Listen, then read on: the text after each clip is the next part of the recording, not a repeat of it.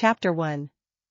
The old temple in the mountains outside Sendai had stood for 400 years, and in all that time it had never once glowed the way it did on the night Izuku Midoriya was born a second time. He did not remember dying. He remembered heat, and falling, and a voice that was his own screaming a name that was not Izuku Midoriya, and then nothing at all, a long grey nothing like a held breath. When the nothing ended he was small again, impossibly small, wrapped in a blanket that smelled of cedar and incense, and a woman with tired eyes and a kind mouth was looking down at him and crying without seeming to notice she was crying. He did not have words yet, not really, but he had thoughts, and the thoughts were unmistakably his. He remembered smoke and screaming and a hero who could never seem to be fast enough, and he remembered a whisper of green light passing hand to hand to hand until it reached him. He remembered a name. Deku. He remembered wanting, more than anything else in either life, to help people who could not help themselves. He did not remember what killed him. That mercy, at least, the universe had granted him. What he understood very quickly, within the first year of blinking up at unfamiliar ceilings, was that this world was not the world he had known. There were no quirks here, no heroes in colorful costumes leaping between buildings. There was something else, something older and hungrier, seeping up through the cracks in a world that otherwise looked almost exactly like the one he had lost. He heard the word before he understood it, murmured by his new parents in low voices when they thought he was asleep. Curses. Jujutsu. Sorcerers. His new parents, Kenji and Sachiko Midoriya, kept the family name from some private superstition, though neither of them could have said why it felt important. Kenji taught calligraphy at a small school in the valley. Sachiko kept the temple grounds, sweeping leaves that fell in improbable patterns, feeding a black cat that never seemed to age. Izuku loved them both fiercely and immediately, the way a person loves the second chance they did not ask for and do not intend to waste. The first sign that something was different came when he was 3. He was chasing the black cat through the temple's inner courtyard, laughing, when the world went strange around the edges. Not the ordinary strangeness of a toddler's imagination, but something with texture, something with weight. He saw, for just a heartbeat, the shape of every leaf falling from every tree in the courtyard all at once, saw the exact arc each one would trace before it ever began to fall, saw the cat's whiskers twitch a full second before the cat itself moved. It was too much information crammed into too small a moment, and he sat down hard in the dirt and cried, not from pain but from the sheer overwhelming size of what he had just perceived. Sachiko found him like that, tears on his cheeks, staring at nothing with his mouth slightly open, and when she knelt in front of him and asked what was wrong, he looked up at her with eyes that were, for just an instant, not the soft brown eyes she had tucked into bed the night before, but something pale and endless, the blue of a winter sky an hour before dawn. She did not scream. She had lived at the edge of the jujutsu world long enough, through cousins and half-remembered family stories, to recognize a kind of danger dressed as a blessing. Instead she gathered him up and held him and rocked him until his breathing slowed, and she said nothing to her husband that night, not because she meant to keep secrets, but because she did not yet have the words for what she had seen. It took another 2 years, and several more incidents, each stranger than the last, before an old family friend arrived at the temple unannounced, took one look at 5-year-old Izuku sitting perfectly still in the middle of the courtyard with his eyes closed and his small hands folded, and went very pale. Her name was Utahime Iori, and she was not yet the vice principal of Kyoto Jujutsu High that she would one day become. She was young then, barely into her 20s, newly graduated, still more student than teacher in her own private estimation, though she carried herself with a formality that made her seem older. She had come to the valley on unrelated business, a minor curse sighted near the train station, and Sachiko's cousin, a distant acquaintance of hers from the technical school, had mentioned in passing that there was a strange child at the old temple who saw things he should not be able to see. Utahime had expected an exaggeration. Country families loved to imagine their children were special. She had not expected to walk into that courtyard and feel the air itself bend faintly around a boy who could not have been older than 5, his cursed energy so vast and so precisely contained that for one disorienting moment she thought she had wandered into the presence of someone far older wearing a child's shape. It is not proper, she would tell herself later, to be afraid of a 5-year-old. And yet she had been. She knelt down in front of him the way Sachiko had knelt down 2 years earlier, though for entirely different reasons, and she said, very carefully, keeping her voice light, "What is your name?" Izuku, small and serious, looked up at her, and for one flickering instant his ordinary brown eyes went the pale endless blue that his mother had seen once and never mentioned to anyone. "Izuku," he said. "Midoriya Izuku." Utahime did not know, in that moment, that she was looking at the vessel for two techniques the Jujutsu world had believed extinguished with the death of a clan whose name had all but vanished from the old scrolls. She only knew that something in her chest, some instinct honed by years of training to recognize danger and power and the particular hush that surrounded both, told her that this small green-haired boy was going to matter, and that whatever happened next in his life would ripple outward and touch people who had not yet been born. She stayed at the temple for 3 days, ostensibly to rest before returning to Kyoto, though in truth she spent most of that time simply watching him. She watched him help his mother sweep the courtyard, carefully, seriously, as though sweeping were a sacred duty rather than a chore. She watched him ask his father questions about calligraphy that were far too sophisticated for a child his age, questions about balance and pressure and the philosophy of a single unbroken line. She watched him, once, close his eyes in the middle of playing and go entirely, uncannily still, the way a held breath goes still, and she understood without being told that in that stillness he had reached out and touched the very edges of infinity itself, and that it did not frighten him nearly as much as it should have. On the 3rd night she sat with Sachiko after Izuku had gone to bed, and she said what she had been turning over in her mind since the moment she arrived. "He carries the 6 eyes," she said quietly. "And something else besides it. Something that has not walked this earth in longer than either of us have been alive." Sachiko's hands, folded in her lap, tightened until the knuckles went white. "Is he in danger?" she asked. Utahime considered the question with the seriousness it deserved. "Everyone with power like his is in danger," she said. "But more than that, everyone around him will want something from him. The Jujutsu world does not let strength like this simply exist in a temple courtyard. Sooner or later, someone will come looking." She did not say the rest of what she was thinking, which was that she intended to be the one who found him first, and that she intended to make certain whoever came after her would have to go through her before they reached him. She left the temple 3 days later with a promise, half spoken and half simply understood between two women who both loved the same small boy for different reasons.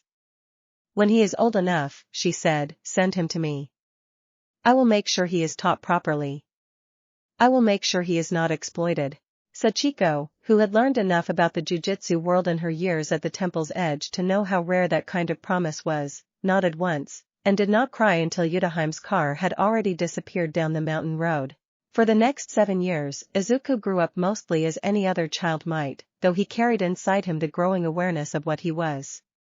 He learned to control the 6 eyes first, learned to let the overwhelming clarity of vision come and go like a tide rather than crash over him all at once. He learned, more slowly and with far more difficulty, to sense the boundary of the infinity that surrounded him at all times, an invisible membrane of compressed distance that meant nothing could ever quite reach him unless he allowed it, and equally, that meant he had to learn with excruciating care exactly how to allow it, how to open the door just enough to touch the world without breaking it. He practiced alone in the temple courtyard for years before anyone outside his family knew the true extent of what he could do. He would stand very still and watch a falling leaf slow infinitesimally as it approached him, watch the space between the leaf and his outstretched palm stretch out into something that looked, to his overwhelming eyes, almost like geological time, and he would feel the old ache of a life he barely remembered anymore, a life where he had wanted so badly to be someone who could help, and he would think, quietly, "This time I will be strong enough that no one I love ever has to be afraid." He thought of it as training, the way heroes trained in the stories his mother still told him at bedtime, stories she said she had made up herself, though sometimes, when she told them, her voice caught in a way that made Izuku wonder if she too carried some strange unspoken memory she could not fully explain. He never asked her directly.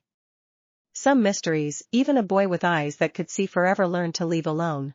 On his 12th birthday, a letter arrived at the temple with the seal of Kyoto Jujutsu High pressed into red wax, and Izuku, sitting at the kitchen table with his mother's hand resting gently on his shoulder, understood without opening it that his childhood, whatever strange particular shape it had taken, was about to end. The letter was from Utahime Iori, who had kept her promise across 7 years without once breaking her silence, and it said, in careful formal handwriting, that a place had been prepared for him, that his enrollment would begin in the spring, and that she looked forward, very much, to seeing what kind of person the boy in the courtyard had grown into. Izuku read the letter 3 times before he set it down, and when he looked up at his mother, his eyes were, for just a moment, the pale endless blue of a technique older than either of them could fully comprehend, and beneath that impossible color there was something achingly human, something that was entirely, unmistakably him. "I'm ready," he said, and for the first time in either of his 2 lives, he believed it completely. Chapter 2. Kyoto Jujutsu High sat behind unassuming gates on the edge of the old city, the kind of building a person could walk past 100 times without ever suspecting what it truly was. Izuku arrived on a gray morning in early spring with a single bag slung over his shoulder and his mother's calligraphy brush wrapped carefully in cloth, tucked inside like a talisman. He had expected, somehow, to feel nervous. Instead he felt a strange settling calm, the calm of a person who has spent 7 years learning to hold the entire visible world inside 2 quiet eyes and has finally arrived somewhere that calm might actually be useful. Utahime met him at the gate herself, dressed in the formal attire of a teacher now rather than the road-worn clothes of the young sorceress who had knelt in his courtyard 7 years earlier. She had grown taller in his memory than she actually was, though when she looked at him her expression flickered, just for a moment, with something like relief, as though some part of her had feared, across 7 years of silence, that she would arrive to find the promise broken and the boy gone. "You've grown," she said, which was not the greeting either of them had rehearsed, and Izuku laughed, surprising them both. "So have you," he said, and meant it as the simple observation it was rather than anything untoward, though a faint color rose in her cheeks regardless, quickly hidden behind the brisk professional tone she reached for whenever she felt unsteady. "Come," she said. "There are people you should meet before the term properly begins." She led him through corridors that smelled of polished wood and old paper, past training rooms where the echo of shouted technique names still hung faintly in the air, until they reached a courtyard not unlike the one at his family's temple, though larger, and busier, and full of students who moved with the unmistakable confidence of people who had already learned to carry death lightly on their shoulders. 2 women stood beneath a flowering tree at the courtyard's edge, and Izuku's overwhelming eyes, without his permission, catalogued them both in the same instant, the precise geometry of their stances, the compressed density of cursed energy coiled beneath calm exteriors, the small telling details that separated a person merely strong from a person who had survived being tested by strength far greater than their own. "This is Mei Mei," Utahime said, gesturing to the taller of the 2, a woman with long dark hair pulled into an elegant tail and an expression of amused, appraising patience, the look of someone perpetually doing quiet arithmetic on the value of everyone she met. "And this is Yuki Tsukumo." Yuki was shorter, dressed with a casual disregard for the school's formalities, her posture loose in a way that somehow suggested more danger rather than less, like a blade left carelessly on a table that everyone in the room still instinctively avoided touching. She looked at Izuku with open, unguarded curiosity, tilting her head slightly, the way a cat regards something new in its territory. "So this is the kid Utahime's been so cagey about for the last 7 years, Yuki said, circling him once, slow and deliberate, without a trace of shame at the obviousness of it. "He doesn't look like much." "Looks are rarely the point," Mei Mei said mildly, her eyes never quite leaving Izuku's face, cataloguing him the way she catalogued everything, for present value and future return. "Though I admit I'm curious what all the secrecy was protecting." Izuku, who had spent 7 years learning to be comfortable inside his own overwhelming perception, found that he did not mind being looked at nearly as much as he might have expected. There was something almost freeing in it, being seen clearly by people who themselves could not easily be deceived.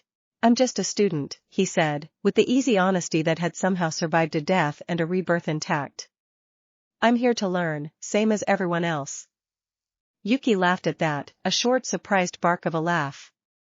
"Same as everyone else," she repeated, glancing sideways at Mei Mei. "He's cute. I like him already." Utahime, standing slightly apart from the 3 of them with her arms folded, felt a complicated knot form somewhere beneath her sternum, equal parts pride and unease, the particular ache of having protected something for years only to watch it step, of its own will, into a world full of people who would want pieces of it. She told herself the feeling was professional concern. She did not examine the feeling closely enough to notice how unconvincing that explanation was, even to herself. "Play nice," she said instead, in the dry tone of someone accustomed to managing far more chaotic personalities than the three currently in front of her. "Izuku still has an orientation to get through, and I doubt either of you intend to help him with his paperwork." "Paperwork," Yuki said, wrinkling her nose as though the word itself were faintly offensive. "Absolutely not. But I'll walk with him to the dormitories, if that helps." She did not wait for permission before falling into step beside him, and Izuku, glancing back once at Utahime and Mei Mei, both of whom watched him go with expressions he could not quite parse even with the 6 eyes at his disposal, found himself smiling slightly, and thinking, with the particular gratitude of a person who has already lost one life and understands the value of the second, that he was, despite everything strange and overwhelming about his circumstances, extraordinarily lucky. The dormitory building was quieter than the courtyard, and Yuki talked the entire way there, an easy, unhurried stream of commentary about the school, the teachers, the political friction between the Tokyo and Kyoto campuses that she clearly found more entertaining than troubling.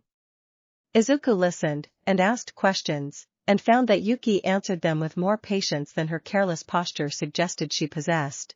"You've got 6 eyes, don't you?" she said eventually, stopping in the middle of the corridor to look at him directly.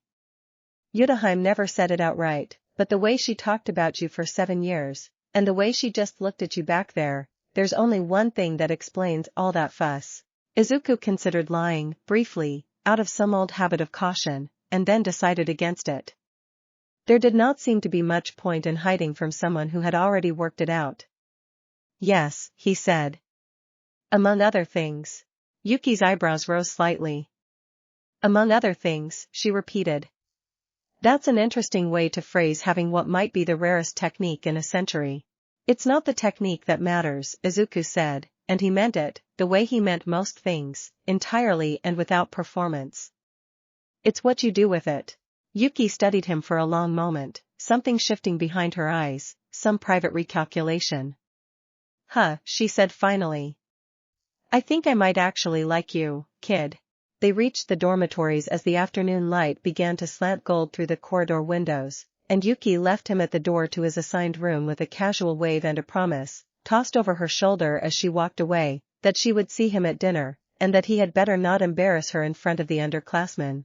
Izuku stood alone in the doorway of his new room for a long moment after she had gone, looking out at the courtyard below, where Mei Mei still stood beneath the flowering tree, watching him with an expression he could not read even now, and Utahime beside her, arms still folded, her gaze somehow both guarded and warm at once.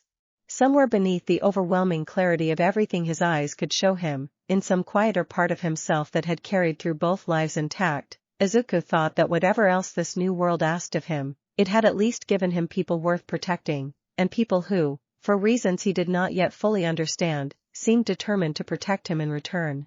He set his bag down on the narrow bed, unwrapped his mother's calligraphy brush, and set it carefully on the windowsill where the last of the afternoon light touched it, and for the first time since his rebirth, he allowed himself, fully and without reservation, to hope. Chapter 3. The first month of orientation passed in a blur of assessments, and Izuku found himself, again and again, at the center of a quiet, careful scrutiny that he did his best not to let unsettle him. The instructors tested his cursed energy output first, in a sealed training hall reinforced against the kind of overflow that could otherwise level a city block.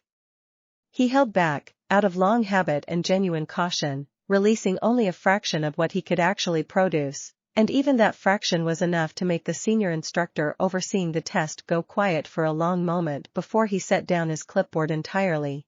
Mei Mei observed several of these sessions from the gallery above the training hall, arms folded over the railing, her expression giving away nothing beyond a faint, considering interest. She had built a reputation, Izuku had already learned, on an unsentimental habit of evaluating exactly how useful a person or a technique might be to her, and it was clear she had not yet decided where he fell on that scale. "You're holding back," she said to him afterward, catching him in the corridor outside the training hall, her tone conversational rather than accusatory. "Most people in your position would want to prove themselves immediately. Why hide your strength?" Izuku considered the question honestly before answering, the way he considered most things. Because strength that isn't understood is just as dangerous as strength that's abused, he said. I'd rather people learn who I am before they learn what I can do. Mei Mei's eyebrows lifted slightly, a small flicker of genuine surprise crossing her otherwise composed features. That's a remarkably careful answer for someone your age, she said. I've had a lot of time to think about it, Izuku said, which was truer than she could possibly know. She studied him for a moment longer, then smiled, a slow, assessing smile that Izuku would come to recognize, over the following weeks, as the particular expression she wore when she had decided someone was worth her continued attention. Careful and strong, she said. That combination is rarer than you'd think. Most people who have one lack the other. She did not explain further, simply inclined her head slightly and continued down the corridor, though Izuku noticed, in the weeks that followed, that she made a quiet habit of appearing wherever he happened to be training, offering brief, precise corrections to his form that were, without exception, exactly right. Yuki, for her part, showed her interest with far less subtlety. She dropped by his room uninvited at odd hours, dragged him out to the courtyard for informal sparring sessions that always seemed to end with both of them laughing despite the bruises, and made a running joke of introducing him to every other student in the dormitory as her discovery, as though she had found him herself rather than Utahime having done so 7 years earlier. You're stronger than you let on in the official assessments, she told him one evening, sprawled across the low wall at the edge of the courtyard while Izuku sat beside her, watching the sky shift from orange to violet. I've sparred with you 3 times now. You're pulling every punch. I don't want to hurt anyone, Izuku said simply. Yuki turned her head to look at him properly, something more serious moving beneath her usual careless expression. You know that's not sustainable, right, she said. Sooner or later you're going to be in a real fight, against a real curse, and holding back is going to get you or someone else killed. Izuku was quiet for a long moment, watching the last color drain out of the sky. I know, he said eventually. But there's a difference between holding back out of fear and holding back out of control. I'm still learning where that line is. I'd rather take my time finding it than rush past it and hurt someone I care about. Yuki did not answer immediately. When she did, her voice had lost its usual teasing edge entirely. That's a good answer, she said. Better than I expected. She paused, then added, almost reluctantly, as though the admission cost her something. I think you're going to be important, Izuku. Not just powerful. Important. There's a difference, and most people never figure out which one they actually are. Izuku looked over at her, surprised by the sudden weight in her voice, and found her watching him with an expression that was, for once, entirely without her usual performance of careless amusement. Something passed between them in that quiet moment, unspoken and a little unfamiliar to both of them, and Izuku felt his face warm slightly under the directness of her gaze. Yuki noticed, and the teasing smile returned to her face at once, though something softer lingered underneath it. Careful, kid, she said, nudging him lightly with her shoulder. Keep looking at me like that and I might start thinking you actually like me. I do like you, Izuku said, honest as ever, and Yuki laughed, delighted and a little flustered despite herself, and shoved him lightly enough that he nearly toppled off the wall. Utahime, meanwhile, kept a careful professional distance that Izuku noticed and did not entirely understand, though he found himself, in the quiet moments between classes, watching for her across the courtyard more often than he probably should have. She oversaw his more formal instruction personally, correcting his stance during meditation exercises meant to help him regulate the overwhelming input of the 6 eyes, and she was, without exception, patient and precise in a way that made Izuku trust her completely. You're doing well, she told him one afternoon, after a particularly difficult session in which he had managed, for the first time, to hold the full clarity of his perception steady for nearly a full minute without flinching. Better than well. Most sorcerers spend years learning half of what you've managed in a single term. I had a good teacher, Izuku said, and meant it, and Utahime, caught off guard by the simple sincerity of it, felt something warm rise unbidden in her chest, quickly suppressed behind the composed expression she had spent years cultivating. Don't get comfortable, she said instead, a little more briskly than she intended. There's still a great deal you don't know. I look forward to learning it, Izuku said, and the small, genuine smile that accompanied the words lingered with her long after he had gone, in a way she found faintly embarrassing to examine too closely. By the end of the first month, word had begun to spread quietly among the upperclassmen that the new student, the green-haired boy who trained alone in the courtyard at odd hours and never seemed to raise his voice, was being personally mentored by 3 of the school's most formidable women, an arrangement that raised eyebrows and quiet speculation in equal measure. Izuku, for his part, remained mostly oblivious to the gossip, too absorbed in the genuine, uncomplicated pleasure of finally having people in his life he could trust with the full truth of what he was. He did not yet understand what that trust was slowly becoming, in the careful, deliberate attention of Mei Mei, in the unguarded warmth of Yuki, in the quiet steadiness of Utahime. He only knew that for the first time since a life he barely remembered had ended in fire and screaming, he felt, entirely and without reservation, like he belonged somewhere. It would take a mission, and the particular clarifying danger of nearly losing someone he had only just begun to know, before he understood how much that belonging had already come to mean. Chapter 4. The assignment came down 3 weeks later, posted on the mission board outside the main office in the terse, clinical language the school used for every dispatch regardless of how dangerous the underlying situation actually was. Grade 2 curse, confirmed sighting, abandoned rail depot outside the city. 2 sorcerers requested. Student observation permitted under senior supervision. Utahime pulled the assignment for herself and for Mei Mei, and after a moment's consideration, added Izuku's name to the roster as an observer, a decision she justified to the office in careful professional language about field experience being an essential component of his development, and justified to herself, privately, with far less professional honesty, as an excuse to keep him within sight during something that could conceivably go wrong. Yuki, hearing about the assignment secondhand from a gossiping underclassman, appeared at Izuku's door within the hour, arms crossed, expression thunderous. "They're taking you on a mission without me," she said, without preamble. "It's an observation assignment," Izuku said, mildly amused despite himself at her indignation. "I'm not actually fighting anything." "That's exactly the problem," Yuki said. "If something goes wrong, I want to be there." She paused, then added, with a stubbornness that brooked no argument, "I'm coming. Tell Utahime I invited myself." Utahime, predictably, was less than thrilled when Yuki appeared at the assembly point the following morning, fully equipped and radiating the particular defiant cheerfulness of someone who has decided an argument is not worth having because she has already won it. "This is a 2-person assignment," Utahime said, with the weary patience of someone who had clearly had this exact conversation with Yuki before, on other occasions, about other things. "Then it's a good thing I'm not counting toward the assignment," Yuki said. "I'm just here for moral support." Mei Mei, arriving a moment later and taking in the scene with a single sweeping glance, allowed herself the ghost of an amused smile. "Let her come," she said. "Extra strength on hand rarely hurts, whatever the paperwork says." And she paused, glancing meaningfully at Izuku, who was doing his best not to look too pleased at the prospect of all 3 of them being present, particularly the extra safety this affords our observer. Utahime sighed, the particular long-suffering sigh of a woman who had long ago accepted that certain battles were simply not worth the energy required to win them. "Fine," she said. "But everyone stays where I can see them."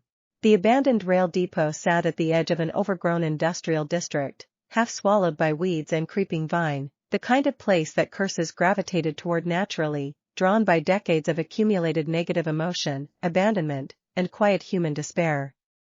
Izuku felt the wrongness of the place the moment they crossed its perimeter, a dense, cloying pressure against the edges of his perception that made the 6 eyes flare instinctively toward full clarity. "There," he said quietly, before either Utahime or Mei Mei had fully oriented themselves, pointing toward the collapsed remains of a storage building at the depot's far end. "Its domain is centered there. I can see the boundary starting to form."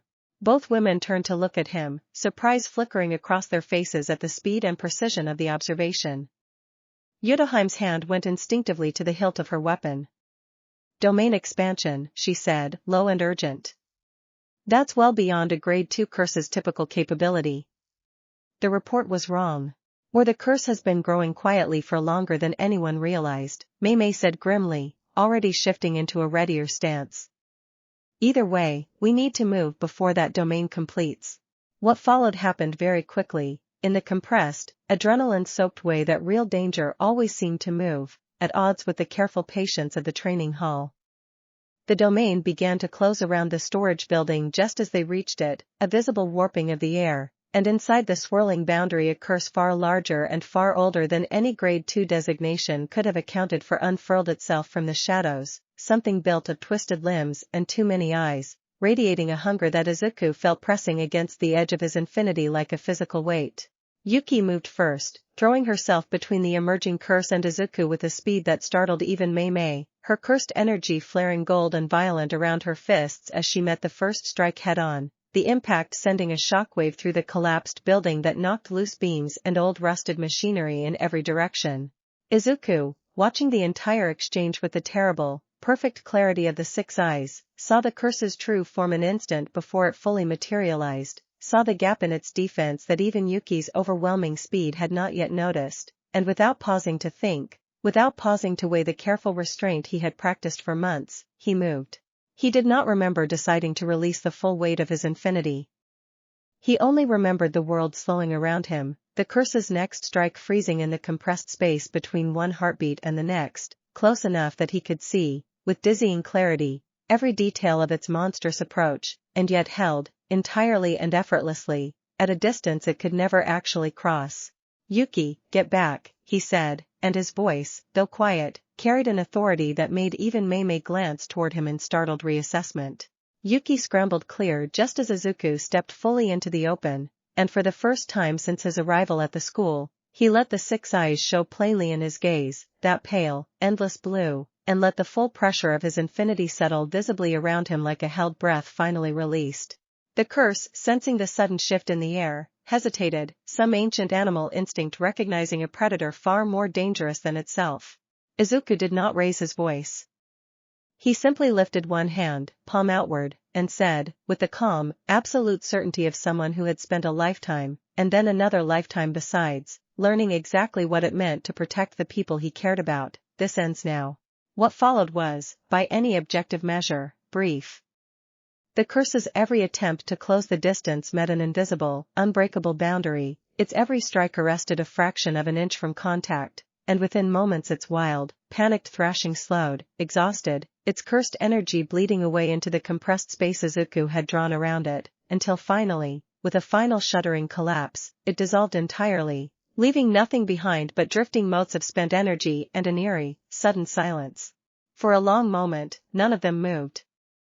Then Yuki let out a breath that was half laugh, half disbelief, and said, "Well, that was certainly something." Chapter 5. The silence after the curse's dissolution stretched long enough that Izuku became aware, gradually, of three things at once: the ringing quiet of the depot settling back into ordinary stillness, the ache of cursed energy spent too quickly after months of careful restraint, and the weight of three separate gazes fixed on him with an intensity that made him suddenly, acutely self-conscious. Mei Mei recovered first, her expression sliding back into its usual composed calculation, though something in her eyes had shifted, some private recalibration of exactly how valuable this quiet green-haired boy actually was. "That was not a Grade 2 curse," she said, businesslike despite the lingering tension in the air. "That was closer to special grade. And you dismantled it without so much as raising your voice." "I had help," Izuku said, glancing toward Yuki, who was still catching her breath from the force of the initial exchange. "If you hadn't bought me those first few seconds, I wouldn't have had the opening I needed." Yuki, who had been staring at him with an expression somewhere between awe and something warmer, made a small, embarrassed noise at the compliment and looked away, rubbing the back of her neck. "Don't go making me sound useful," she muttered, though the pleased flush on her cheeks rather undercut the gruffness of the words. Utahime, meanwhile, had gone very still, watching Izuku with an expression that was equal parts professional relief and something far less professional, something that had been quietly building in her chest across 7 years of careful distance, and that the sight of him standing calm and unharmed after facing down a special grade threat without hesitation had suddenly, inconveniently, brought rushing to the surface. "Are you hurt?" she asked, and her voice, when it came, was rougher than she intended, betraying more concern than her usual composed manner ever allowed. Izuku shook his head. "Just tired," he said. "I'm not used to letting it out fully yet." Utahime crossed the distance between them before she had fully decided to move, and for a moment, standing close enough that Izuku could see the genuine worry still lingering in her eyes, neither of them said anything at all. Then, seeming to catch herself, she reached out and brushed a smear of dust from his cheek with a gentleness that felt, to both of them, far more significant than the small gesture should have warranted. "You frightened me," she said quietly, for his ears alone. "Don't do that again without warning me first." "I'll try," Izuku said, equally quiet, and found that he meant it entirely, not out of obligation, but because the thought of frightening her, of any of them, mattered to him more than he had quite realized until this exact moment. Mei Mei, watching the small exchange with her usual sharp attentiveness, allowed herself a faint, knowing smile, though she said nothing, filing the observation away with the same careful precision she applied to everything else she considered worth remembering. They returned to the school as the sun began to set, the ordinary golden light at odds with the extraordinary danger of the day, and the walk back was quieter than the walk out had been, each of them turning over, in their own private way, exactly what had shifted in the hours between. That evening, Izuku sat alone in the courtyard beneath the same flowering tree where he had first met Mei Mei and Yuki, turning his mother's calligraphy brush over in his hands, thinking of everything that had happened since the letter with the red wax seal had arrived at his family's temple. He thought of the first life he barely remembered, the desperate wanting to help people who could not help themselves, and he thought of this new life, strange and overwhelming and full of a kind of belonging he had not expected to find so quickly. "Room for one more," he heard, and looked up to find Yuki standing at the edge of the courtyard, hands in her pockets, her usual careless posture undercut by something more careful in her expression. "Always," Izuku said, and meant it, and Yuki crossed the courtyard and settled beside him without another word, the two of them sitting quietly together as the last light faded from the sky. Mei Mei found them there a short while later, and rather than intruding, simply leaned against the tree a respectful distance away, watching the two of them with an expression she did not bother to hide, something that was, for once, entirely without calculation. Utahime arrived last, drawn by some instinct she did not fully examine, and stood at the courtyard's entrance for a long moment before finally, deliberately, choosing to join them rather than retreat to the composed distance she usually kept. None of them spoke of what was clearly, unmistakably beginning between them, not that evening, and not for some time afterward. But something had shifted in the quiet aftermath of the depot, something none of the four of them fully understood yet, though each of them, in their own private way, understood that it mattered, and that whatever came next, they intended to face it together. Far above the courtyard, the first stars began to emerge in the darkening sky, and Izuku, sitting among the people who had so quickly become the center of his second chance at living, thought that whatever this world still had waiting for him, curses and dangers and challenges he could not yet fully imagine, he would face all of it gladly, as long as he had this. As long as he had them. The night deepened around the temple grounds turned school grounds, and far to the north, in a part of the country none of them had yet had reason to think about, something old and patient stirred in its long sleep, sensing, for the first time in decades, the presence of a power it had once called its own equal. But that was a concern for another day. For now, there was only the quiet courtyard, the fading light, and four people slowly, carefully, learning what it meant to belong to one another. Chapter 6.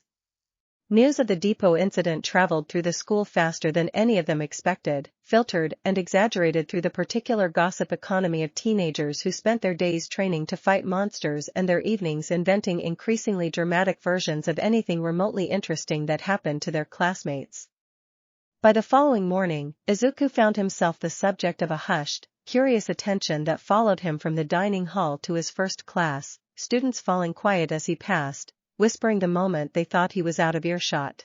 He bore the attention with the same patient discomfort he had carried through most of his life, both of them, and found that the easiest solution was simply to keep his head down and focus on the work in front of him, though it helped considerably that Yuki seemed to have appointed herself his unofficial shield against the more overbearing of the curious underclassmen, physically inserting herself between Izuku and anyone who lingered too long or asked too many pointed questions. "You didn't have to do that," Izuku told her after she had, with a few pointed words and an unmistakable edge in her posture, sent a cluster of second years scattering from the hallway outside his classroom. "I know," Yuki said, unbothered. "I wanted to." He found, over the following days, that he did not particularly mind the reasoning behind it.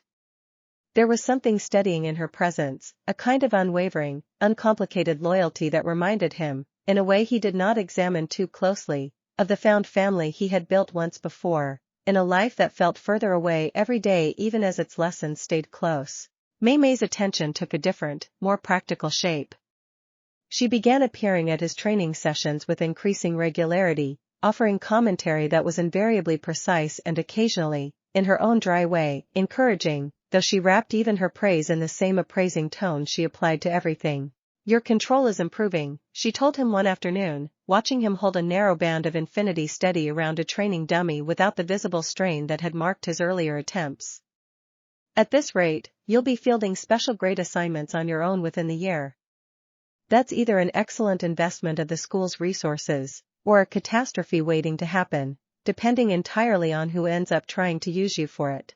"I don't plan on being used by anyone," Izuku said, with the quiet, unshakable conviction that had become, over the preceding weeks, one of the qualities she found herself most drawn to in him, though she would not have admitted it easily, even to herself. "I believe you," she said, and meant it, which was, for Mei Mei, a rarer admission than most people around her ever fully appreciated. Utahime, for her part, retreated somewhat in the days following the mission, not out of any diminished care, but out of a careful, deliberate effort to re-establish the professional distance she felt she had let slip in the immediate aftermath of the depot. She oversaw his lessons with her usual precision, corrected his form with her usual patience, and said nothing further about the moment in which she had brushed the dust from his cheek and told him, quietly, that he had frightened her. Izuku noticed the retreat, and found that it left a small, quiet ache he had not expected, though he did not press her on it, trusting, in the same patient way he trusted most things, that whatever she needed to work through in her own time was hers to work through. It was Yuki, predictably, who eventually forced the issue, cornering Utahime in the empty training hall one evening after the other students had gone to dinner. "You're avoiding him," Yuki said, without preamble, arms crossed, watching Utahime with the particular directness she reserved for people she considered close enough to be blunt with. "I am not avoiding him," Utahime said, a little too quickly, busying herself with the equipment rack in a transparent attempt to seem occupied. "I am maintaining appropriate boundaries with a student." Yuki snorted. "A student you've been quietly looking out for since he was 5 years old," she said. "A student you crossed an entire training ground for the second you thought he might be hurt. Utahime, I've known you a long time.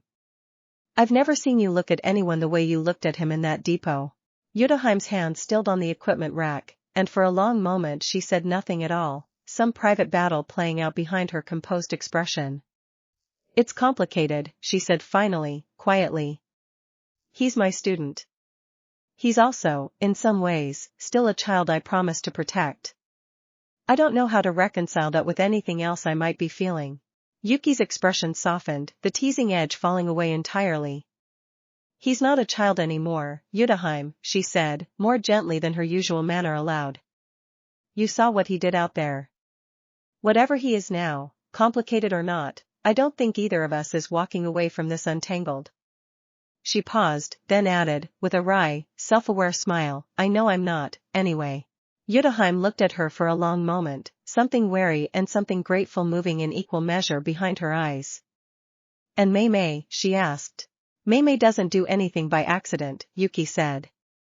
"If she's spending this much time correcting his stance, it's because she wants to be near him. She's just better at hiding it than either of us." The two of them stood together in the quiet training hall a while longer, saying little else, though something had shifted in the silence between them, some tacit acknowledgement of a shared, unspoken circumstance that none of them had chosen deliberately but that all of them, in their own way, had begun to welcome. Izuku, unaware of the conversation taking place in the training hall, spent that same evening writing a letter home, describing, in careful, understated terms, the mission at the depot and the strange, warm sense of belonging that had settled over him in its aftermath. He did not mention, because he did not yet have words precise enough to explain it even to himself, the particular way his chest tightened whenever Yuki laughed at something he said, or the quiet satisfaction he felt whenever Mei Mei's rare approval settled on him, or the ache of longing that lingered whenever Utahime's careful professional distance reminded him of the promise she had made to protect rather than pursue. He signed the letter, sealed it, and set it on the windowsill beside his mother's calligraphy brush, and sat for a long while afterwards simply looking out at the darkened courtyard, thinking of everything that had changed since the letter with the red wax seal had arrived at his family's temple, and of everything that still lay ahead, unknown and unwritten. He did not yet know about the old, patient thing stirring in the north, sensing across the intervening distance the presence of a power it remembered from a different age entirely. He did not yet know how soon that stirring would reach him, or what it would cost him and the people he had so quickly come to care for when it finally did. For now, there was only the quiet courtyard, the settling dark, and the steady, growing certainty that whatever the jujutsu world still had waiting for him, he would not have to face it alone. Chapter 7.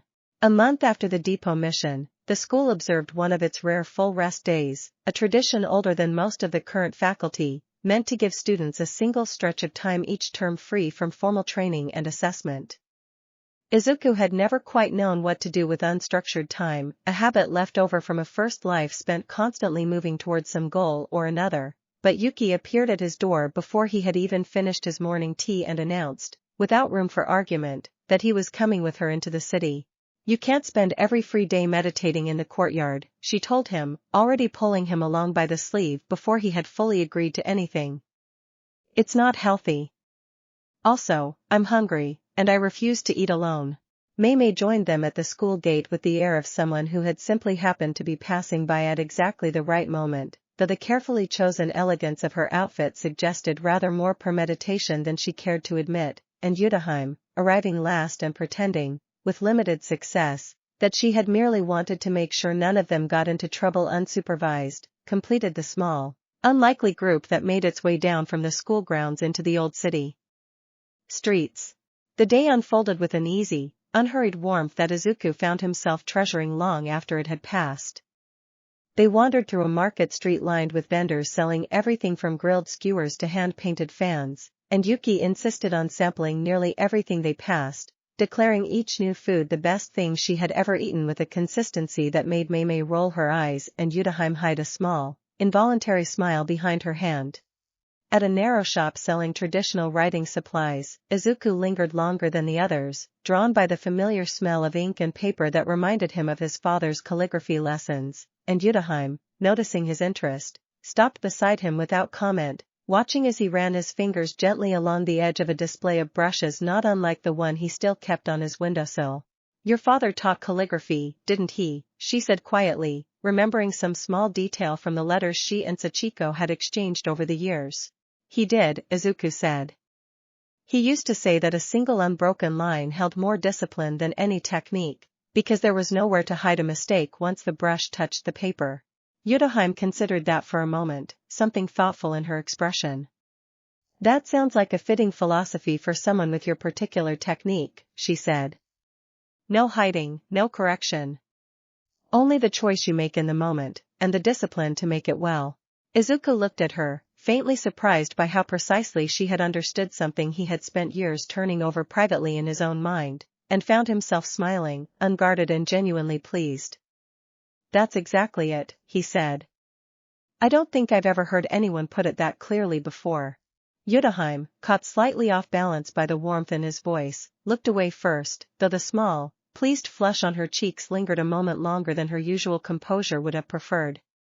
"You pay attention," she said, a little more briskly than she intended. "That's a rare quality. Don't lose it."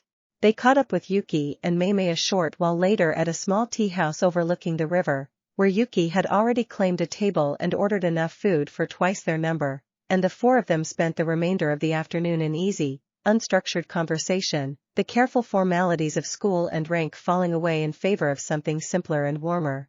Yuki, halfway through recounting an exaggerated story of a training mishap from her own school years, paused suddenly and looked at Izuku with an expression that was, for once, entirely without teasing.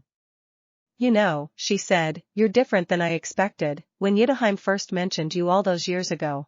"Different how?" Izuku asked, curious. "I expected someone cold," Yuki said. "People with power like yours usually end up that way, distant, like they're always calculating something. But you're not like that at all. You're just," she paused, searching for the word, and settled, finally, on kind.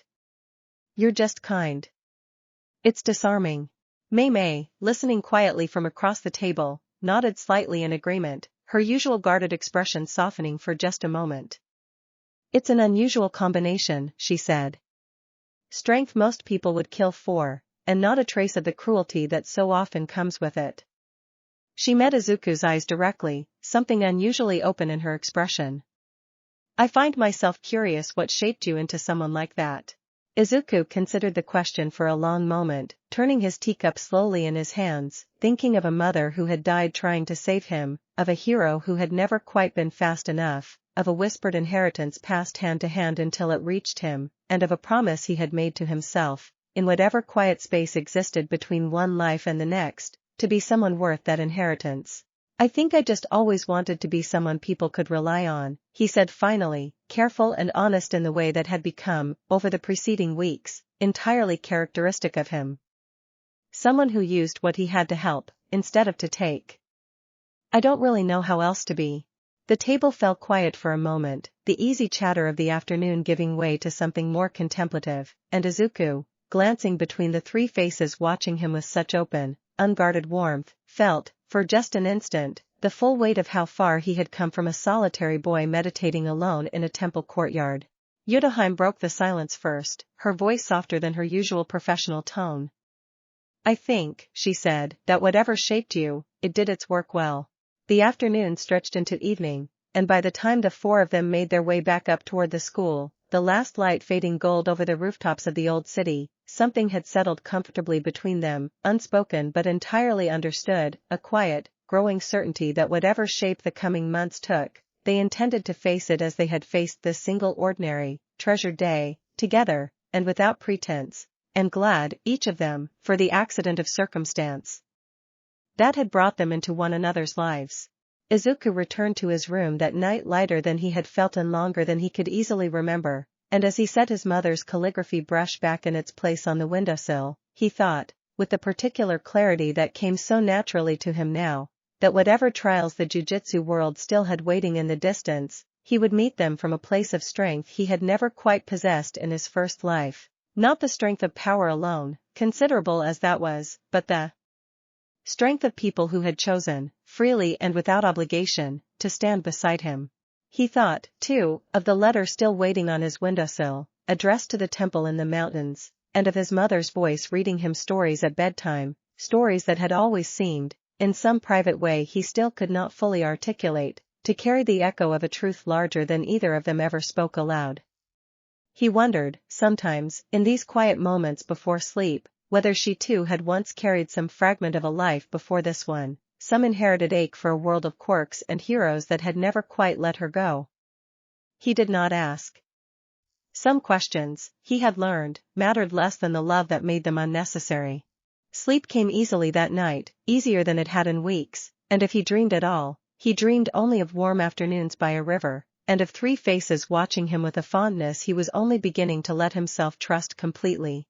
The following morning brought its own quiet reminder that rest, however welcome, was never permanent in a world built on the constant, patient work of holding back the dark. A new dispatch appeared on the mission board before breakfast had even concluded, and though its language was as terse and clinical as every dispatch before it, something in its details, an unusually old shrine, a sudden absence of local wildlife, a temperature drop reported across several kilometers, made Utahime go very still as she read it, her earlier warmth replaced by the familiar, focused steadiness of a teacher preparing to keep her students alive. She found Izuku in the courtyard not long after, standing quietly beneath the flowering tree with his eyes closed, and she watched him for a moment before speaking, some private reluctance in her posture that had nothing to do with doubting his ability and everything to do with a growing, tender fear of what the coming months might ask of him regardless. Something's changed, she said finally, and Izuku opened his eyes, meeting her gaze with the calm, steady attention that had, in the span of a few short months, become as familiar to her as her own reflection. There's an old presence stirring, north of here. Old enough that even the senior staff aren't entirely certain what we're dealing with. Izuku considered this with the same careful seriousness he applied to everything, and found, beneath the quiet apprehension the news naturally stirred, a steadier, more grounded resolve settling into its place. Then we'd better be ready, he said, simply, and Utahime, looking at him standing there beneath the flowering tree, found herself believing, more completely than she had in a very long time, that whatever waited for them in the north, they would meet it prepared, and they would meet it together. Word of the new assignment reached Yuki and Mei Mei before midday, and both arrived at the courtyard within moments of each other, drawn by the same instinct that had carried them to the depot weeks earlier, an unspoken agreement, never formally discussed and never seriously in doubt, that wherever Izuku was sent, they intended to be sent as well. Mei Mei arranged the paperwork with her usual brisk efficiency, framing the arrangement in terms of resource allocation and mission value that satisfied the school's administration without ever quite admitting the simpler truth beneath it. Yuki made no such pretense, informing the dispatch office directly that she would be accompanying the assignment whether or not her name appeared on the official roster. By early afternoon, the four of them stood together at the edge of the training hall, maps of the northern shrine spread across a low table, Utahime tracing the suspected boundary of the disturbance with a steady finger while Izuku listened, absorbing every detail with the quiet, focused attention that had carried him through every challenge since his arrival. Outside, the courtyard's flowering tree had begun to shed its last blossoms of the season, small pale petals drifting down across the stones in a slow, unhurried rhythm that mirrored, in its own quiet way, the settling certainty inside each of them that whatever waited to the north, they would not face it as strangers thrown together by circumstance, but as something steadier, something chosen, something that had, in the span of a single season, become the truest home any of them had known in a very long time. Chapter 8. The train north took the better part of a day, cutting through mountains that grew steadily more remote as the hours passed, farmland giving way to dense forest and then, gradually, to the kind of half-wild terrain that had never quite been reclaimed by the modern world. Izuku sat by the window for most of the journey, watching the landscape change, while Yuki dozed against his shoulder with the easy, unself-conscious comfort of someone who had long since stopped pretending she needed permission to be close to him, and Mei Mei reviewed the shrine's historical records on a tablet balanced against her knee, occasionally reading aloud some detail that made Utahime's expression grow more troubled with each passing mile. The shrine itself, according to the oldest surviving records, predated the current era of Jujutsu sorcery by several centuries, built to contain something the founding priests had called, in language too archaic for modern translation to fully capture, the patient hunger. The records grew sparser after that, as though successive generations of caretakers had grown steadily more reluctant to document what exactly they were containing, until the entries stopped altogether roughly 80 years earlier, the shrine simply fading from official record into the kind of quiet obscurity that made forgotten places so dangerous. No maintenance visits in 80 years, Mei Mei said, setting the tablet aside with a frown. And no formal decommissioning either. Whatever seal the original priests established, no one has checked on it in living memory. That's not reassuring, Yuki murmured, half awake, without lifting her head from Izuku's shoulder. Utahime, staring out at the darkening forest beyond the window, said nothing for a long moment. When she finally spoke, her voice carried a weight Izuku had not heard from her before, not even in the tense moments before the depot mission. My grandmother trained at a school near here, she said quietly. She used to tell a story about a shrine in these mountains that sorcerers were forbidden to approach alone. I always assumed it was superstition, the kind of cautionary tale every jujutsu family tells its children to keep them from wandering into the woods. She paused. I don't think it was superstition. Izuku reached over without entirely deciding to and rested his hand lightly over hers where it sat clenched on her knee, a small, steadying gesture that startled her enough to glance up at him. Whatever it is, he said, we'll face it prepared. You said so yourself.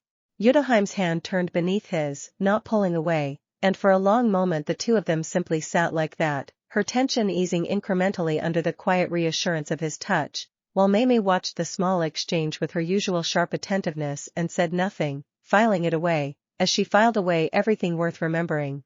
They reached the nearest station as the last light was fading from the sky, and from there continued on foot, the mountain road narrowing steadily until it was little more than an overgrown footpath winding between ancient cedar trees whose canopy blotted out what remained of the twilight entirely.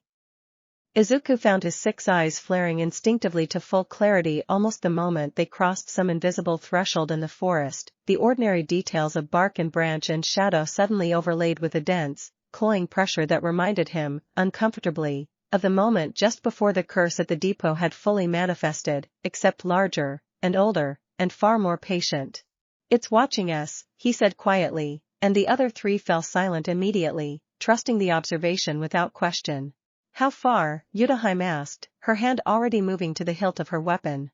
Izuku closed his eyes briefly, letting the full weight of his perception stretch outward through the darkened trees, tracing the edges of a presence so vast and so carefully contained that it took him a long moment to find its actual center, buried deep beneath the shrine's collapsed foundation, coiled and waiting with a patience that felt, disturbingly, almost amused by their approach.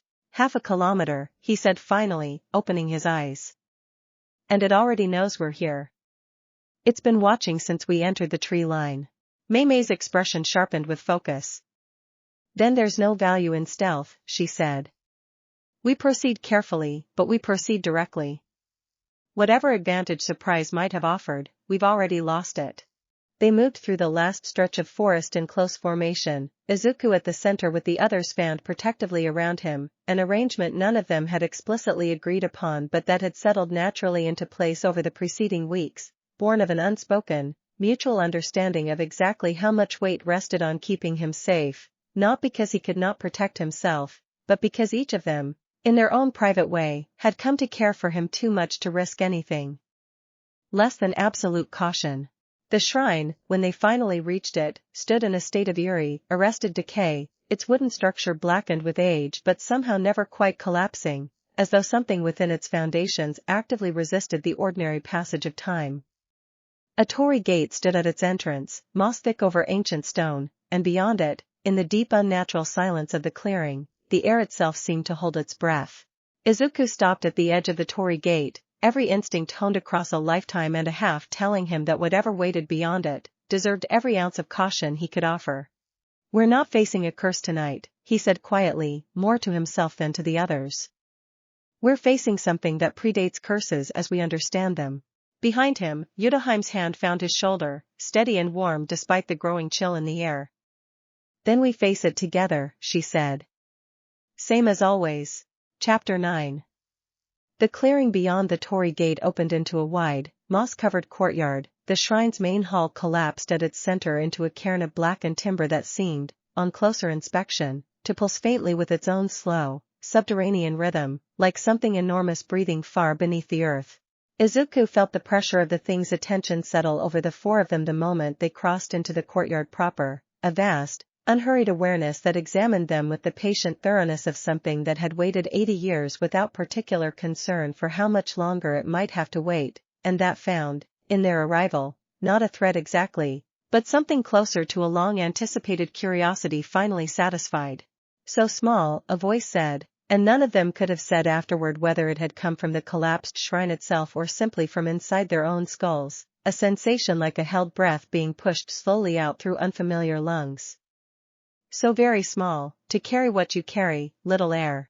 Yuki's cursed energy flared instinctively around her fists, gold and violent, stepping half in front of Izuku before she had fully decided to move.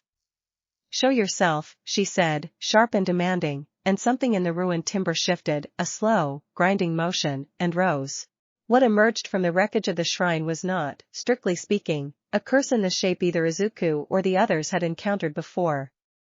It rose in fragments, black and shifting, a shape that seemed to be constantly reconsidering its own form, limbs lengthening and dissolving and reforming, dozens of half-formed eyes blinking open across its shifting mass only to vanish again a moment later, as though the thing itself could not entirely decide how it wished to be perceived, or perhaps simply did not consider the question important.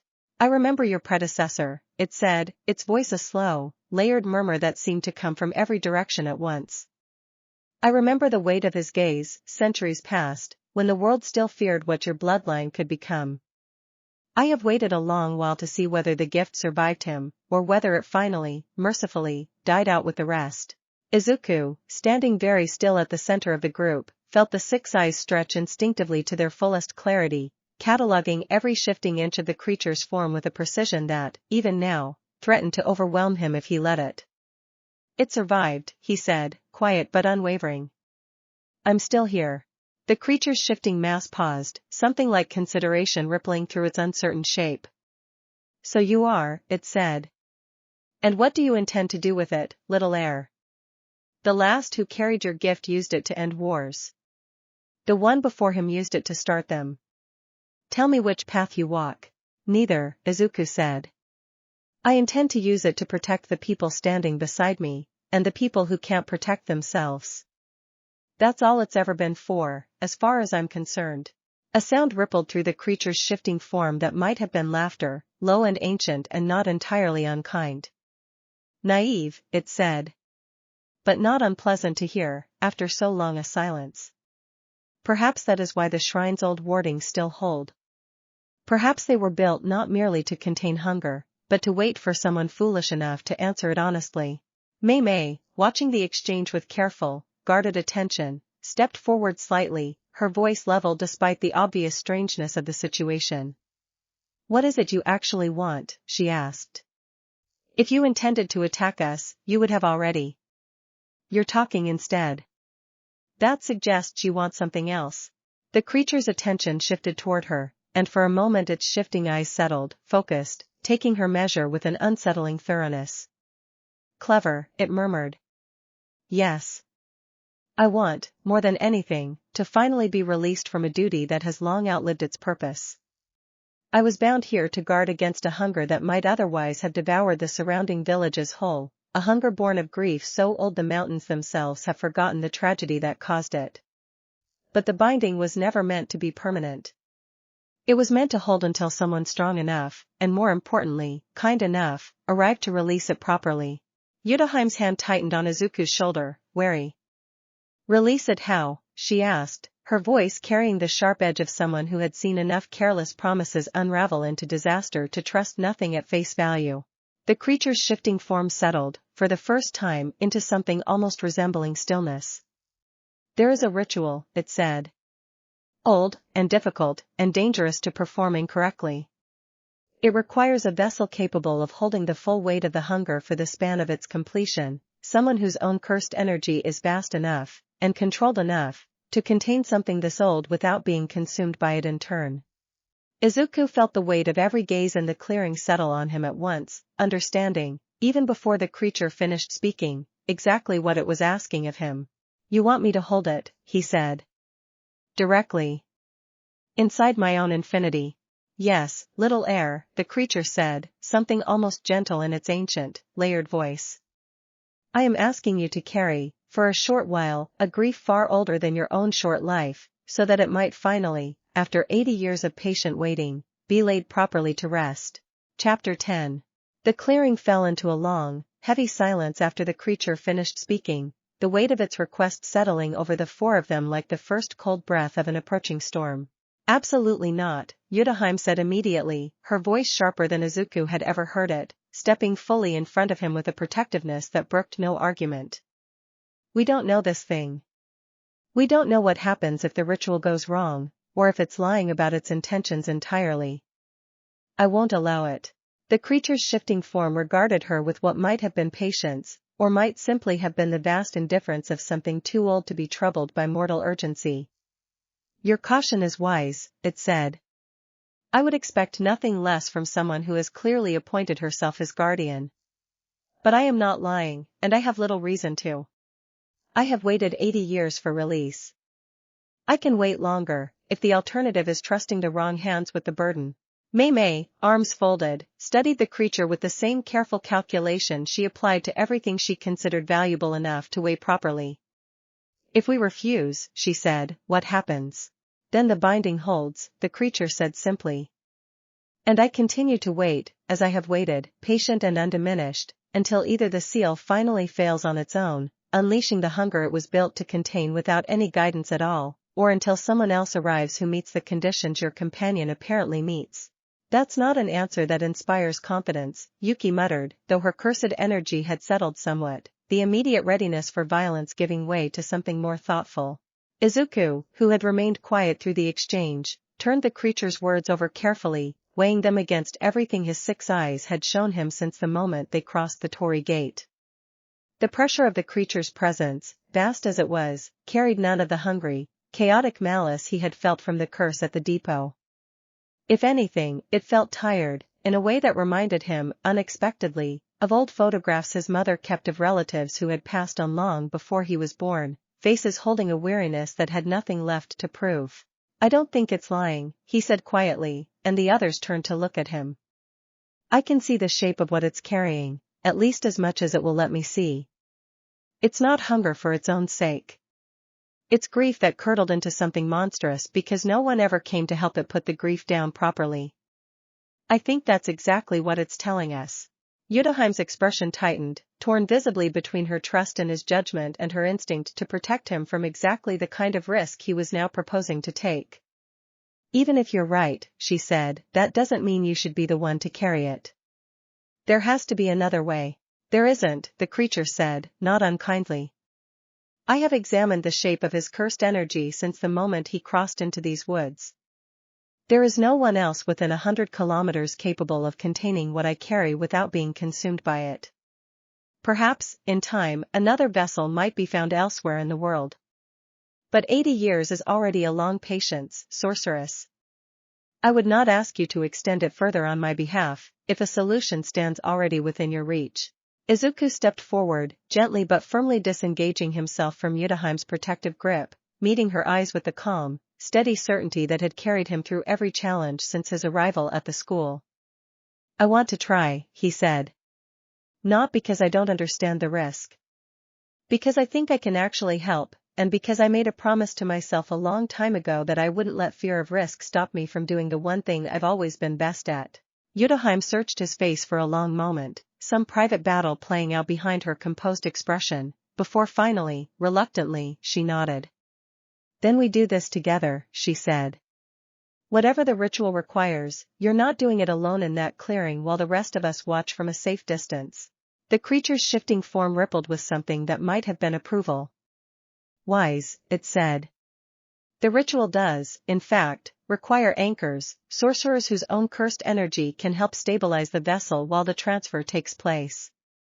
3 anchors, precisely, standing at the cardinal points around the vessel, lending their strength without ever taking on the burden directly." Mei Mei's eyebrows rose slightly. 3, she repeated, glancing at Yuki and Utahime with the particular dry humor she reserved for moments that struck her as almost too neatly convenient. "How fortunate that we happen to have exactly 3. Yuki, despite the tension of the moment, managed a small, crooked smile. "Guess it's settled then," she said. "Where do you need us standing?" The creature, gathering its shifting form more fully into the shape of something almost humanoid, began, patiently and precisely, to explain the shape of the ritual that would carry them through the remainder of the night. Chapter 11.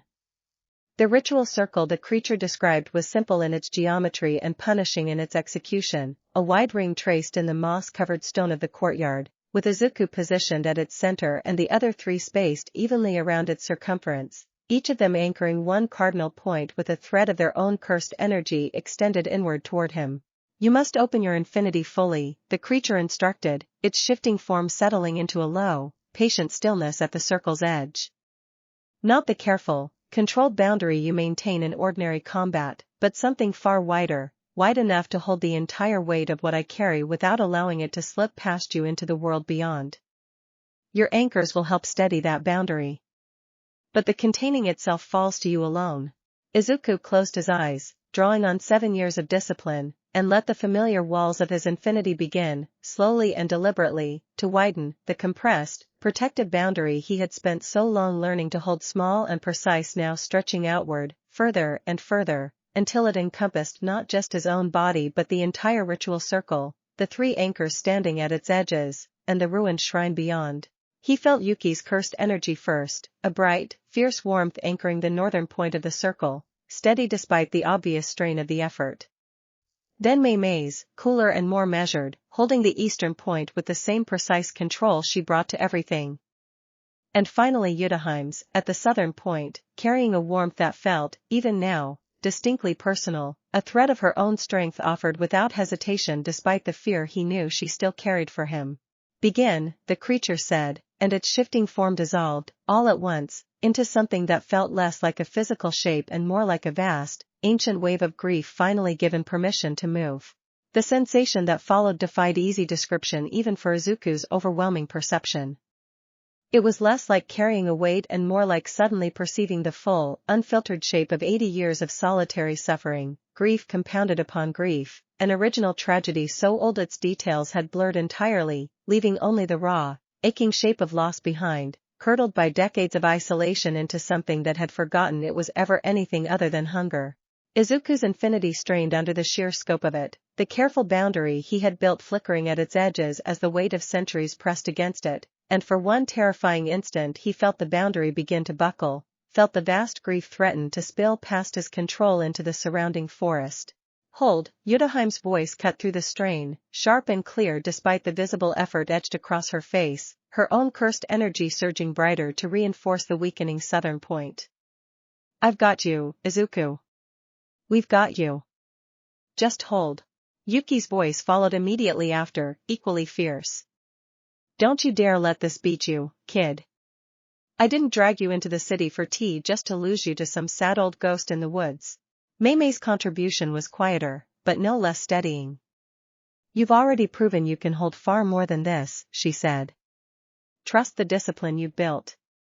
It hasn't failed you yet. Anchored by their voices as much as by the literal threads of cursed energy binding the circle together, Izuku found the strength to steady the buckling boundary, drawing on every hour of solitary practice in his family's temple courtyard, every quiet lesson in patience his father's calligraphy had taught him about holding a single unbroken line no matter how much the hand wished to shake. Slowly, painstakingly, he widened the boundary further still, not fighting the vast grief pressing against him but instead, carefully, making room for it, the way his mother had once made room in her own heart for a strange child who carried memories that were not entirely his own, the way Utahime had made room for a 5-year-old boy who saw too much, the way Yuki and Mei Mei had, each in their own fashion, made room for someone who did not fit easily into any ordinary shape. I see you, he said quietly, into the vast, aching weight of the presence now fully contained within his infinity. I see what happened to you. I'm sorry it took this long for someone to come. The grief within him shuddered, and for one long, suspended moment the entire clearing held its breath, the weight of 80 years of solitary suffering finally, fully witnessed. Chapter 12. What followed unfolded slowly, in the compressed, timeless clarity that only the 6 eyes could have properly perceived, though even Izuku's overwhelming perception strained to hold the full shape of it. The grief within his infinity, having waited 80 years to be witnessed rather than simply feared, began, gradually, to unwind. He saw fragments of it as it passed through him, not with words but with the raw, unfiltered clarity of shared memory, a village swallowed by a landslide centuries past, a shrine maiden who had survived when no one else had, her grief so total and so solitary that it had, over the span of a long and friendless life, curdled slowly into something the world eventually learned to fear rather than comfort.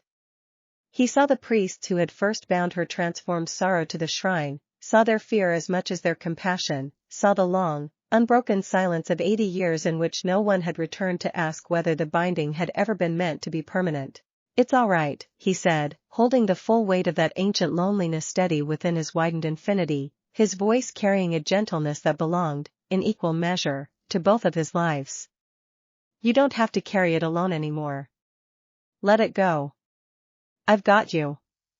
The vast, shifting grief within him shuddered once more, and then, slowly, the compressed weight of 80 years of solitary suffering began, gently, to dissolve, not violently, not the way the curse at the depot had unraveled under overwhelming force, but softly, like a held breath finally released after far too long. Yuki, Mei Mei, and Utahime, anchoring the circle's edges, felt the shift the moment it began, the fierce, straining pressure of the ritual easing into something calmer, more settled, and each of them, exhausted from the sustained effort, allowed themselves the smallest measure of relief. As the last of the ancient grief unwound entirely, a final, fading shape rose briefly within the boundary of Izuku's infinity, the faint outline of a young woman in old-fashioned shrine robes, her expression, for the first time in what must have been centuries, entirely at peace. Thank you, little heir, she said, her voice no longer the layered, ancient murmur of the creature that had first spoken to them, but something softer, more human, more tired in the ordinary way of someone finally allowed to rest. Tell the mountains I am sorry for the fear I caused.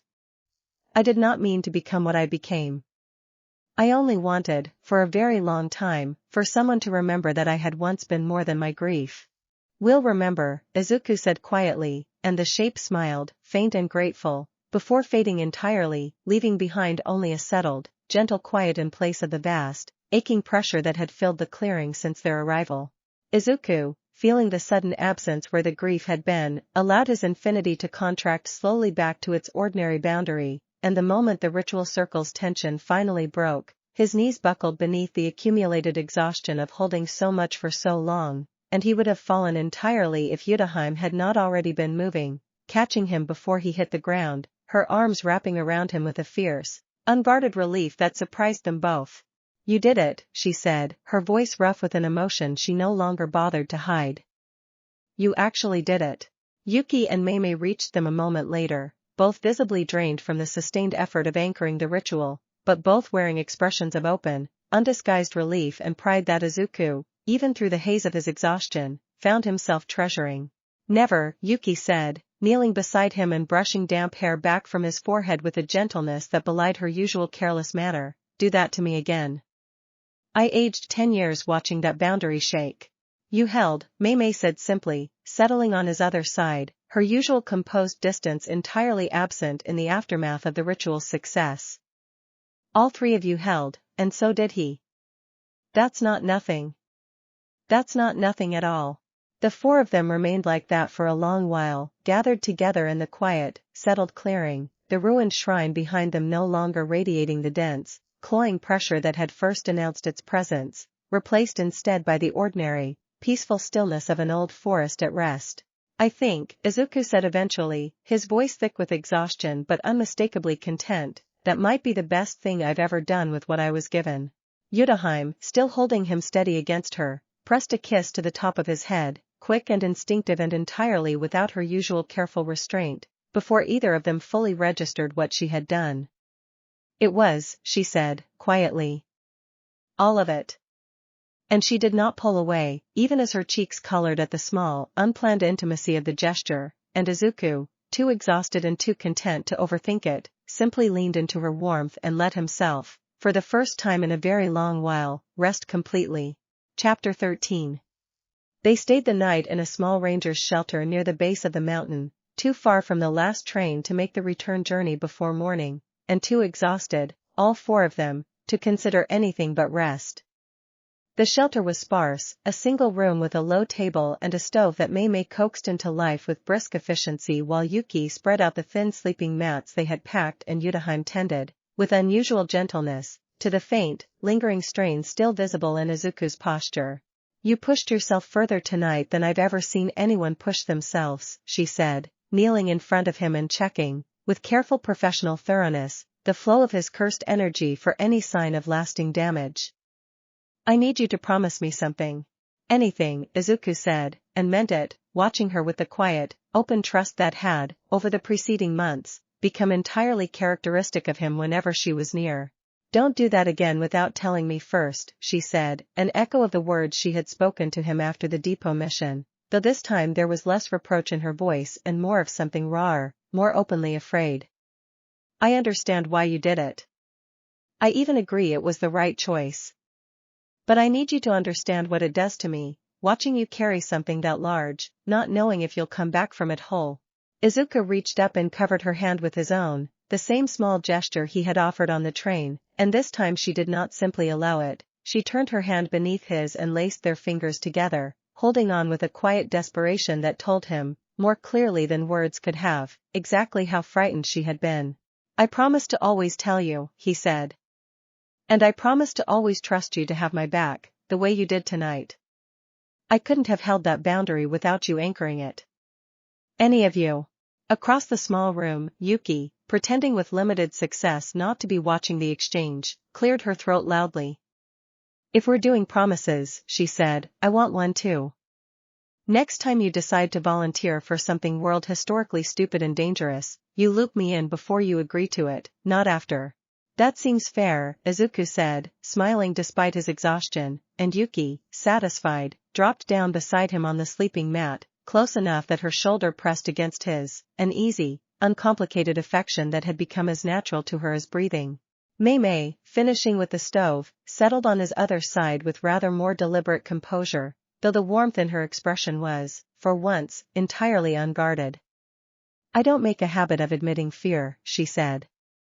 But I will admit that watching that boundary strain tonight taught me something about exactly how much I've come to value having you around. Don't take that as permission to be reckless. Take it as an observation. I'll take it as both, Izuku said, and Mei Mei's mouth curved in a small, genuine smile that she did not bother to hide. The four of them sat together in the small shelter as the stove's warmth slowly filled the room, the exhaustion of the night settling into something more peaceful, more grateful, and Izuku, looking between the three faces gathered so closely around him, felt a fullness in his chest that neither of his lives had quite prepared him for, a sense of having found, entirely by accident and entirely by design, exactly the people he was always meant to stand beside. You know, Yuki said eventually, breaking a long, comfortable silence, if someone had told me a year ago I'd be sitting in a mountain shelter, drained half to death, holding hands with a green-haired first year who talks to ancient grief demons like they're lost puppies, I'd have laughed in their face. And yet, Mei Mei said dryly, here we are. Here we are, Utahime agreed, quietly, and there was nothing in her voice but a settled, contented certainty that whatever unusual shape their circumstances had taken, she would not trade it for anything simpler.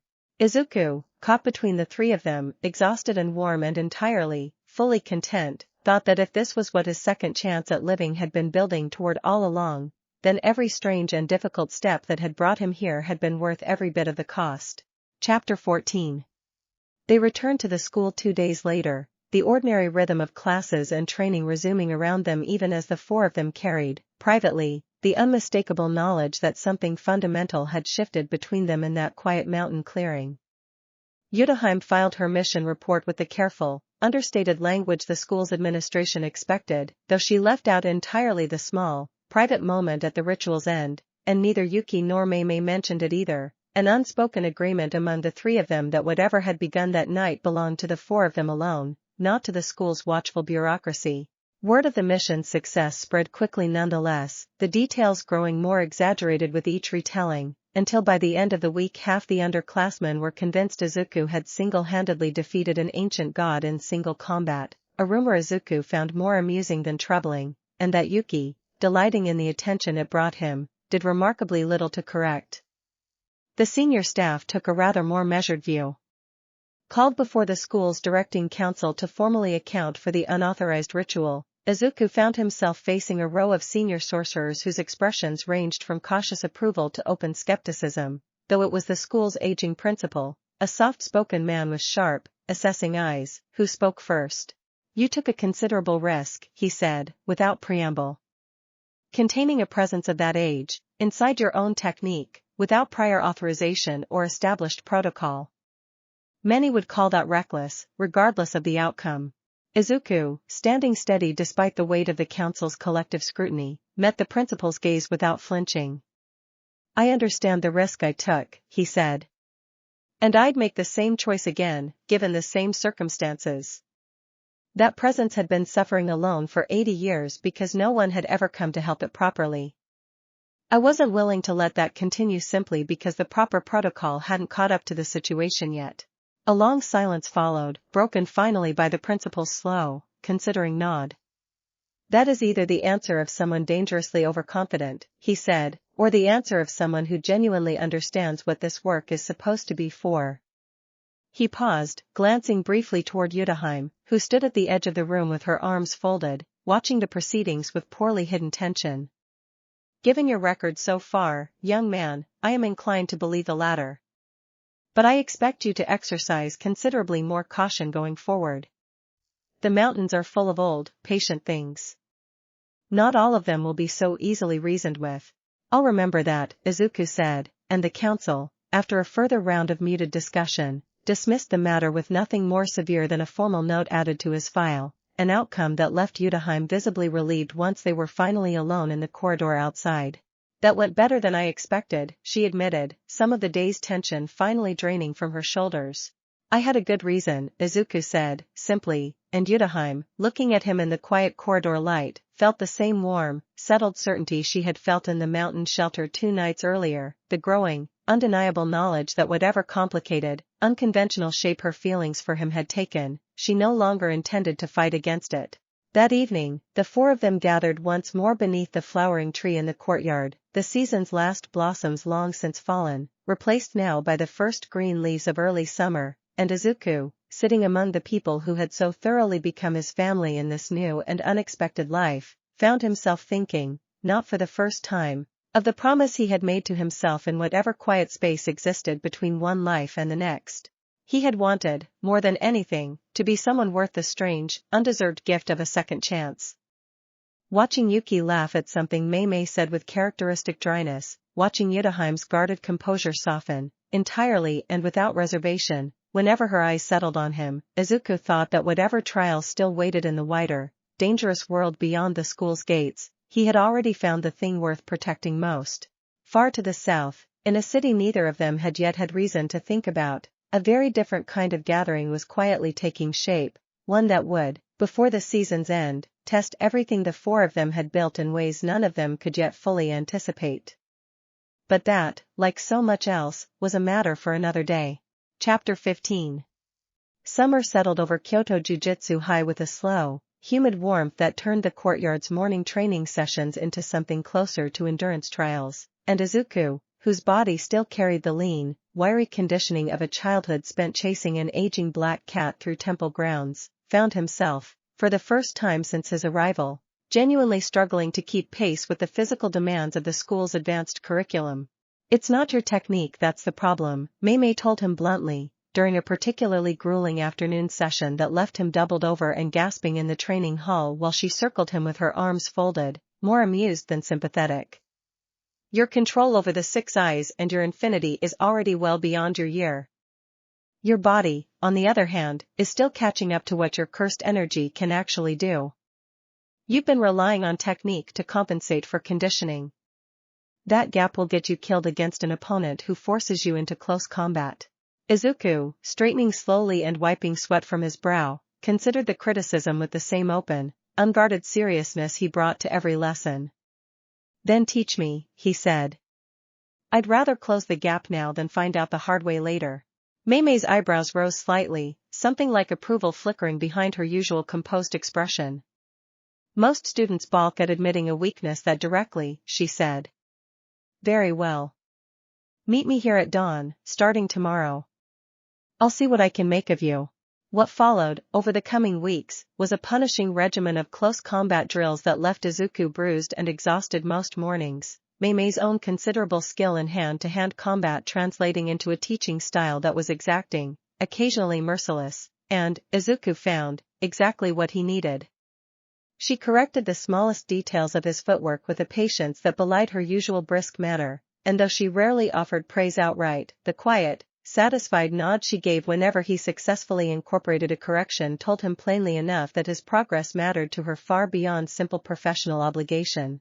You're improving faster than I expected, she admitted one morning, after he had, for the first time, managed to counter one of her more advanced strikes without relying on his infinity to simply avoid the exchange entirely. Most sorcerers your age would still be relying on raw power to paper over technical gaps. You're not doing that anymore. I had a good teacher, Izuku said, echoing the words he had once offered Utahime, and Mei Mei, catching the deliberate callback, allowed herself a rare, genuine laugh. You're going to make me sentimental if you keep saying things like that, she said, though the warmth in her voice suggested she did not entirely mind the prospect. Yuki, meanwhile, had appointed herself in charge of what she called, with characteristic bluntness, making sure the kid actually has a life outside of training and ancient grief demons, dragging Izuku into increasingly elaborate excursions during their limited free hours, from late-night stargazing on the dormitory roof to an ill-advised attempt at teaching him to properly appreciate spicy food that ended, predictably, with both of them laughing too hard to finish the meal. You worry too much about being useful, she told him one evening, the 2 of them sprawled on the rooftop watching the summer stars emerge slowly overhead. I get why. I've met enough people with power like yours to know the instinct runs deep. But you're allowed to just exist sometimes, Izuku. You're allowed to be someone's friend without it being in service of some larger purpose. Izuku considered her words quietly, watching the stars brighten as the last color drained from the sky. I think that's something I'm still learning, he admitted. In my old life, before all this, I spent so long trying to prove I deserved the power I'd been given that I never really learned how to just be someone, separate from what I could do for others. Yuki turned her head to look at him properly, something soft and serious moving behind her usual teasing expression. Well, she said, you've got time to learn now. And you've got people willing to teach you, if you'll let them. She reached over and took his hand, lacing their fingers together with the same easy, unself-conscious affection she brought to everything, and Izuku, looking at her profile silhouetted against the darkening sky, felt something settle warmly in his chest, a quiet, uncomplicated happiness that needed no larger purpose to justify itself. I'm glad it's you teaching me, he said, and Yuki, caught off guard by the simple sincerity of it, ducked her head to hide the sudden color rising in her cheeks, though she did not let go of his hand, not then, and not for a long while afterward. Chapter 16. Utahime's approach to the summer months took a quieter, more deliberate shape, built less around dramatic gestures and more around the steady accumulation of small, shared moments that, taken together, amounted to something neither of them named directly but both of them understood plainly enough. She began seeking him out during the quiet hour after evening meditation, ostensibly to review the day's lessons, though the conversations inevitably drifted well beyond formal instruction into something closer to simple companionship, the two of them sitting together in the fading light while she asked him, gently and without pressure, about the mother and father waiting for him back at the mountain temple, about the strange, half-remembered fragments of a life before this one that he still occasionally let slip in unguarded moments. Do you ever miss it? She asked him one evening, the life you don't fully remember. It seems like it left a mark on you, even without the details. Izuku considered the question with the careful honesty he brought to everything she asked him. Sometimes, he admitted. I don't remember most of it clearly, just impressions, really, a desperate wanting to help people, a hero who was never quite fast enough, a whisper of green light passing from hand to hand until it reached me. But I think whatever shaped me there is still shaping me here. I don't think that's something I'd want to lose, even if I could. Utahime studied him for a long moment, something thoughtful and tender moving behind her careful composure. I think, she said finally, that whatever that life gave you, it gave the world something worth keeping. She paused, then added, more quietly, and it gave me someone worth the wait. Izuku looked at her, startled by the unguarded admission, and found her watching him with an openness she rarely allowed herself. 7 years of careful professional distance finally, deliberately, set aside.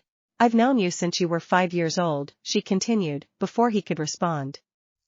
I told myself for a long time that whatever I felt watching you grow into who you've become was simply pride, simply the natural satisfaction of a teacher watching a student exceed every expectation. I don't think that's the whole truth anymore, and I don't think it's fair to either of us for me to keep pretending otherwise. Izuku reached for her hand, the same steadying gesture he had offered her in the mountain shelter, and this time neither of them hesitated. I've felt it too, he said quietly. For a while now. I didn't say anything because I wasn't sure it was my place, given everything you've done for me, everything you promised my mother. Utahime's mouth curved into a small, wry smile. I think, she said, we're well past the point where either of us can pretend this is simply a matter of a promise kept to your mother. She squeezed his hand gently. I care about you, Izuku. Not as a student. Not as an obligation. As you. The quiet courtyard around them held nothing but the fading gold light of early evening and the soft rustle of summer leaves, and Izuku, sitting beside a woman who had protected him faithfully across 7 years of silence and had now, finally, allowed herself to want something for herself in return, felt a warmth settle over him that had nothing to do with the lingering summer heat. Thank you, he said simply, for everything. For finding me. For teaching me. For this.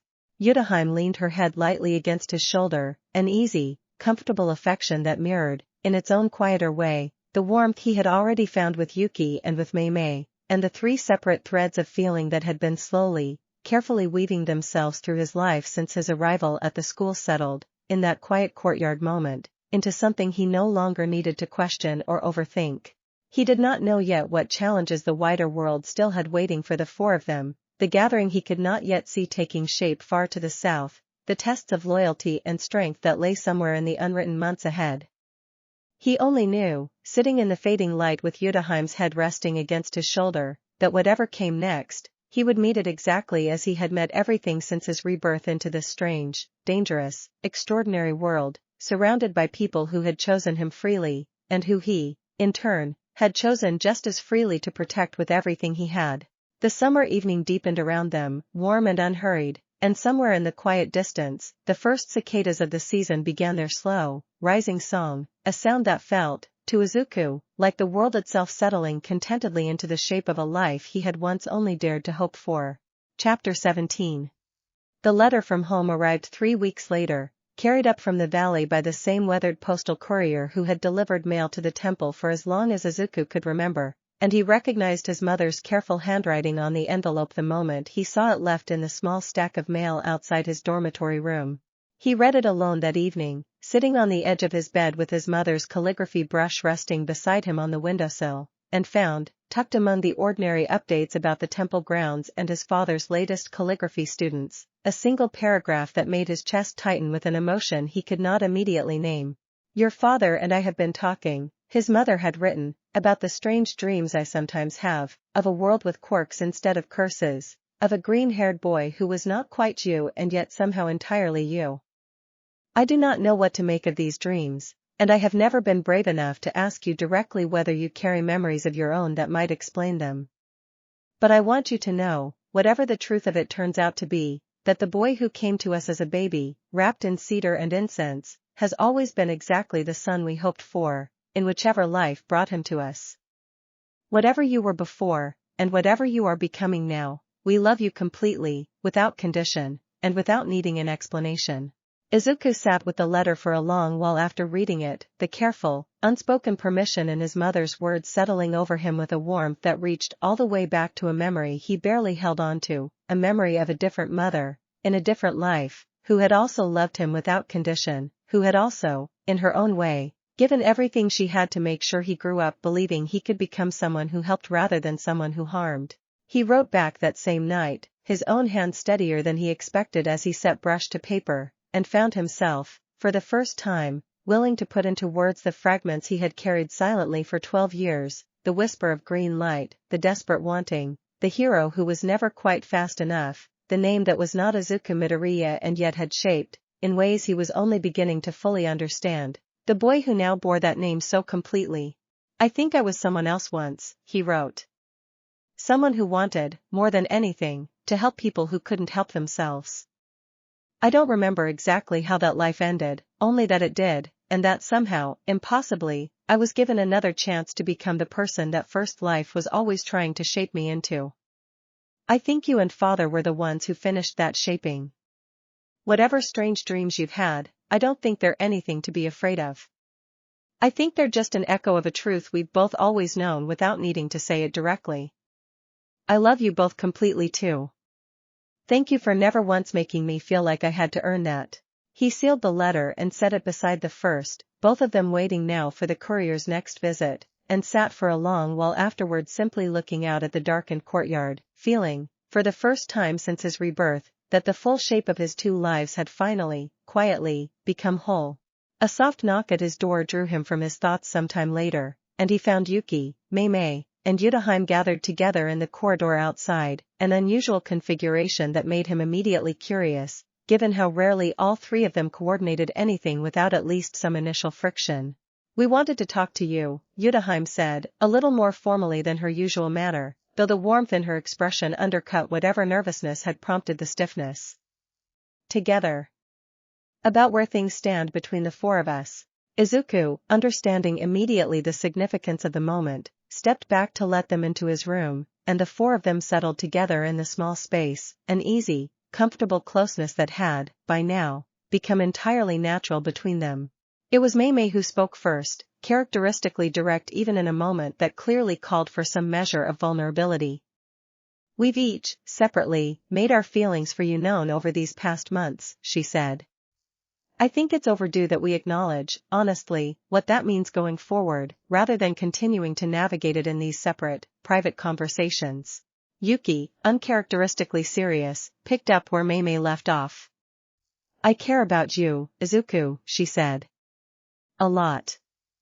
And I know Utahime does, and I'm pretty sure at this point even Mei Mei's too stubborn to deny it properly. She glanced sideways at Mei Mei, who huffed but did not actually argue the point. What I want to know is whether you're willing to let this be something the four of us build together, honestly, instead of pretending it's simpler than it actually is. Izuku looked between the three of them, feeling the full weight of the question and finding, beneath it, no hesitation at all. I care about all three of you, he said, plainly and without reservation. Differently, maybe, in the particular way each of you has shaped how I've grown since I got here, but not less for any of you, and not in a way I'd ever want to have to choose between. If you're all willing to build this honestly, together, then yes. I want that too. A quiet, settled relief passed between the three women, some private tension easing all at once, and Utahime, reaching for his hand the way she had in the courtyard weeks earlier, said, softly, then it's decided. Whatever this is, whatever shape it takes as we figure it out, we do it honestly, and we do it together. Together, Yuki agreed, reaching for his other hand, and Mei Mei, settling close beside them with a rare, unguarded smile, nodded once in quiet, wordless agreement. The four of them remained together in the small room as the evening deepened outside, no further words needed to mark what had already, quietly and honestly, been decided between them, and Izuku, surrounded by the warmth of three people who had each, in their own way, chosen him freely, felt the last lingering uncertainty of his strange, doubled life finally settle into something steady, something whole, something worth every difficult step that had brought him here. Chapter 18. The remaining weeks of summer passed in a warm, settled rhythm that Izuku found himself treasuring more with each passing day, the four of them navigating the new, openly acknowledged shape of their bond with a careful honesty that made even the small, ordinary moments, shared meals, quiet evenings in the courtyard, early morning training sessions, feel like something worth savoring rather than simply enduring. Word inevitably spread through the school, as word always did, though the reaction proved gentler than any of them had quite expected.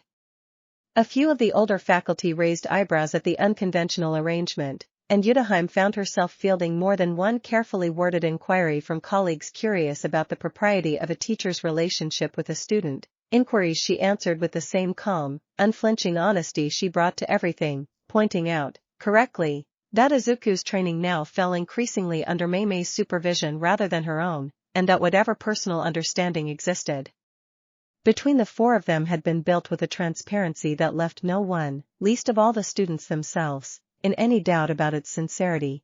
The younger students, for their part, seemed largely delighted by the arrangement, a fact that amused Yuki considerably more than it embarrassed her, and Izuku found himself, more than once, fielding earnest questions from starstruck underclassmen eager to understand exactly how someone managed to earn the affection of three of the school's most formidable women, questions he answered with the same patient, unassuming honesty that had endeared him to all three of them in the first place.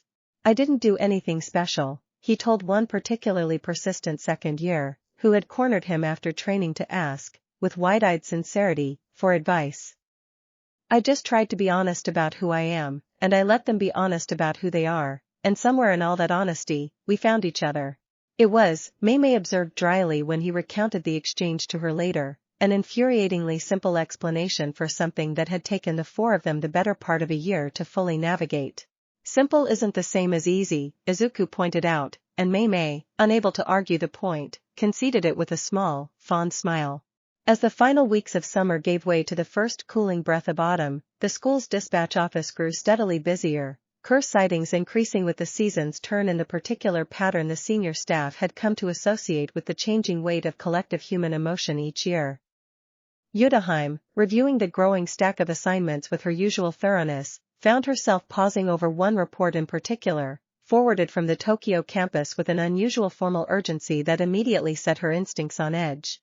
Multiple special grade sightings, she read aloud to the others one evening, gathered as always beneath the courtyard's flowering tree, now heavy with summer green rather than spring blossoms. Coordinated movement patterns suggesting organization rather than natural curse behavior. Tokyo's asking for support from every affiliated school. Mei Mei's expression sharpened with the particular focus she reserved for genuinely serious developments. Coordinated curses don't organize themselves, she said. Something, or someone, is directing them.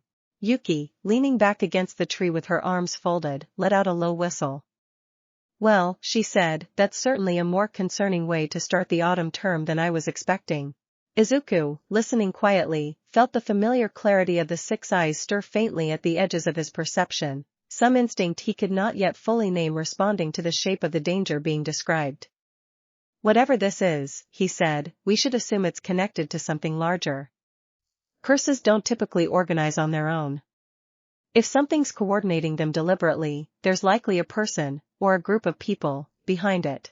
Utahime nodded, some of the day's earlier warmth giving way to the focused steadiness of a teacher preparing, once again, to keep the people she loved alive through whatever came next. Tokyo's requested a joint delegation, she said. Senior students, under supervision, to assist with the investigation. Given everything you've already proven capable of, I expect your name will be near the top of that request. Izuku considered the weight of what was being asked, and found, beneath the natural apprehension the news stirred, the same steady, grounded resolve that had carried him through every challenge since his arrival at the school. Then we'll go, he said simply, glancing between the three faces that had become, over the span of a single remarkable year, the truest center of his second chance at living. Whatever's gathering in Tokyo, we'll face it the same way we've faced everything else. Together, Yuki finished for him, reaching over to take his hand, and Mei Mei and Utahime, each in their own way, reached for him too, a quiet, wordless promise renewed once again beneath the courtyard's summer green. Far to the south, in the sprawling, restless heart of Tokyo, something patient and deliberate continued its careful work, gathering pieces into position for a confrontation that would, before autumn's end, test everything the four of them had built in ways none of them could yet fully imagine. But for one more quiet evening, beneath the familiar shelter of the flowering tree, there was only the warmth of the four of them together, and the settled, certain knowledge that whatever waited ahead, they would meet it exactly as they had always met it, as one. That night, long after the others had gone to their own rooms, Izuku stood once more at his window, looking out over the darkened courtyard where the flowering tree stood heavy with the last green fullness of summer, and thought of everything the past year had given him that his first life had never quite managed to provide in equal measure, not just power, though the power was considerable, and not just purpose, though the purpose burned as brightly in him now as it ever had. It had given him people who chose him, freely and completely, without needing him to prove himself worthy of that choosing first. It had given him a family built twice over, once in the quiet mountain temple that had raised him, and again in the unlikely, unconventional shape of three remarkable women who had each, in their own time and their own way, decided he was worth the risk of loving. He thought of the letter waiting to be sent home, and the letter already sent, and the quiet, settled peace that had finally, fully answered a question he had carried since the moment he first opened his eyes in this new and unfamiliar world. Whatever he had been before, and whatever trials Tokyo and the coordinated dangers gathering there still had waiting for him, he faced the coming autumn not as the frightened, uncertain child who had once sat crying in a temple courtyard, overwhelmed by a perception too vast for small shoulders to carry, but as someone steady, someone chosen, someone who had finally, entirely, learned what it meant to belong. He set his mother's calligraphy brush gently back in its place, closed his eyes, and let the ordinary darkness of an ordinary night settle over him, unafraid of whatever waited in the unwritten chapters still ahead. Somewhere below, in the quiet dormitory rooms scattered across the school grounds, Yuki slept with the easy, unburdened rest of someone who had finally stopped questioning whether she deserved the happiness she had found. Mei Mei reviewed, one final time before sleep, the careful notes she kept on Izuku's continued progress, notes that had long since stopped being purely professional in their attention. And Utahime sat a while longer at her own window, looking out at the same darkened courtyard. Thinking of a promise made 7 years earlier to a frightened mother in a mountain temple, and of how completely, and how unexpectedly, that promise had grown into something far larger and far more precious than either of them could have imagined on the day it was first spoken. Whatever autumn brought with it, she thought, watching the last light fade from the courtyard below, they would meet it as they had met everything else since that promise began, together, steady, and entirely unafraid. It was, she thought, the only way any of them knew how to face the world anymore, and she would not have traded that certainty for anything simpler. Chapter 19. Tokyo Jujutsu High occupied a stretch of the city that felt, to Izuku's overwhelming perception, fundamentally different from the quiet mountain calm of the Kyoto campus, the dense press of millions of ordinary lives generating a constant low hum of stray emotion that curses fed on the way moths gathered toward a porch light. He felt the difference the moment their train pulled into the station, a heaviness in the air that had nothing to do with weather. You get used to it, Yuki told him, watching him adjust with the easy familiarity of someone who had spent time in the capital before. Tokyo never really goes quiet. Not for people like us. The joint delegation gathered the following morning in a briefing room on the Tokyo campus, a somewhat larger group than Izuku had expected. Senior students and instructors from 3 affiliated schools assembled around a long table where a tired-looking coordinator from the capital's own faculty laid out, in the same terse clinical language every dispatch seemed to favor, the full scope of what they were facing. 6 confirmed special grade sightings across the metropolitan area in the past month alone, the coordinator said, gesturing at a projected map dotted with red markers that Izuku found himself studying with the same intensity he brought to any puzzle worth solving. Individually, any one of these would already warrant a serious response. Together, the pattern is what concerns us most. She tapped the projection, and the scattered markers rearranged themselves, connecting into a shape that made the room feel notably quieter. The sightings aren't random, she continued. They're converging, slowly, toward a central point in the old industrial district near the bay. Whatever is directing this, and we do believe something is directing it, appears to be assembling resources rather than simply causing chaos. Mei Mei, seated beside Izuku with her usual composed attentiveness, leaned forward slightly. Assembling resources for what purpose, she asked. That, the coordinator admitted, is exactly what we're hoping this delegation can help us determine before the pattern completes itself. The briefing continued for the better part of an hour, assignments distributed among the gathered students for reconnaissance across the city's most active zones, and Izuku found himself, along with Yuki, Mei Mei, and Utahime, assigned to the district nearest the convergence point itself, a decision the coordinator justified with a brief, assessing glance at Izuku that suggested his reputation had traveled well ahead of him. Your 6 eyes will be invaluable for identifying the pattern's true center, she said. But I want it on record that I'm uncomfortable sending someone your age into what may well be the most dangerous zone in the entire investigation. I appreciate the concern, Izuku said, with the calm, steady honesty that had become entirely characteristic of him. But I'd rather be useful where I'm most needed than safe somewhere I'm not. The coordinator studied him a moment longer, then nodded, some private judgment apparently settled. Very well, she said. Proceed with caution. Whatever's out there, it's already shown a level of coordination we haven't seen from curses in over a decade.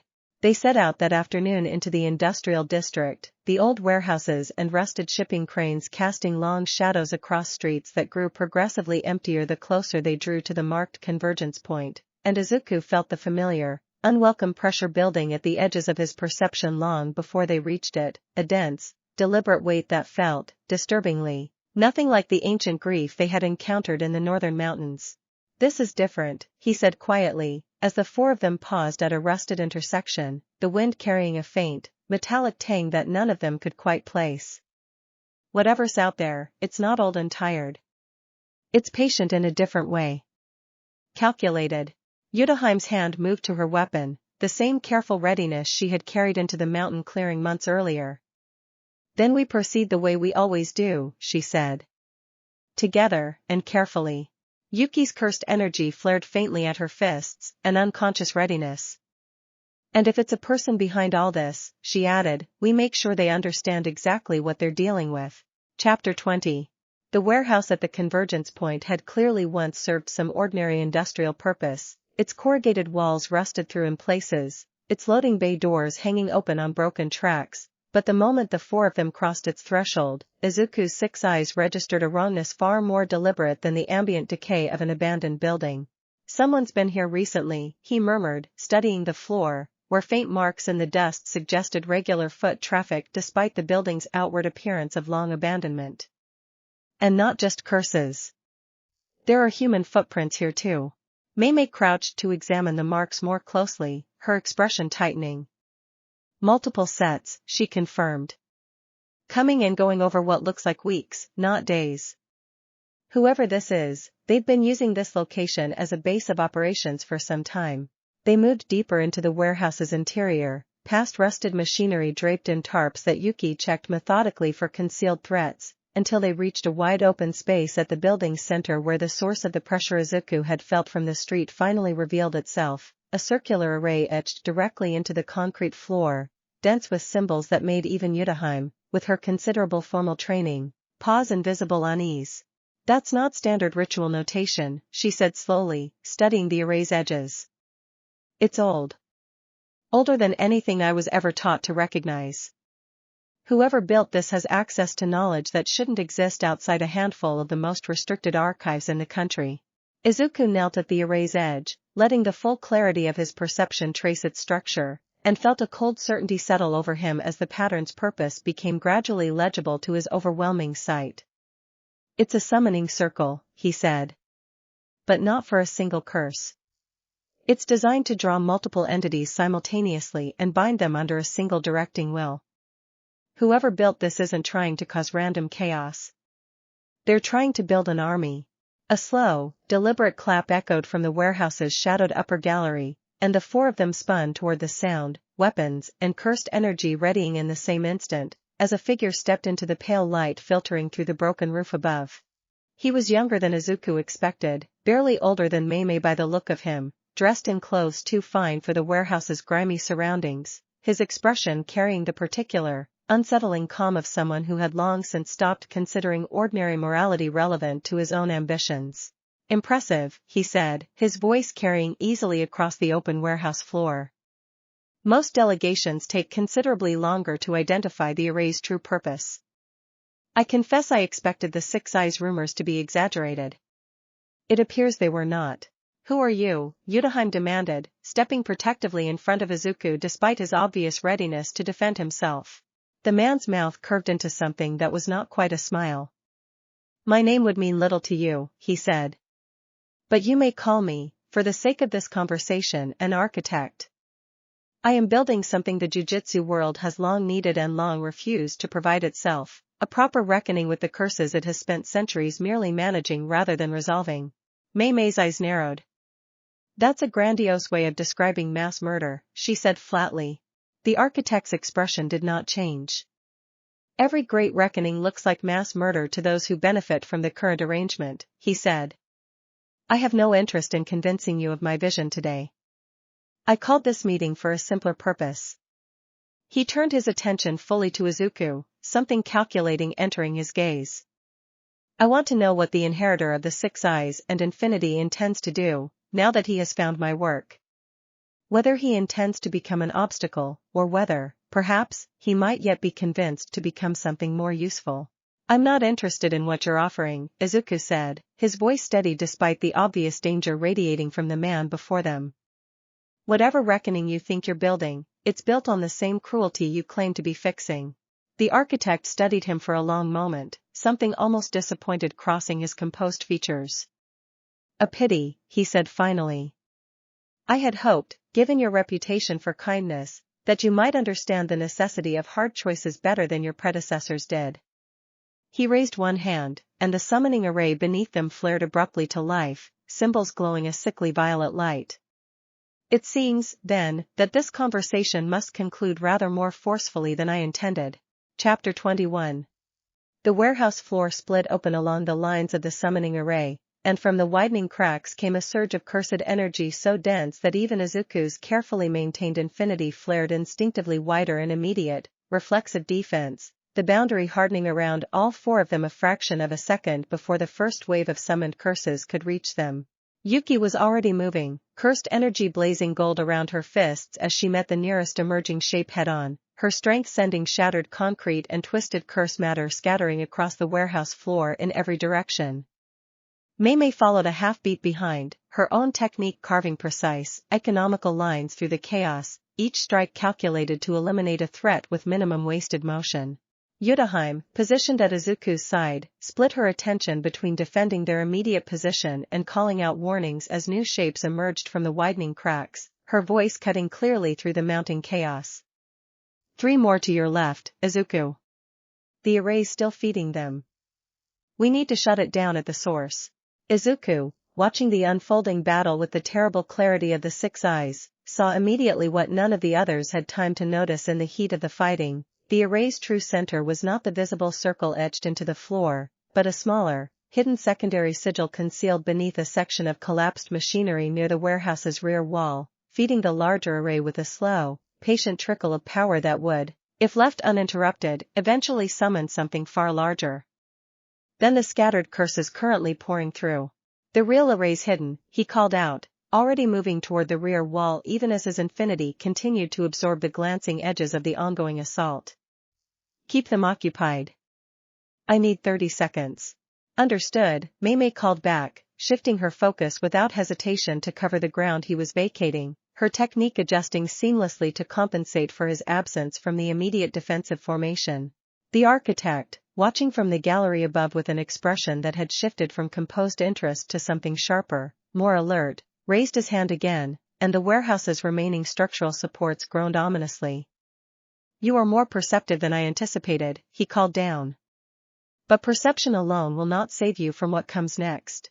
Izuku reached the collapsed machinery just as the architect's gesture brought a section of the warehouse's upper gallery crashing down toward the position where Yuki and Mei Mei continued to hold the line, and for one heart-stopping instant it seemed the falling debris would crush them both before either could react. Utahime moved first, her own technique flaring to intercept the falling wreckage, a barrier of concentrated cursed energy absorbing the worst of the impact even as the effort visibly strained her, sweat beading at her temples from the sudden exertion. Go, she shouted toward Izuku, even as she held the barrier steady. I've got this. Shut down that array. Izuku tore his attention from the danger behind him with considerable effort, trusting Utahime's strength the way he had trusted it in the mountain clearing, and turned his full focus to the hidden sigil beneath the collapsed machinery, tracing its structure with the same overwhelming clarity that had once let him unravel 80 years of ancient grief. This one's simpler, he murmured, understanding the sigil's construction almost immediately, a crude, hurried working compared to the elegant complexity of the Northern Shrine's original binding. Whoever built this wanted speed over precision.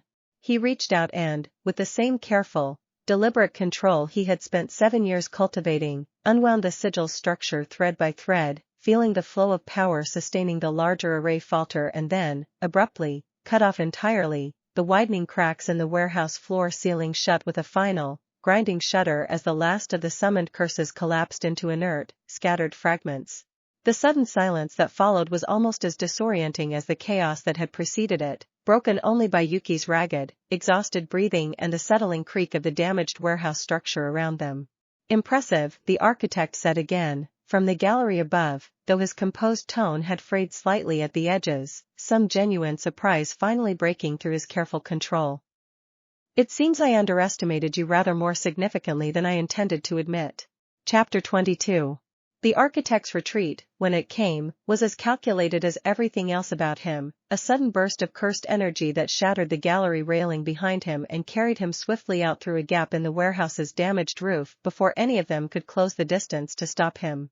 Yuki surged forward instinctively, cursed energy flaring in immediate pursuit, only to pull up short at the roof's edge as the architect's retreating figure vanished into the maze of the surrounding industrial district, swallowed by shadow and distance too quickly to track. He's gone, she called down, frustration evident in her voice as she dropped back to rejoin the others. Slippery bastard. I almost had him. Mei Mei, already assessing the warehouse's ruined interior with her usual brisk efficiency, shook her head slightly. He wasn't planning to stay regardless of how the fight went, she said. Everything about tonight, the summoning array, the conversation, the timing of his escape, it was all calculated. He wanted to test us, not defeat us. Utahime, finally releasing the strained barrier that had held the collapsing gallery at bay, sank briefly against the nearest intact wall, visible exhaustion catching up with her now that the immediate danger had passed. Test us for what purpose? She asked, though her tone suggested she already suspected an answer none of them would particularly welcome. Izuku, kneeling beside the now inert remains of the hidden sigil, turned the question over with the same careful attention he brought to everything, piecing together the fragments of what the architect had said and done into a picture that settled, uncomfortably, into focus. He wanted to know whether I could be recruited, he said slowly. Or failing that, whether I was dangerous enough to be worth eliminating early, before whatever larger plan he's building reaches a point where someone like me could actually stop it. The others fell quiet at that, the weight of the implication settling over the ruined warehouse alongside the settling dust. Then we need to find out exactly what that larger plan is, Mei Mei said finally, her earlier brisk efficiency returning with renewed purpose. And soon.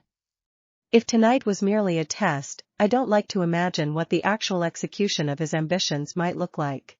They made their way back to the Tokyo campus as the last light faded from the sky, the coordinator receiving their report with the particular grim attentiveness of someone who had feared, all along, that the pattern they were investigating concealed something considerably worse than isolated curse activity. An organized human directing coordinated special grade summonings, she said, once Izuku had finished laying out everything the array and the architect's brief conversation had revealed. That's not merely concerning. That's the kind of threat this school hasn't faced in a generation. I'll need to escalate this immediately to the full council. As the coordinator hurried off to relay the report through official channels, the four of them remained together in the quiet briefing room, the adrenaline of the fight finally draining away into a bone-deep exhaustion that made even Yuki's usual restless energy settle into something quieter, more subdued. You did good work tonight, Utahime said, breaking the silence, her hand finding Izuku's in the same steadying gesture that had become, over the preceding months, entirely natural between them. All of you. Whatever this architect is planning, we proved tonight that we can meet it. Yuki managed a tired, crooked smile.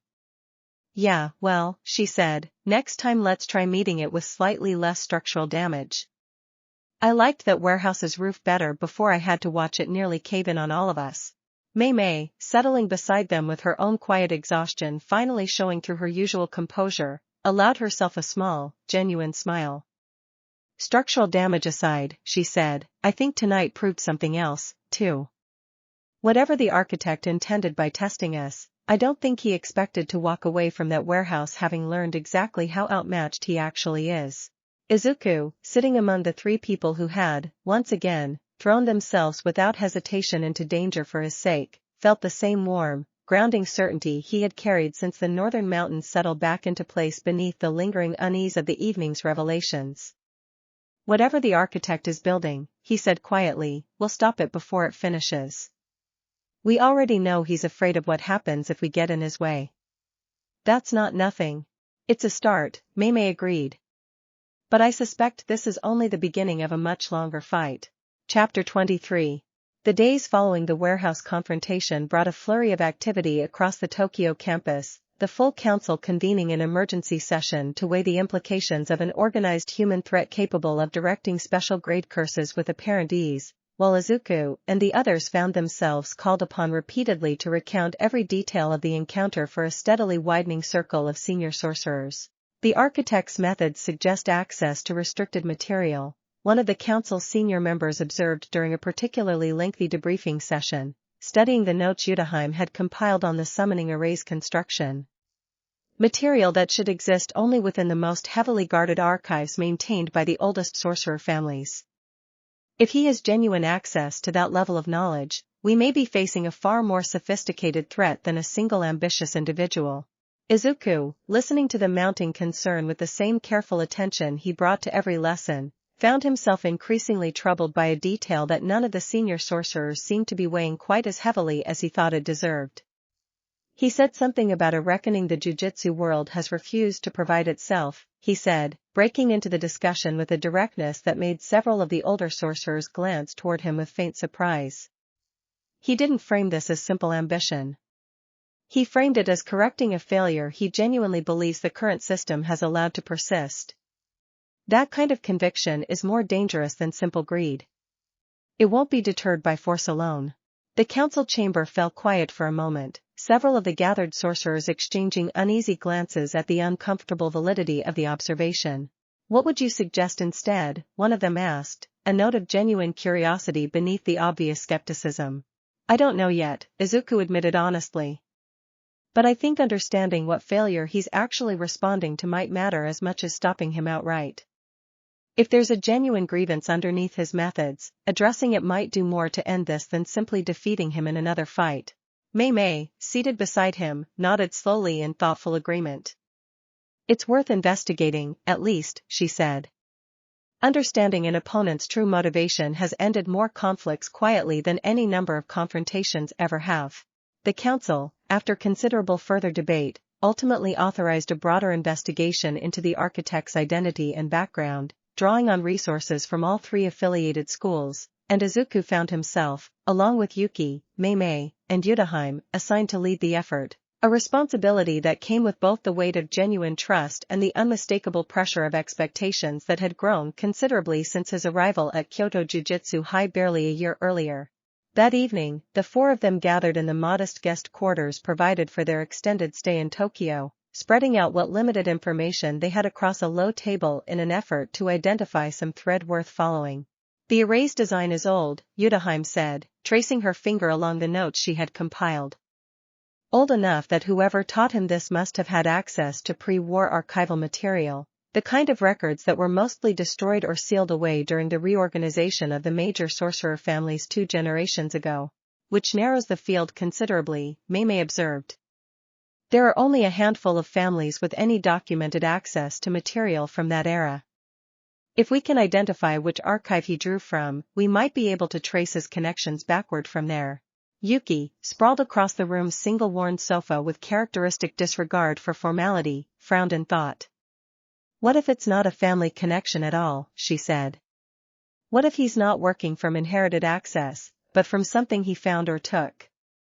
Someone that confident, that willing to reframe mass murder as necessary correction, doesn't strike me as someone who inherited his convictions quietly from proper channels."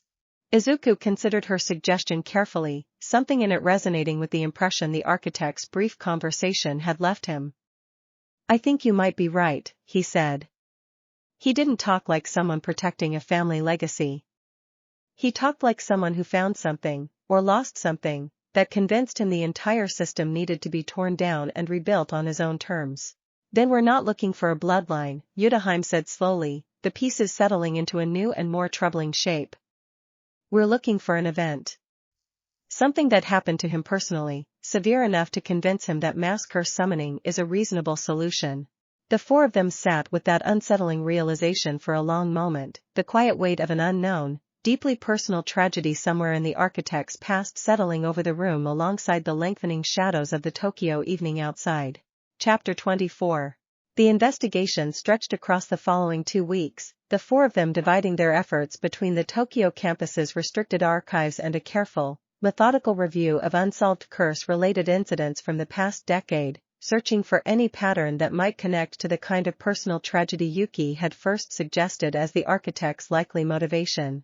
It was Mei Mei, methodical and thorough as always, who eventually surfaced the thread that broke the case open, an incident report from 11 years earlier describing a mid-ranking sorcerer family's estate destroyed by an uncontained curse outbreak. The family's heir, a boy barely into his teens, listed among the survivors but permanently withdrawn from all formal jujutsu training in the years that followed. "Read this," she said, sliding the tablet across the low table where the four of them had gathered once again in their shared quarters. The estate housed one of the archives we suspected the architect might have drawn from. And the surviving heir's description, height, build, approximate age, matches what we observed in the warehouse almost exactly." Izuku studied the report carefully, feeling the shape of a tragic, familiar story begin to take form beneath the clinical language of the official record. "What happened to the rest of his family?" he asked. Mei Mei's expression tightened slightly. "Everyone else on the estate died in the outbreak," she said. "Including his parents and 2 younger siblings. The report notes that the containment team arrived too late to save anyone but him, and that the delay was attributed, in the investigation that followed, to a miscommunication between 2 senior sorcerers who were, at the time, engaged in a dispute over jurisdictional authority." Utahime's expression darkened at the detail, understanding immediately the particular, bitter shape of the grievance the report was describing. He watched his entire family die because two adults were too busy arguing over procedure to actually respond in time, she said quietly. And the system that failed him never faced any real consequence for it. Yuki let out a long, unhappy breath. That's not an excuse for what he's doing now, she said. But I understand it a hell of a lot better than I did an hour ago. Izuku sat with the weight of the revelation for a long moment, feeling something complicated settle in his chest, a genuine, aching sympathy for a boy who had lost everything to the exact kind of institutional failure the architect now claimed to be correcting, tangled together with an unwavering certainty that whatever grief had shaped him, the path he had chosen afterward could not be allowed to continue unchecked. He's not wrong that the system failed him, Izuku said finally. But he's chosen to answer that failure by becoming exactly the kind of uncontained danger that killed his family in the first place. Understanding his grief doesn't mean we can let him repeat that same failure on a larger scale. No, Utahime agreed. But it does mean we might have a way to reach him that doesn't end in another warehouse collapsing around us. The four of them spent the remainder of that evening compiling everything they had learned into a formal report for the council, recommending, alongside the necessary preparations for further confrontation, a deliberate attempt to reach the architect directly, to offer him some acknowledgement of the genuine failure that had shaped him, before matters escalated beyond any possibility of reconciliation. The council's response, delivered the following morning, was cautiously supportive, authorizing a careful, controlled attempt at contact while simultaneously mobilizing additional forces in the event that the attempt failed and the architect's plans moved forward regardless. I don't like the idea of you being anywhere near him again without overwhelming backup, Utahime told Izuku plainly, once the council's authorization had been confirmed. Whatever sympathy his story deserves, he's already shown he's willing to use lethal force without hesitation. I know, Izuku said. But I think I might be the only person in a position to actually reach him. He specifically wanted to know what I would do with power like mine. I think showing him an answer might matter more than anything else we could offer. Utahime studied him for a long moment, old fear and new trust warring visibly behind her composed expression, before finally, reluctantly, nodding. Then we do it carefully, she said. And we do it together. No unnecessary risks. Together, Izuku agreed, and the promise, worn familiar now by months of repetition, settled over the four of them with its usual quiet, steadying weight. Chapter 25. Locating the architect proved considerably more difficult than identifying him had been, his movements across the city deliberately erratic, his activities carefully concealed behind layers of misdirection that spoke to a patience and planning far beyond what his brief, almost theatrical warehouse appearance had suggested. It was, in the end, Yuki's restless energy and considerable instinct for tracking that finally located a second, smaller warehouse on the city's northern outskirts, its activity pattern matching the subtle signature of concealed cursed energy that the architect had left behind at their first encounter. I found something, she announced, bursting into their shared quarters late one evening with an energy that immediately drew the others' full attention. Northern District, old textile warehouse. Same energy signature as the one we fought in, but smaller. Feels more like a hideout than a staging ground. Mei Mei was already reaching for her coat before Yuki finished speaking. Then we don't waste time confirming it from a distance, she said. If he's there now, we move tonight, before he has reason to relocate again. Utahime hesitated only briefly, weighing the risk of acting without full council backup against the danger of losing their one clear lead, before nodding her agreement. We move carefully, she said. Reconnaissance first. We confirm he's actually there before we commit to anything more direct. The northern warehouse, when they reached it under cover of the deepening night, showed few outward signs of occupation, its exterior as weathered and abandoned looking as any other structure in the surrounding industrial district, but Izuku's 6 eyes registered immediately the telltale pressure of concentrated cursed energy behind its rusted walls, smaller in scale than the summoning array they had previously encountered, but unmistakably active. He's here, Izuku confirmed quietly, and the others fell into the same careful, coordinated formation that had carried them through every dangerous encounter since the northern mountains. They found him in a small, sparsely furnished room at the warehouse's rear, seated alone at a low table covered in old photographs and yellowed documents, his composed public demeanor entirely absent, replaced by something rawer, more visibly exhausted, the particular hollow look of a man who had spent 11 years running from a grief he had never actually allowed himself to properly grieve. He looked up as they entered, and for a moment something flickered across his face that might have been surprise, or might simply have been resignation at the inevitability of being found. "You've done your research," he said quietly, his earlier theatrical composure giving way to something more tired, more human. "I suppose I should have expected that, given how quickly you dismantled my summoning array." "We know what happened to your family," Izuku said, his voice carrying none of the accusatory edge the architect might have expected, only a quiet, genuine sympathy that seemed to catch the man visibly off guard. "We know the containment team arrived too late because two sorcerers were arguing over jurisdiction while your family was dying. I'm sorry that happened to you. No one should have to lose everything because the system meant to protect them failed so completely." The architect's composed mask cracked further, something raw and unguarded surfacing in his expression. 11 years of carefully suppressed grief suddenly, unexpectedly, given room to breathe. "You don't get to say that," he said, his voice rough. "You don't get to understand what that felt like, watching through a collapsed wall as curses tore through everyone I loved while grown men argued about protocol 2 kilometers away, and then expect me to simply set aside everything I built since." "I'm not asking you to set it aside," Izuku said carefully. "I'm asking you to consider building something different instead.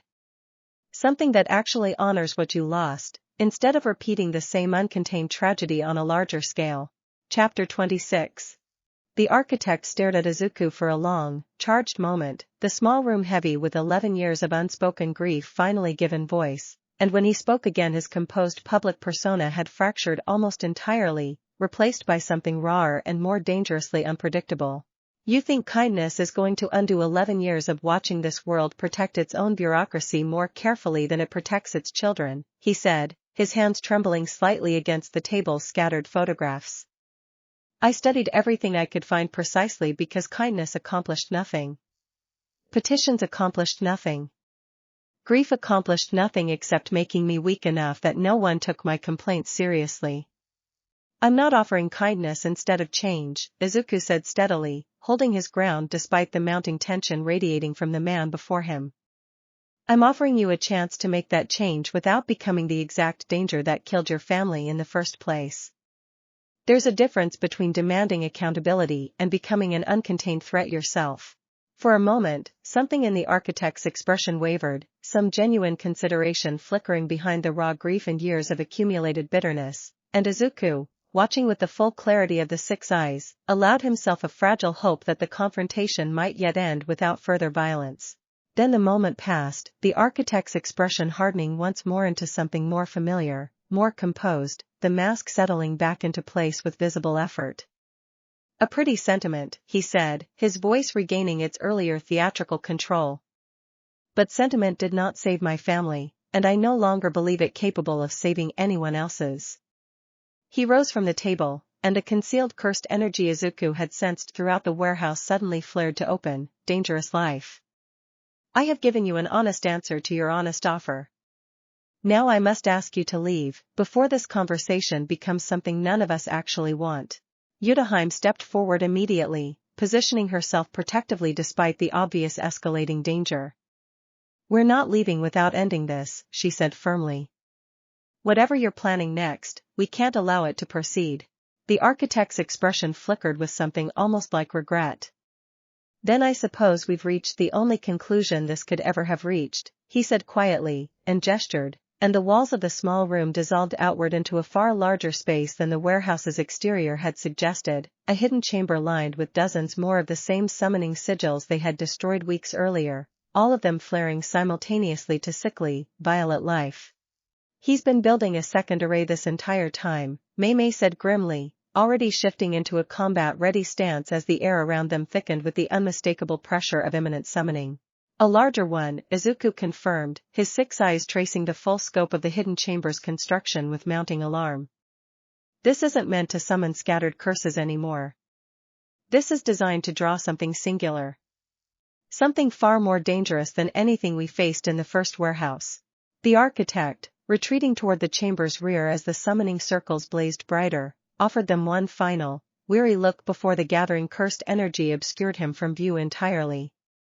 "I take no pleasure in this," he said, his voice carrying clearly despite the mounting chaos. "But I have spent 11 years building toward this moment, and I will not abandon it now simply because a kind boy offered me an alternative I no longer believe the world capable of honoring." The chamber's summoning circles converged in a final, blinding surge of violet light, and from the center of that gathered power, something vast and ancient began, slowly and deliberately, to take shape. Chapter 27. What emerged from the convergence of the summoning circles bore no resemblance to the scattered, chaotic curses they had faced in the first warehouse, its form settling into something closer to a towering, many-limbed silhouette that radiated a cold, calculating malice entirely unlike the mindless hunger of an ordinary curse, a presence that felt, disturbingly, almost intelligent in the deliberate way it assessed the four of them upon its full manifestation. "This is a special grade at minimum," Mei Mei said, her voice tight with focused urgency as she shifted immediately into a defensive formation alongside the others. "Possibly beyond anything the classification system was designed to properly measure." Izuku, feeling the full, overwhelming weight of the newly summoned entity's presence pressing against the edges of his perception, understood immediately that whatever they were facing now bore no resemblance to the ancient, grieving presence they had gently unwound in the northern mountains. This one felt hollow, purpose-built for destruction rather than born from any organic tragedy, a weapon rather than a wound. "It's not alive in the way the shrine spirit was," he said quickly, his 6 eyes tracing the entity's structure with rapid, urgent clarity.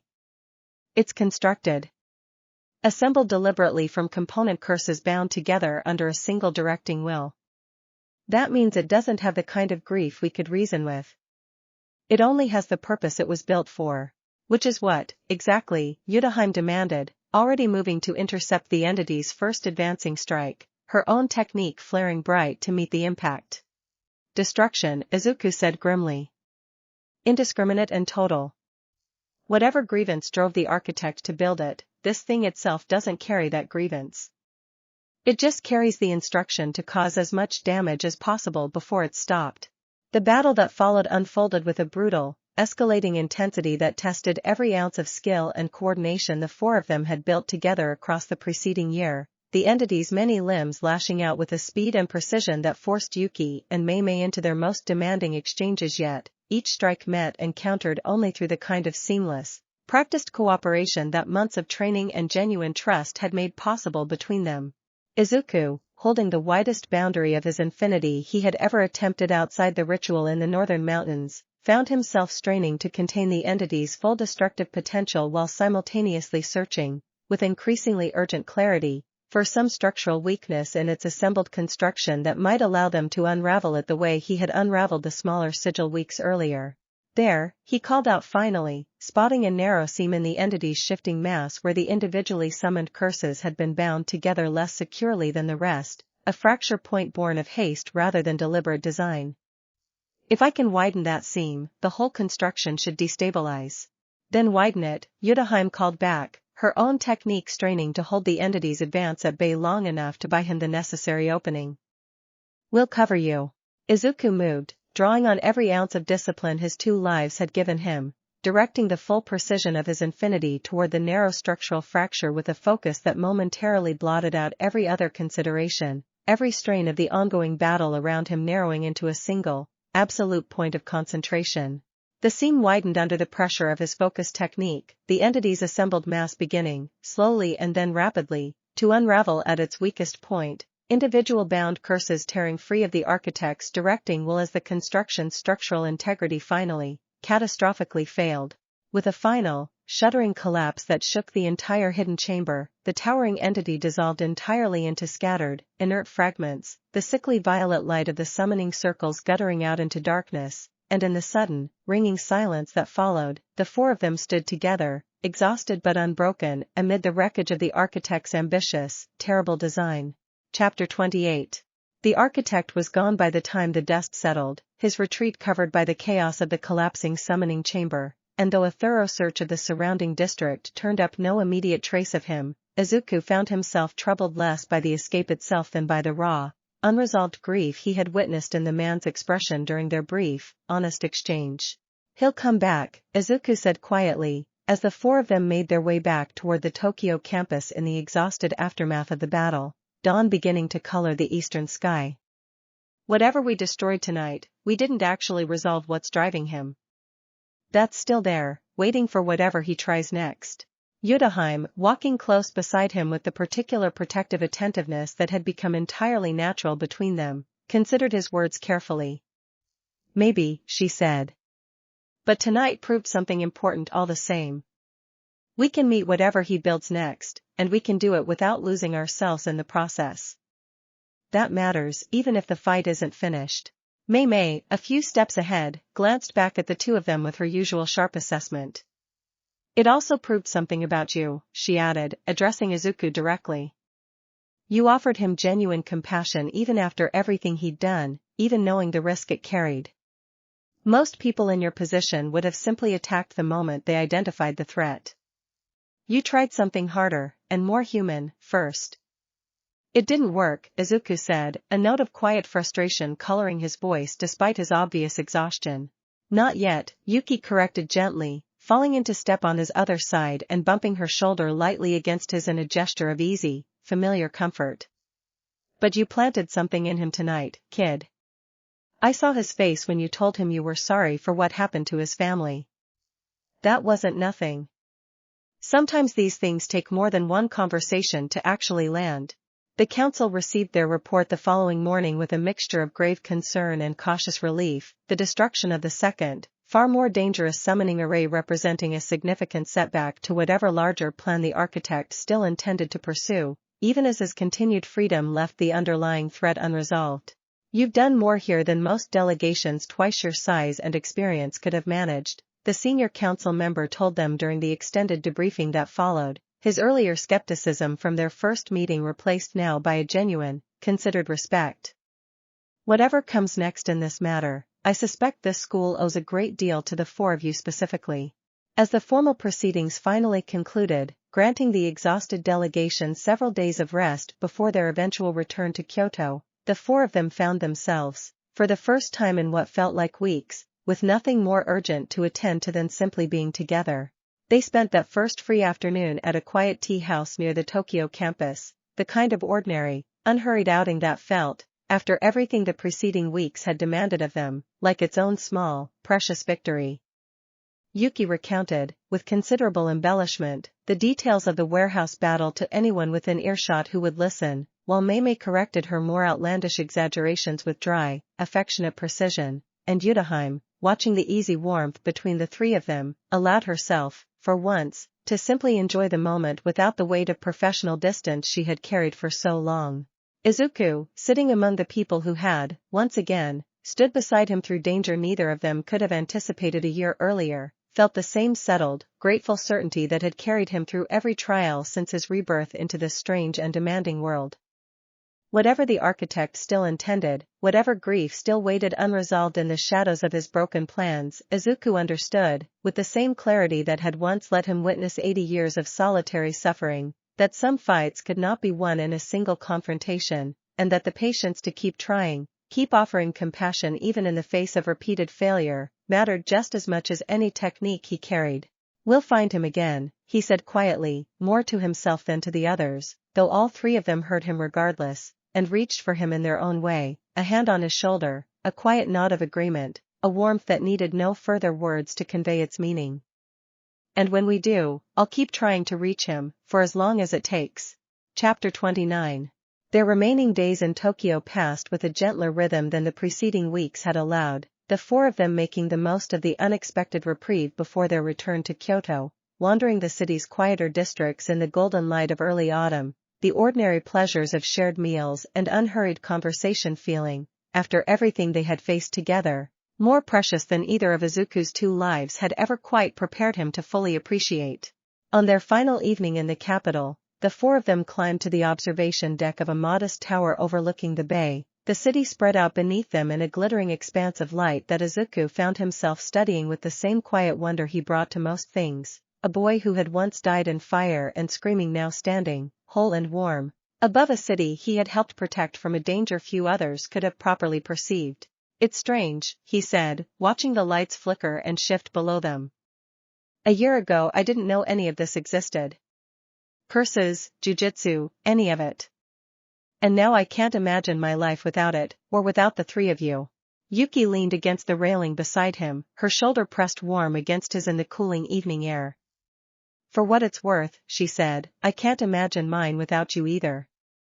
Not anymore.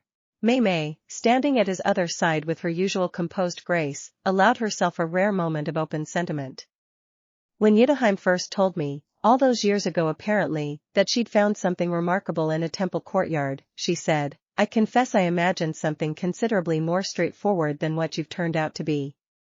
I don't think either of us anticipated quite how thoroughly you'd complicate our lives. Is that a complaint? Izuku asked, smiling despite the faint uncertainty in the question. Mei Mei's mouth curved into a small, genuine smile of her own. Not even slightly, she said. Utahime, standing quietly beside them, watching the city lights with an expression that had, over the preceding year, grown steadily more open and unguarded, reached for Izuku's hand, lacing their fingers together with the same easy familiarity that had become entirely natural between all four of them. Whatever waits for us back in Kyoto, she said. Whatever the architect still intends, whatever new dangers the coming months bring. I think tonight proved something worth remembering. We're stronger together than any of us could ever be alone. That's not something I expected to learn again, at my age, from a boy I once knelt in front of in a quiet mountain courtyard. But I'm grateful for it, more than I think I've properly told you. Izuku, standing among the three people who had become, so completely and so unexpectedly, the truest family his strange, doubled life had ever given him, felt a warmth settle over him that had nothing to do with the cooling evening air. Thank you, he said simply, for everything. For finding me, for believing in me, for standing beside me through everything this past year has demanded of all of us. The four of them remained on the observation deck a while longer, watching the city lights glitter beneath them, none of them in any hurry to end the quiet, settled peace of the moment, and Izuku, feeling the weight of his mother's calligraphy brush still tucked carefully in his bag, thought of his father's old lesson about a single unbroken line holding more discipline than any technique, because there was nowhere to hide a mistake once the brush touched the paper. He thought of the architect, somewhere out there in the vast, glittering city below, still carrying a grief that had curdled into something dangerous, and he thought, too, of the quiet, patient work still ahead of him, not just the fight to stop whatever the architect built next, but the harder, gentler work of trying, again and again if necessary, to offer him a different path before that grief consumed anything else. Their train back to Kyoto departed the following morning, carrying with it four sorcerers who had, over the span of a single eventful season, faced ancient grief and modern ambition alike, and who returned now not merely victorious, but bound more closely together than ever, ready, whatever came next, to meet it exactly as they had learned to meet everything, together, honestly, and without fear. Chapter 30. The return to Kyoto brought with it a different kind of adjustment than any of them had quite anticipated, the quiet, familiar rhythms of the mountain campus feeling, after the intensity of Tokyo, almost strange in their gentleness, though all four of them found a genuine comfort in settling back into the routines that had first brought them together. Izuku resumed his training with Mei Mei at dawn, his improved conditioning from the summer months now supplemented by a new, hard-won understanding of exactly how much his technique alone could accomplish against a truly determined opponent, and how much more remained to be built through discipline and patience rather than raw power. You fought well in Tokyo, Mei Mei told him, during one of their early morning sessions, her tone carrying the particular warmth she reserved now almost exclusively for him. But I noticed something in that final confrontation. You hesitated, just slightly, before committing to the strike that finally unraveled the entity's construction. Why? Izuku considered the observation honestly, turning it over with the same careful attention he brought to everything she asked him. I kept thinking about the architect, he admitted. About what it would mean if destroying that entity also meant losing any chance of reaching him afterward. I didn't want my strength to be the reason he gave up entirely on the possibility of a different path. Mei Mei studied him for a long moment, something complicated moving behind her usual composed expression. That kind of hesitation could cost you your life someday, she said finally. But I find I don't want to be the one to teach you to abandon it entirely. It's part of what makes you who you are. She paused, then added, more quietly, we'll simply have to make sure you're strong enough that the hesitation never becomes fatal.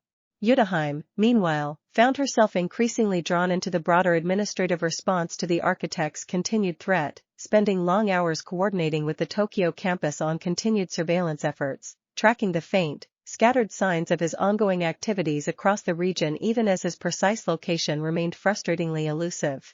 He's being more careful now, she told the others one evening, reviewing the latest reports with a furrowed brow. No large-scale summoning since the warehouse. Just small, scattered incidents that could almost pass for ordinary curse activity, if you didn't know to look for the particular signature his technique leaves behind. He's regrouping, Izuku said. Rethinking his approach after Tokyo. I don't think that means he's given up. I think it means he's deciding whether to build something even larger next time, or whether some part of what I said actually gave him pause.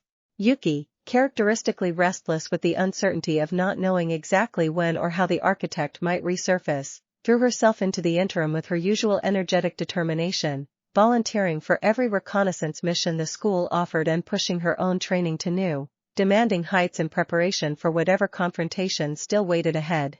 I don't like waiting, she admitted to Izuku one evening, the two of them sitting together on the dormitory roof beneath a sky just beginning to show the first hard, clear stars of approaching autumn.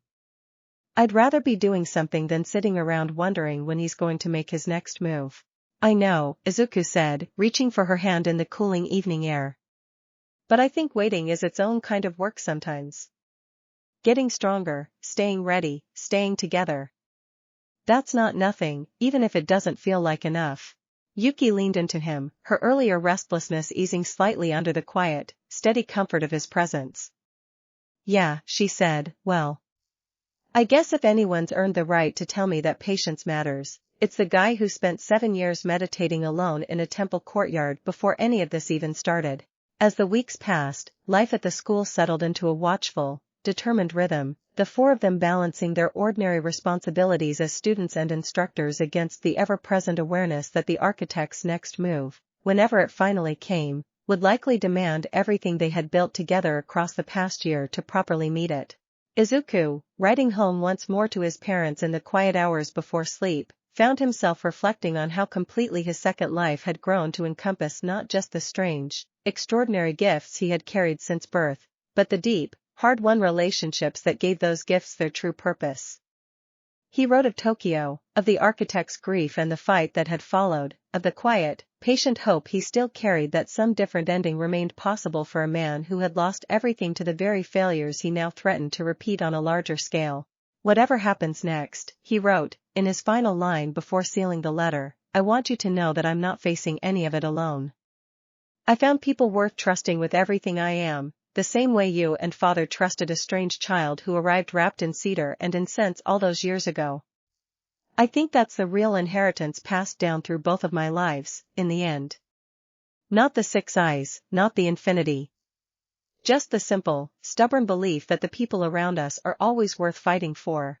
He set the letter aside, extinguished the small lamp beside his bed, and lay awake a while longer in the settling dark, listening to the distant, familiar sounds of the school grounds at rest, and thinking, with the same quiet gratitude that had carried him through every trial of the past year, that whatever the architect still intended, whatever new dangers autumn's turning season still had waiting in the shadows ahead, he would meet them exactly as he had always met everything since his strange, second beginning, steady, hopeful, and never, for a single moment, truly alone. In the weeks that followed, that quiet resolve settled into something like a shared discipline among the four of them, each finding their own way to prepare for whatever still waited beyond the horizon. Utahime began compiling everything the school's archives held on large-scale summoning containment, poring over centuries-old precedent late into the night in case the coming confrontation demanded knowledge older than any of them currently possessed. Mei Mei quietly expanded Izuku's close combat training to include scenarios built around protecting civilians in a populated area, a possibility none of them wanted to imagine but all of them understood they could no longer afford to ignore.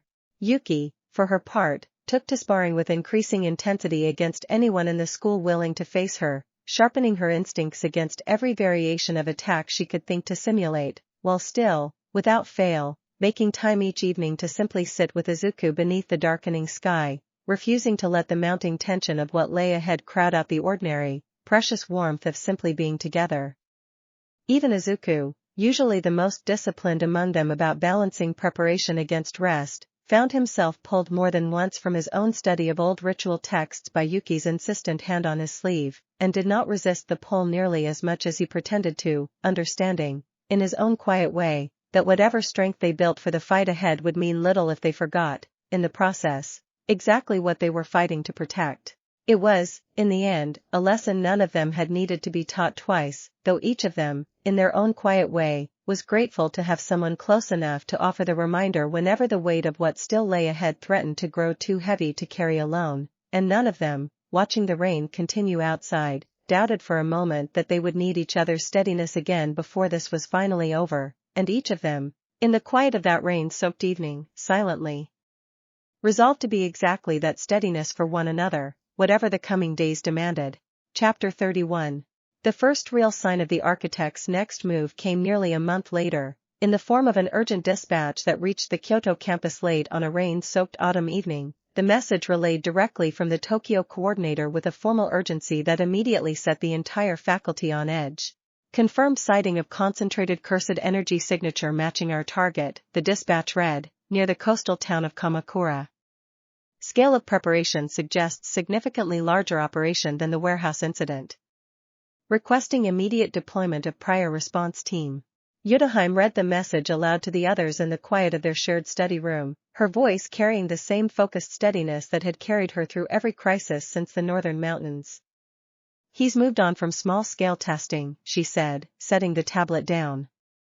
Whatever he's building near Kamakura, it sounds like he's finally ready to commit to something far larger than anything we've faced from him so far. Mei Mei's expression sharpened immediately with the particular calculating focus she reserved for genuinely serious developments. Kamakura's coastal position gives him access to a far larger population center than the industrial warehouse district ever did, she said. If his intention is truly some kind of large-scale reckoning against the system that failed him, a target like that would maximize both the visibility and the consequence of whatever he's planning. Yuki, already rising to begin gathering her gear with brisk, focused efficiency, glanced toward Izuku with an expression that mixed grim readiness with unmistakable concern. "This is it, isn't it?" she said. "Whatever we've been waiting for this past month. It's finally here." Izuku, feeling the familiar weight of the six eyes stir at the edges of his perception, some instinct he could not fully name responding to the shape of the danger now gathering on the coast, nodded slowly. "I think so," he said. "And I think this time, whatever happens, it's going to demand more from all of us than anything we've faced yet." Utahime crossed the room and took his hand, the same steadying gesture that had carried them both through every trial since the mountain shelter's quiet aftermath. "Then we prepare properly," she said. "Tonight. And we go into this with everything we've learned about him, everything we've built together, and every ounce of strength we've earned since the day you first walked through that gate." "Together," Izuku said, and Yuki and Mei Mei, gathering close around them in the quiet study room, echoed the word in the same quiet unison that had become, over the span of a single remarkable year, the truest promise any of them knew how to make. Outside, the autumn rain continued its steady fall against the study room's windows, and somewhere far to the east, on a rain-soaked coastline neither of them had yet properly seen, the architect continued his patient, sorrowful work, gathering the final pieces of a reckoning 11 years in the making, unaware, or perhaps simply indifferent, to the fact that the four people most capable of stopping him, or perhaps, still, of finally reaching him, were already, steadily, making their way toward whatever waited for all of them on the coast. The night deepened around the mountain campus, and Izuku, standing at the center of the only family his strange, doubled life had ever truly given him, felt, beneath the mounting weight of what still lay ahead, the same quiet, unshakable certainty that had carried him this far already, that whatever Kamakura held in store, they would meet it exactly as they had always met everything, standing together, and afraid of nothing the world could throw at them, so long as they faced it as one. He thought, in that quiet moment before the night's preparations began in earnest, of everything the past year had asked of him and everything it had given him in return, a mother's letter waiting to be answered, a father's lesson about the discipline of a single unbroken line, 3 remarkable women who had each chosen him freely and completely, and a growing, hard-won understanding of what it truly meant to carry power like his into a world still full of grief it did not know how to properly heal. Whatever Kamakura demanded of them, he intended to meet it carrying all of that with him, not as a burden, but as the truest strength he possessed. Chapter 32. The coastal town of Kamakura greeted them with a gray, wind-scoured autumn morning, the ordinary bustle of shrine visitors and tourists moving obliviously through streets that Izuku's 6 eyes registered, almost immediately upon their arrival, as saturated with a dense, gathering pressure far beyond anything the earlier warehouse encounters had prepared him to expect. "It's everywhere," he said quietly, as the 4 of them made their way from the train station toward the coordinates the Tokyo Dispatch had provided, his overwhelming perception straining to map the sheer scope of what the architect had apparently been constructing beneath the unsuspecting town for weeks. Not concentrated in one location this time. He spread it out, threaded it through the whole area. Utahime's expression tightened with grim understanding. "A distributed array," she said. "If he's built the summoning structure across multiple points instead of a single location, destroying it the way Izuku destroyed the warehouse sigil won't be nearly as simple." Mei Mei, scanning the crowded streets with her usual sharp assessment, lowered her voice further as a group of laughing tourists passed close by, entirely unaware of the danger humming invisibly around them. "And with this many civilians present," she said, "any confrontation risks casualties on a scale we haven't had to consider before.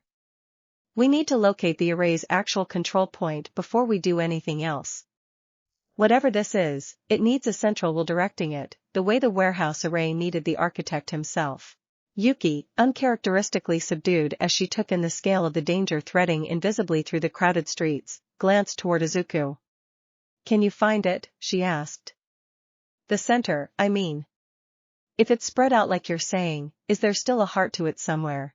Izuku closed his eyes, letting the full clarity of the 6 eyes stretch outward through the gathered pressure, tracing threads of cursed energy that wound through the town streets and alleys like some vast, invisible circulatory system, all of it, gradually, converging toward a single point somewhere along the town's northern edge, near the old temple grounds that climbed the wooded hillside above the coast. "There," he said finally, opening his eyes and pointing toward the distant hillside. "Everything's feeding toward a shrine complex up there. That's where he is." They made their way through the town's crowded streets with careful, deliberate urgency, doing their best to appear as ordinary visitors even as each of them remained acutely alert to the mounting pressure growing steadily denser the closer they drew to the wooded hillside, until finally the crowds thinned and they found themselves climbing a quiet, tree-lined path toward a shrine complex that, unlike the depot or the warehouses before it, retained an air of genuine, ancient sanctity despite the danger now coiled beneath its grounds. "He chose well," Utahime murmured, taking in the shrine's weathered torii gates and carefully tended grounds. "A place like this carries centuries of accumulated reverence. If he's drawing on that reservoir of spiritual energy to power his array, the scale of what he can summon here would be considerably greater than anything he's attempted before." They found him at the shrine's innermost courtyard, standing before the main hall with his back to them, seemingly unsurprised by their arrival despite having given no outward sign of noticing their approach.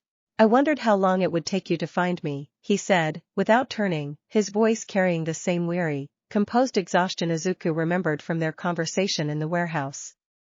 "I confess, some part of me hoped you might arrive too late to interfere. It would have made this considerably simpler." "It's not too late," Izuku said, stepping forward despite Utahime's immediate, protective tension beside him. "You don't have to finish what you're building here. Whatever grief brought you to this point, there's still a different path available, if you're willing to take it." The architect turned finally to face them, and Izuku saw, in the raw, unguarded weariness of his expression, that whatever remained of the man's composed public persona had worn nearly through entirely, exposing something rawer and more desperate beneath it. "I know," he said quietly. "I've known since our last conversation. That's precisely why I need you to understand, before what happens next, that I am not doing this because I believe it's right. I am doing this because I no longer know how to stop, and because some part of me needs someone strong enough to finally make that decision for me, if I cannot make it myself. Chapter 33.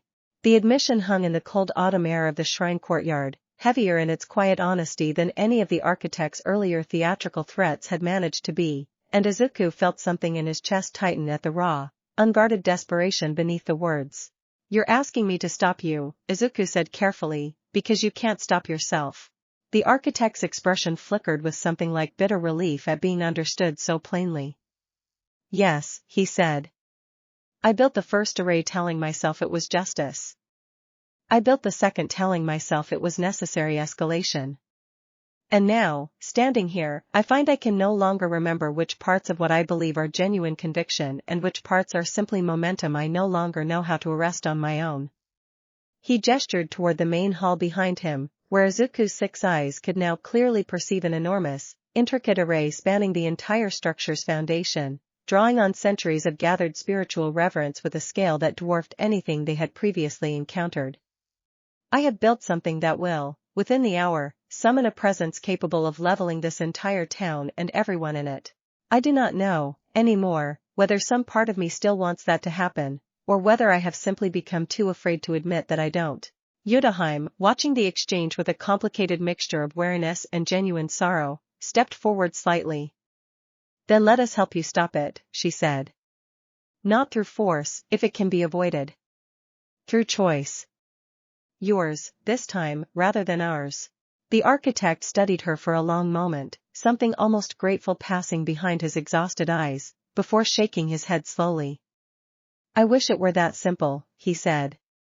"The array is already too far advanced to simply switch off. It has drawn on too much accumulated power.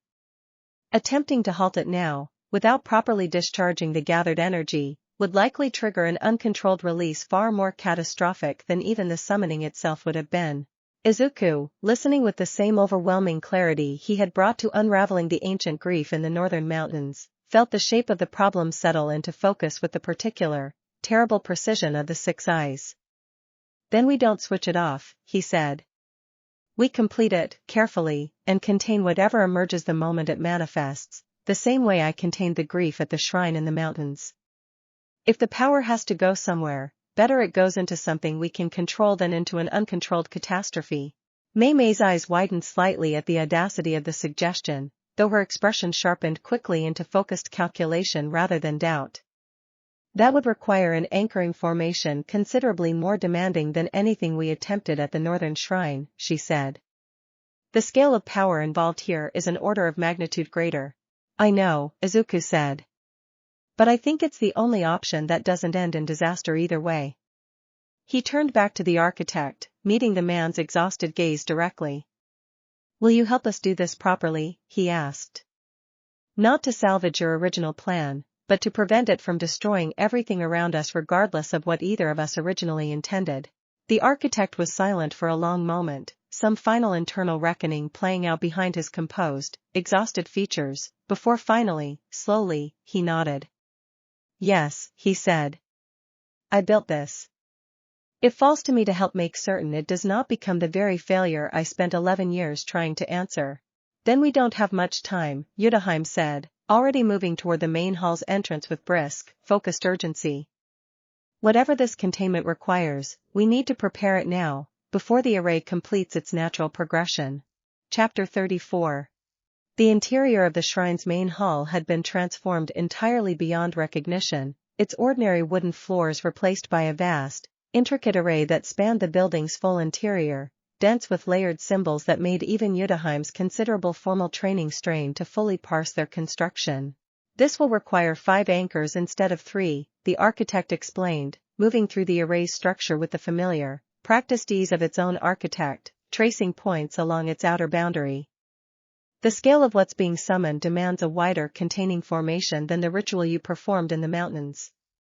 I can serve as a 4th anchor myself, given that I understand this construction better than anyone else present. But we will need a 5th. Mei Mei, already reaching for her phone with brisk efficiency, shook her head. "I've already alerted the Tokyo campus to our location and the situation," she said.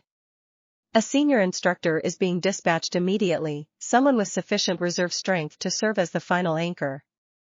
We have perhaps 20 minutes before they arrive.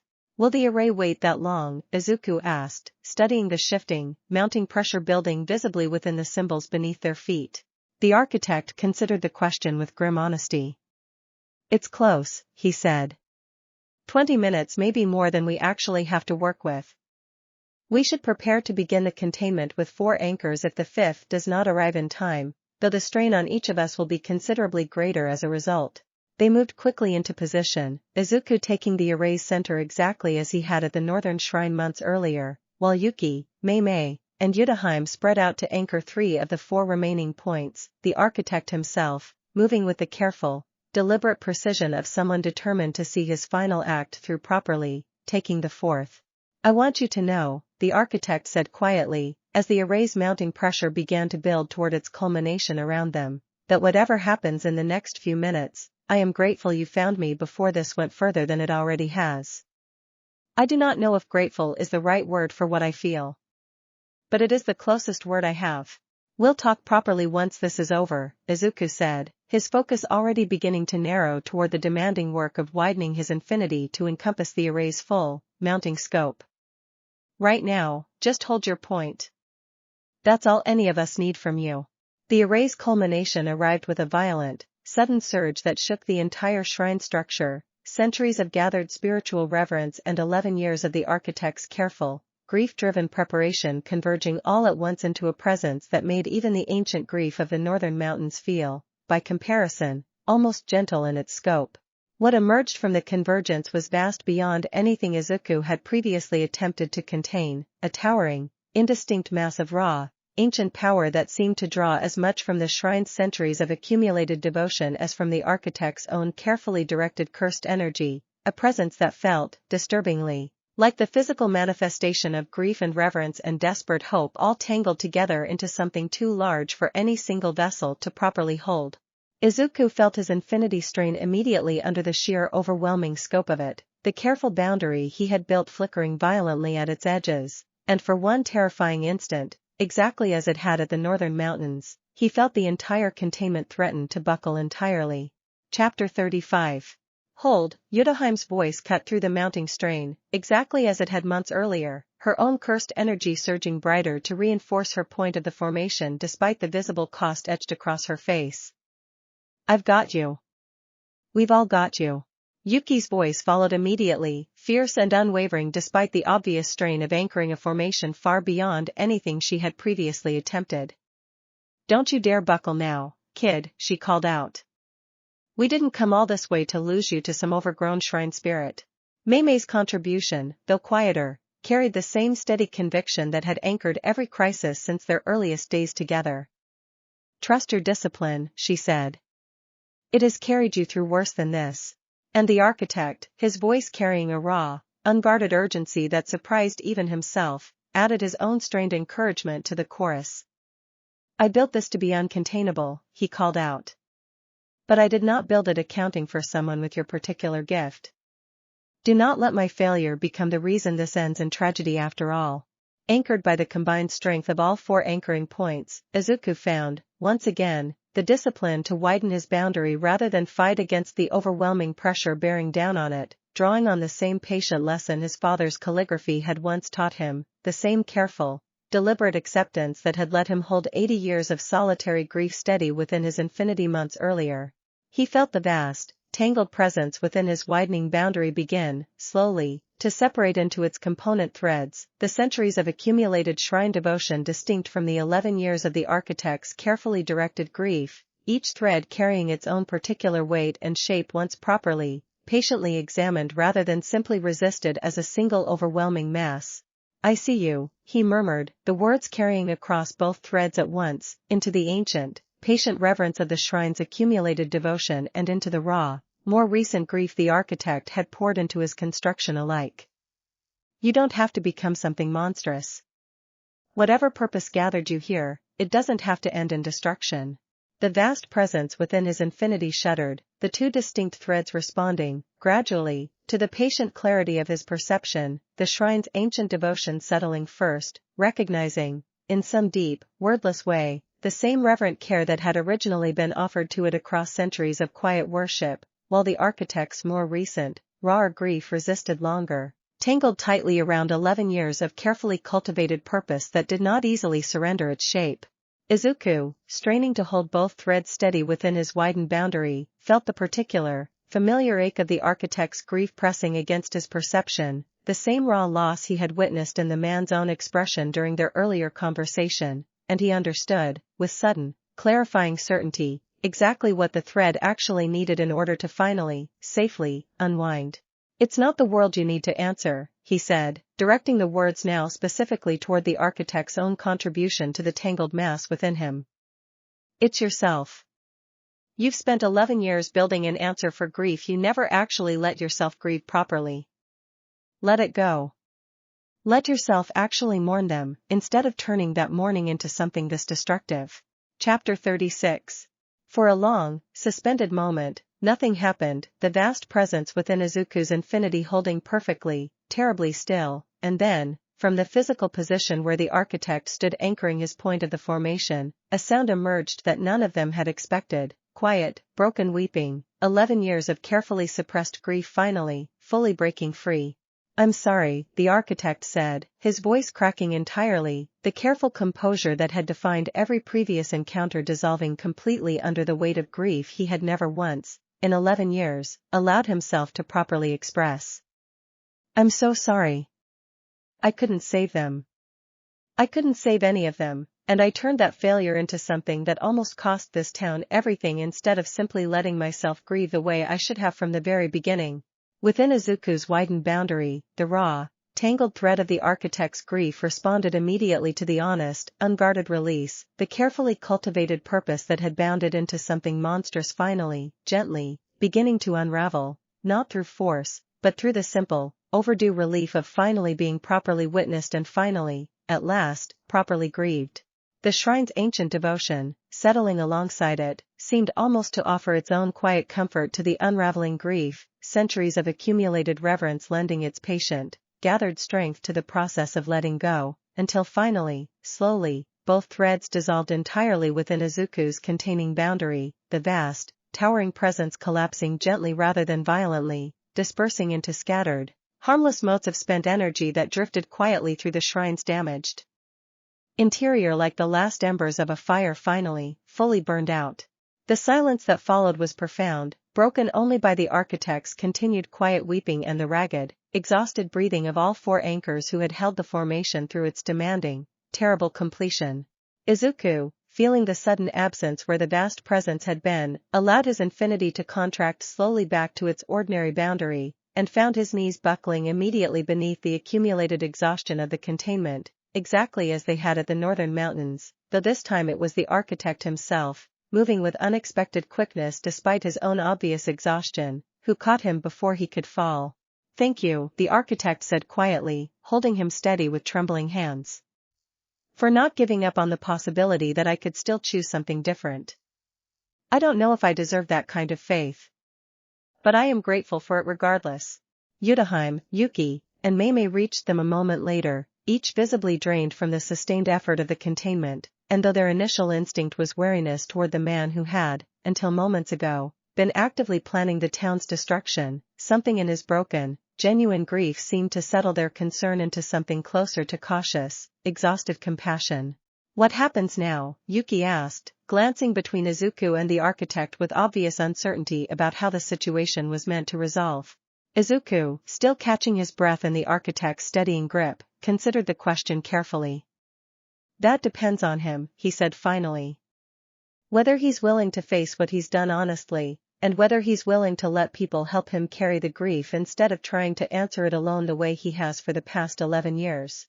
The architect, still holding Izuku steady, nodded slowly, something like genuine resolve settling into his exhausted, tear-streaked expression for the first time since they had found him in the warehouse weeks earlier.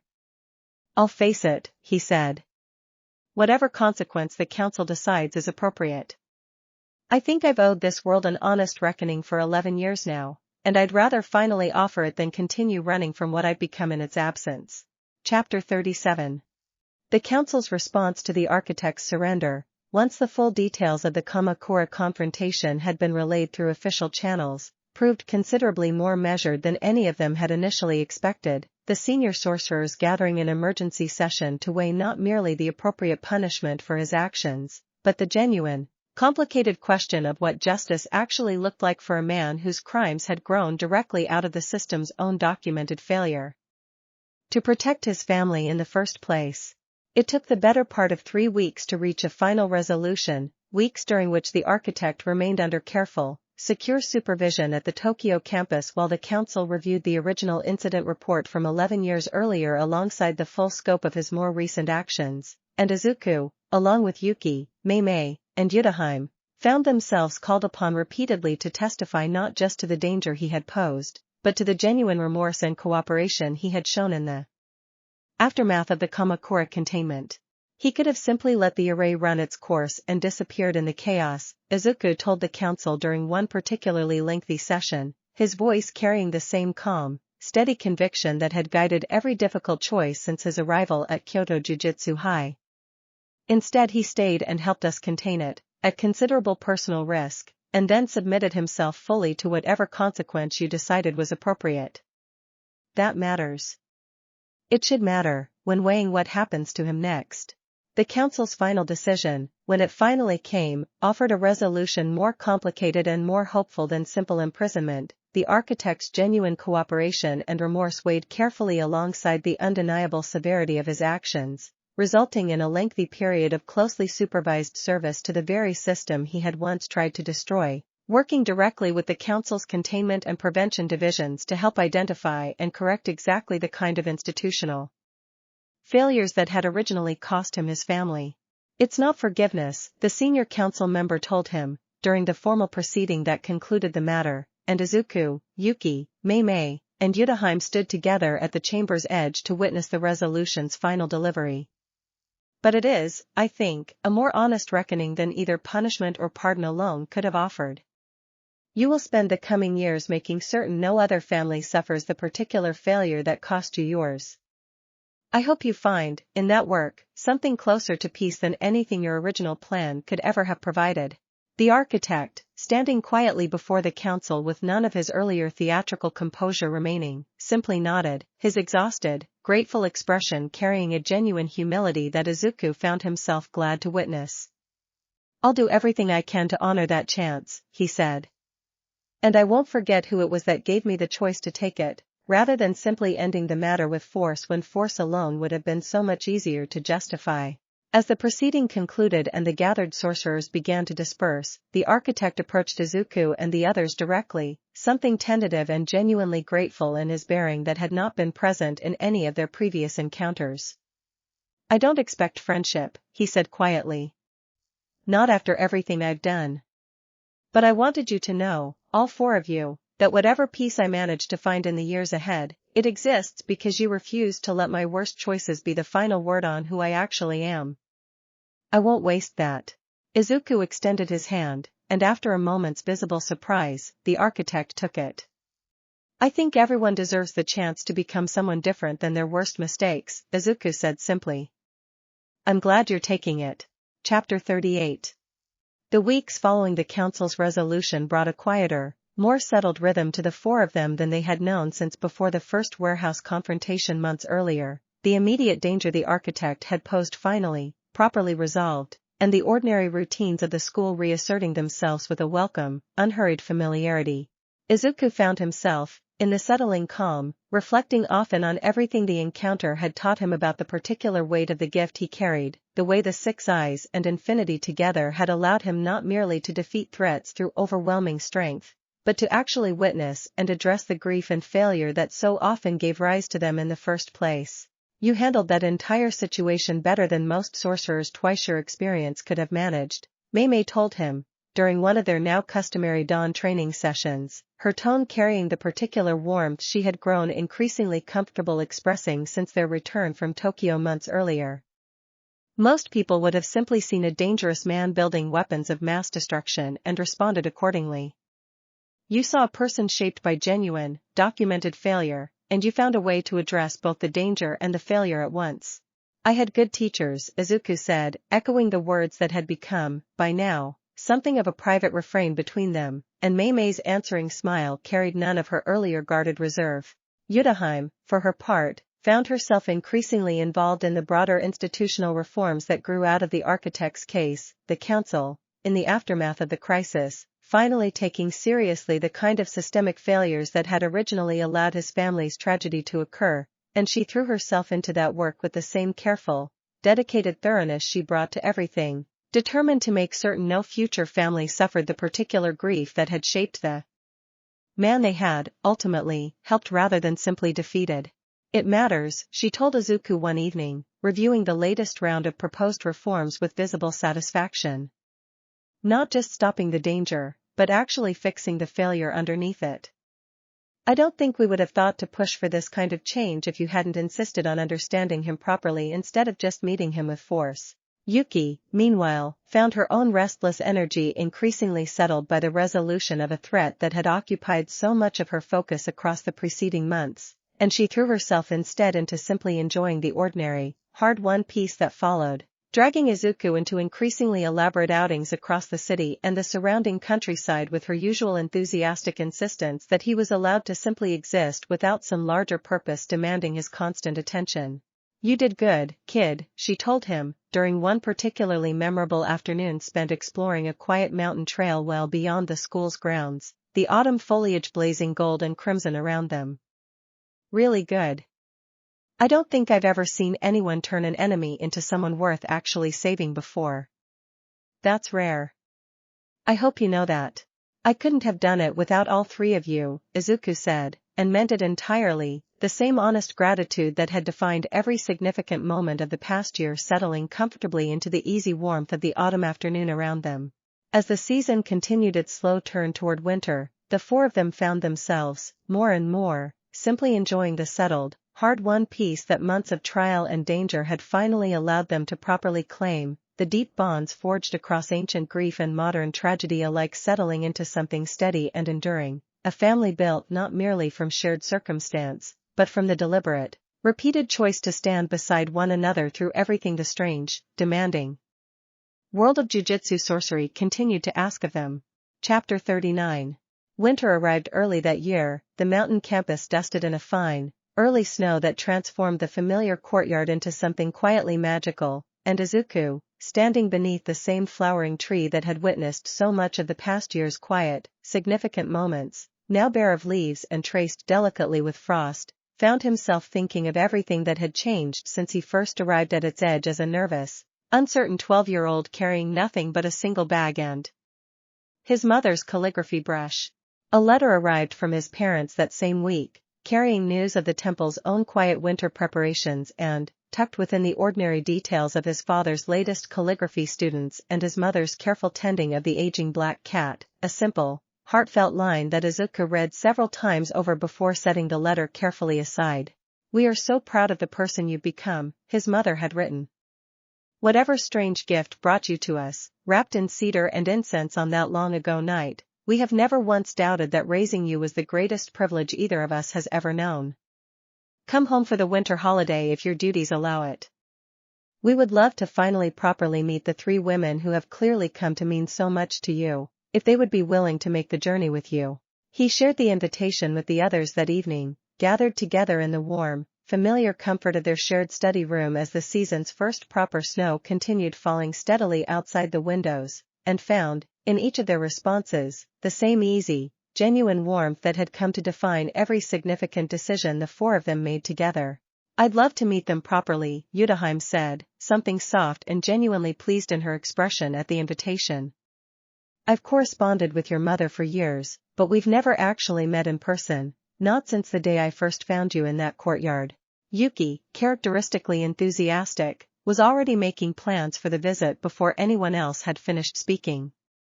"I want to see the actual temple," she said. "And I want to hear every embarrassing childhood story your mother's willing to share. This is happening. We're going." Mei Mei, watching the enthusiastic planning unfold with her usual composed amusement, allowed herself a small, genuine smile. "I confess I'm curious what kind of household raises someone as remarkable as you've turned out to be," she said.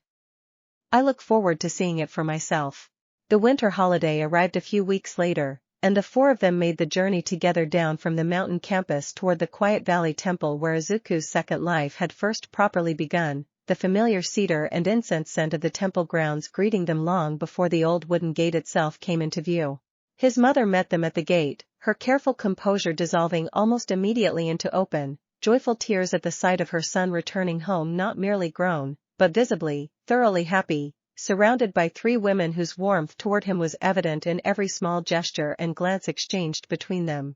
"You've grown so much," she said, pulling Izuku into a fierce embrace before turning, with careful, genuine warmth, to properly greet Yuki, Mei Mei, and Utahime each in turn. "Thank you," she added quietly, to all three of them, "for whatever part you've played in helping him become the person standing in front of me today. I don't think I have words sufficient to properly express how grateful I am." The visit that followed unfolded with an easy, treasured warmth that Izuku found himself holding close for a long while afterward, his parents delighting in the chance to finally properly know the people who had come to mean so much to their son, the old temple courtyard filled, for the first time in years, with laughter and easy conversation that stretched long into each quiet winter evening. On their final night before returning to the mountain campus, Izuku stood once more beneath the temple's ancient courtyard trees, snow gathering softly on bare branches overhead, surrounded by his parents and the three women who had become, so completely and so unexpectedly, the truest family his strange, doubled life had ever given him, and felt, in that quiet, treasured moment, a peace more complete than either of his two lives had ever quite managed to provide on their own. Whatever challenges the coming year still held in store, whatever new dangers the wider, dangerous world of jujutsu sorcery still had waiting in the shadows ahead, Izuku understood, standing there in the gently falling snow, that he no longer faced any of it as the frightened, overwhelmed child who had once wept in this same courtyard beneath the weight of a perception too vast for small shoulders to properly carry. He faced it now as someone steady, someone chosen, someone who had, across a single remarkable year, learned completely and without reservation exactly what it meant to belong. Chapter 40. The return to the mountain campus after the winter holiday brought with it a renewed sense of purpose for all four of them, the treasured warmth of the visit to Izuku's family settling into a quiet, steady foundation beneath the demanding rhythm of their continued training and responsibilities. Izuku, now well into his second year at Kyoto Jujutsu High, found himself increasingly called upon to assist with the instruction of newer students, a responsibility he approached with the same careful, patient seriousness he brought to everything, remembering vividly his own first uncertain days navigating a world of curses and cursed technique, and determined that no student under his guidance would face that uncertainty entirely alone. "You have a gift for teaching that goes beyond simple technique correction," Utahime observed one afternoon, watching him patiently walk a visibly anxious first-year student through a basic cursed energy control exercise with the same unhurried warmth he brought to every interaction. "Where did you learn to be so patient with people just starting out?" "I remember what it felt like to be overwhelmed by all of this," Izuku said, watching the young student's tense shoulders finally begin to ease under his calm guidance. "I don't ever want someone to feel like they have to figure it out entirely alone, the way I might have, if you hadn't found me when you did." Utahime's expression softened at the observation, the familiar warmth that had grown so naturally between them across the preceding year settling comfortably over the moment. "I think that instinct is exactly why the council has started quietly discussing whether you might eventually take on a more formal instructional role, once you've completed your own training," she said. "Not that I'm eager to see you leave active fieldwork. But it speaks well of you, that people already trust your judgment with the next generation coming up behind you." The suggestion lingered with Izuku for the following weeks, turning over the possibility with the same careful consideration he brought to every significant decision, and finding, beneath the natural uncertainty of imagining a future so different from anything he had originally expected, a genuine, growing interest in the idea of eventually helping shape the next generation of sorcerers the way Utahime herself had once shaped him. Mei Mei, for her part, continued expanding his combat training with renewed rigor as the new term progressed, incorporating increasingly sophisticated scenarios drawn from everything they had learned facing the architect's carefully constructed threats, determined that whatever challenges still waited in the wider world, Izuku would meet them with a foundation of skill worthy of the extraordinary technique he carried. "You've come a long way from the boy who could barely counter a basic strike without relying on his infinity," she told him, during a particularly demanding session that left them both breathing hard in the crisp winter air of the training hall. I find myself, more and more, simply refining details rather than teaching fundamentals. That's a rare kind of progress. I had considerable motivation, Izuku said, smiling despite his exhaustion, and Mei Mei, understanding immediately the layered meaning behind the simple observation, allowed herself a rare, warm laugh. Yuki, meanwhile, found her own considerable energies increasingly directed toward formal fieldwork leadership, the council recognizing, in the aftermath of the Kamakura crisis, her demonstrated instinct for tactical coordination under pressure, and she embraced the growing responsibility with characteristic enthusiasm, even as she made certain, without fail, to carve out time each week for the easy, uncomplicated adventures that had become such an essential part of her relationship with Izuku. "Don't let all this responsibility turn you boring on me," she warned him teasingly, during one such outing that found the two of them exploring a hidden hot spring nestled deep in the mountains surrounding the school, the steam rising gently into the cold winter air around them. "I didn't fall for a future council bureaucrat. I fell for the kid who talks ancient grief demons into peaceful retirement. I promise I'm not going anywhere," Izuku said, laughing at her characteristic bluntness, and Yuki, satisfied, leaned contentedly against his shoulder, the two of them watching the winter stars emerge slowly overhead in comfortable, familiar silence. Chapter 41. As winter gradually gave way to the first tentative signs of spring, a new development arrived that would, before long, demand the full measure of everything the four of them had built together across their remarkable first year and a half, a discovery made not through any dispatch or formal investigation, but through the quiet, persistent curiosity that had always defined Izuku's approach to understanding his own extraordinary inheritance. It began with a dream, vivid and strange in a way that felt entirely unlike his ordinary sleep, Izuku finding himself, in the depths of an otherwise unremarkable night, standing once again in the temple courtyard of his childhood, though the temple in the dream carried a weight of age and significance far beyond anything the actual building had ever possessed, ancient beyond any reckoning he could properly place. A voice had spoken to him in that dream, layered and vast in a way that reminded him, uncomfortably, of the ancient presence they had encountered in the northern mountains, though this voice carried none of that presence's grief, instead radiating something closer to patient, ancient anticipation. "The line does not end with you, little heir," the voice had said. "It never has. There are others scattered across this world and beyond it who carry fragments of what you carry whole, remnants of an inheritance far older and far more widely dispersed than even the oldest surviving records properly understand. Seek them, when you are ready. The reckoning still gathering in the deeper places of this world will require more than even your considerable gift to properly answer." Izuku woke from the dream with his heart racing and the lingering, unshakable certainty that whatever he had witnessed carried a significance far beyond ordinary imagination, and he found himself, in the days that followed, turning the strange vision over with the same careful, methodical attention he brought to every genuine mystery. "I don't think it was just a dream," he told the others, gathered together in their shared study room as the first warm breath of spring finally began to soften the mountain air outside. "It felt like something reaching out to me deliberately. And it mentioned a reckoning, something larger than anything we've faced so far, something that requires more than what I carry alone." Utahime, listening with the careful, focused attention she brought to anything touching on the deeper mysteries of jujutsu sorcery, considered the dream's implications with visible unease. "If there's truth to what you experienced," she said slowly, "it would mean your inheritance isn't unique to you alone, the way the historical records have always suggested. That would be a discovery of considerable significance to the entire jujutsu world, assuming it holds up to further investigation." Mei Mei, ever practical, leaned forward with sharpening focus. "Did the voice offer any specifics?" she asked.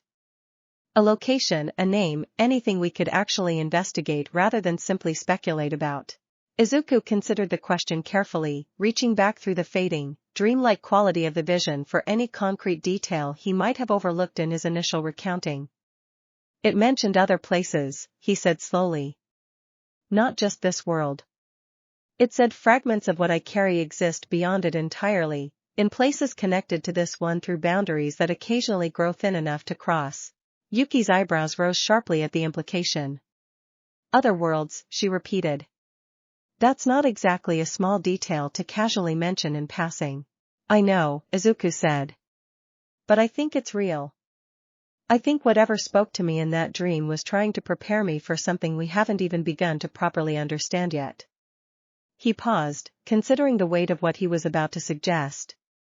I think we need to find out more, even if that means looking somewhere none of us have ever thought to look before. Chapter 42. The following weeks brought a careful, methodical investigation into the strange vision's implications, Utahime drawing on every archival resource the Kyoto campus possessed in search of any historical precedent for inheritances like Izuku's existing beyond the boundaries of ordinary understanding, while Mei Mei quietly reached out to contacts across the wider jujutsu world in search of anyone who might have encountered similar phenomena.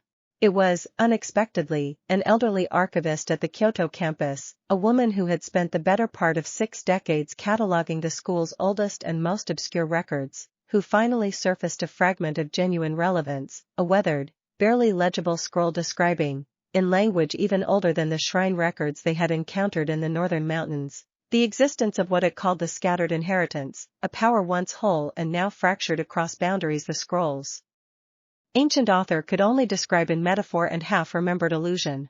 The world is not singular, the scroll read, in a passage Utahime translated carefully for the others one evening, her voice hushed with the particular reverence such genuinely ancient material demanded. It is one thread among many, woven closely enough that certain gifted souls may, in rare and specific circumstance, perceive and even cross the boundaries between them. The inheritance of boundless sight was, in an age before even this record's writing, deliberately scattered across those threads, that no single vessel might grow powerful enough to threaten the balance between worlds. Should the threads ever draw dangerously close again, the scattered fragments will call to one another, seeking to reunite against whatever threat drew them close enough to sense each other's presence once more. The 4 of them sat with the weight of that translation for a long, quiet moment, the implications settling slowly into place with the particular, unsettling clarity of a puzzle finally beginning to reveal its true shape.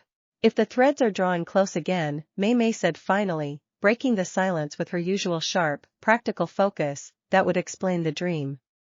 Something on the other side is calling to the fragment you carry, because whatever balance kept these worlds properly separated is beginning to fail.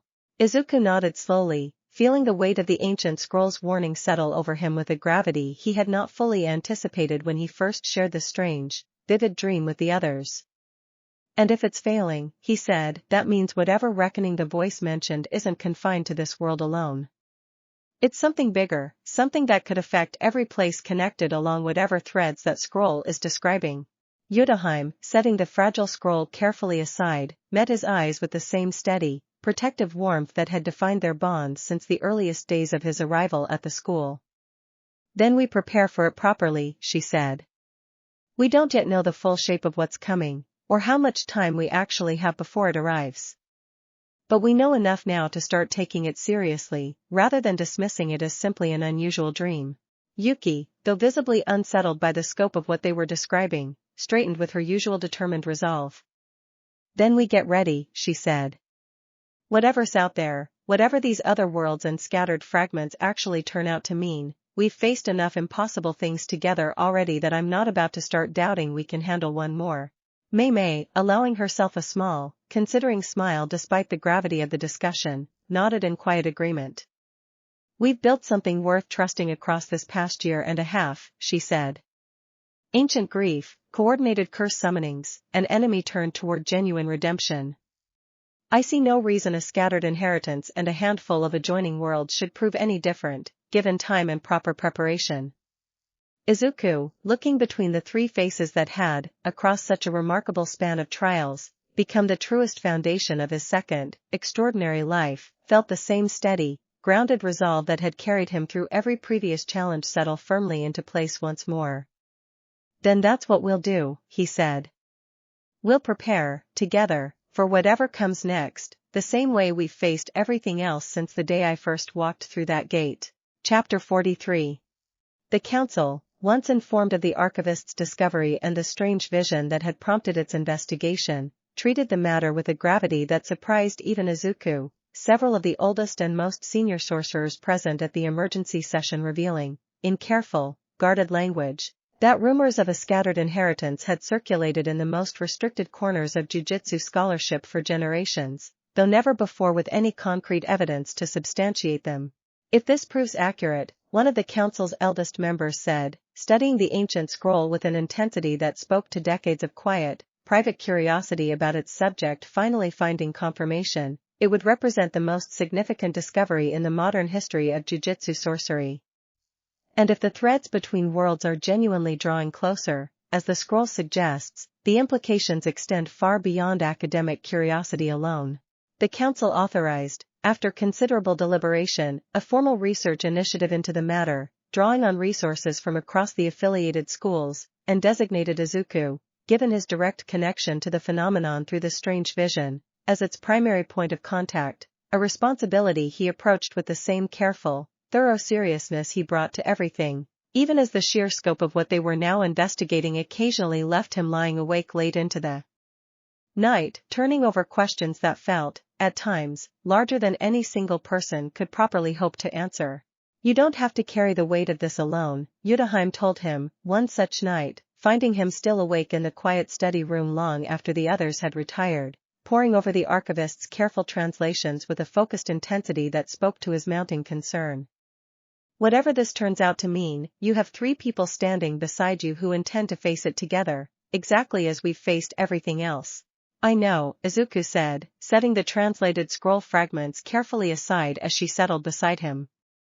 I think it's just difficult, sometimes, to fully process how much bigger this world keeps turning out to be. Every time I think I've finally understood the full shape of what I carry, something reveals an entirely new layer I never anticipated. Utahime considered his words with the same thoughtful care she brought to everything he shared with her. Maybe that's simply the nature of a gift like yours, she said gently. Perhaps it was never meant to be fully understood all at once, but slowly, gradually, across an entire lifetime of careful, patient discovery. She reached for his hand, the familiar, steadying gesture settling comfortably between them. And perhaps that's exactly why you were given people to walk that discovery alongside, rather than being asked to make sense of it in solitary isolation the way your predecessors apparently were. Izuku considered her words for a long moment, feeling something in his chest ease at the simple, genuine wisdom of the observation. I think you might be right, he said finally. I don't think I would have survived even half of what this past year and a half has demanded, if I'd faced any of it without you, or Yuki, or Mei Mei standing beside me. Utahime pressed a gentle kiss to his temple, the small, familiar intimacy carrying the same easy warmth that had grown so naturally between all 4 of them across the preceding months. Then let's make sure that never changes, she said quietly. Whatever these scattered fragments turn out to mean, whatever worlds and reckonings still wait beyond whatever thin boundary connects us to them, we face it exactly as we've faced everything else. Together. Together, Izuku agreed, and the promise, worn familiar now by countless repetitions across a year and a half of trial and discovery alike, settled over the quiet study room with its usual steady, grounding weight, a foundation strong enough, he found himself believing with growing certainty, to carry all 4 of them through whatever vast, unwritten reckoning still waited for them somewhere beyond the fraying edges of their own familiar world. Chapter 44. The research initiative into the scattered inheritance consumed the better part of the following 2 months, Izuku and the others dividing their time between ordinary training and instruction and an increasingly demanding schedule of archival research, careful meditation exercises designed to help Izuku consciously reach toward whatever thin boundary had first allowed the strange vision to reach him, and cautious consultation with the handful of senior sorcerers across the affiliated schools, who possessed any genuine expertise in matters this far beyond conventional understanding.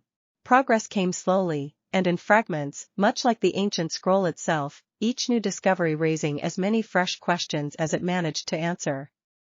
A second, even older fragment surfaced from the Tokyo campus's own restricted archive, describing, in language so archaic that even Utahime's considerable skill struggled to render it fully coherent, something the ancient author called the threshold hour, a period, recurring across vast stretches of time too long for ordinary reckoning, during which the boundaries between the scattered worlds grew thin enough for genuine crossing to become possible, whether by accident or deliberate intention.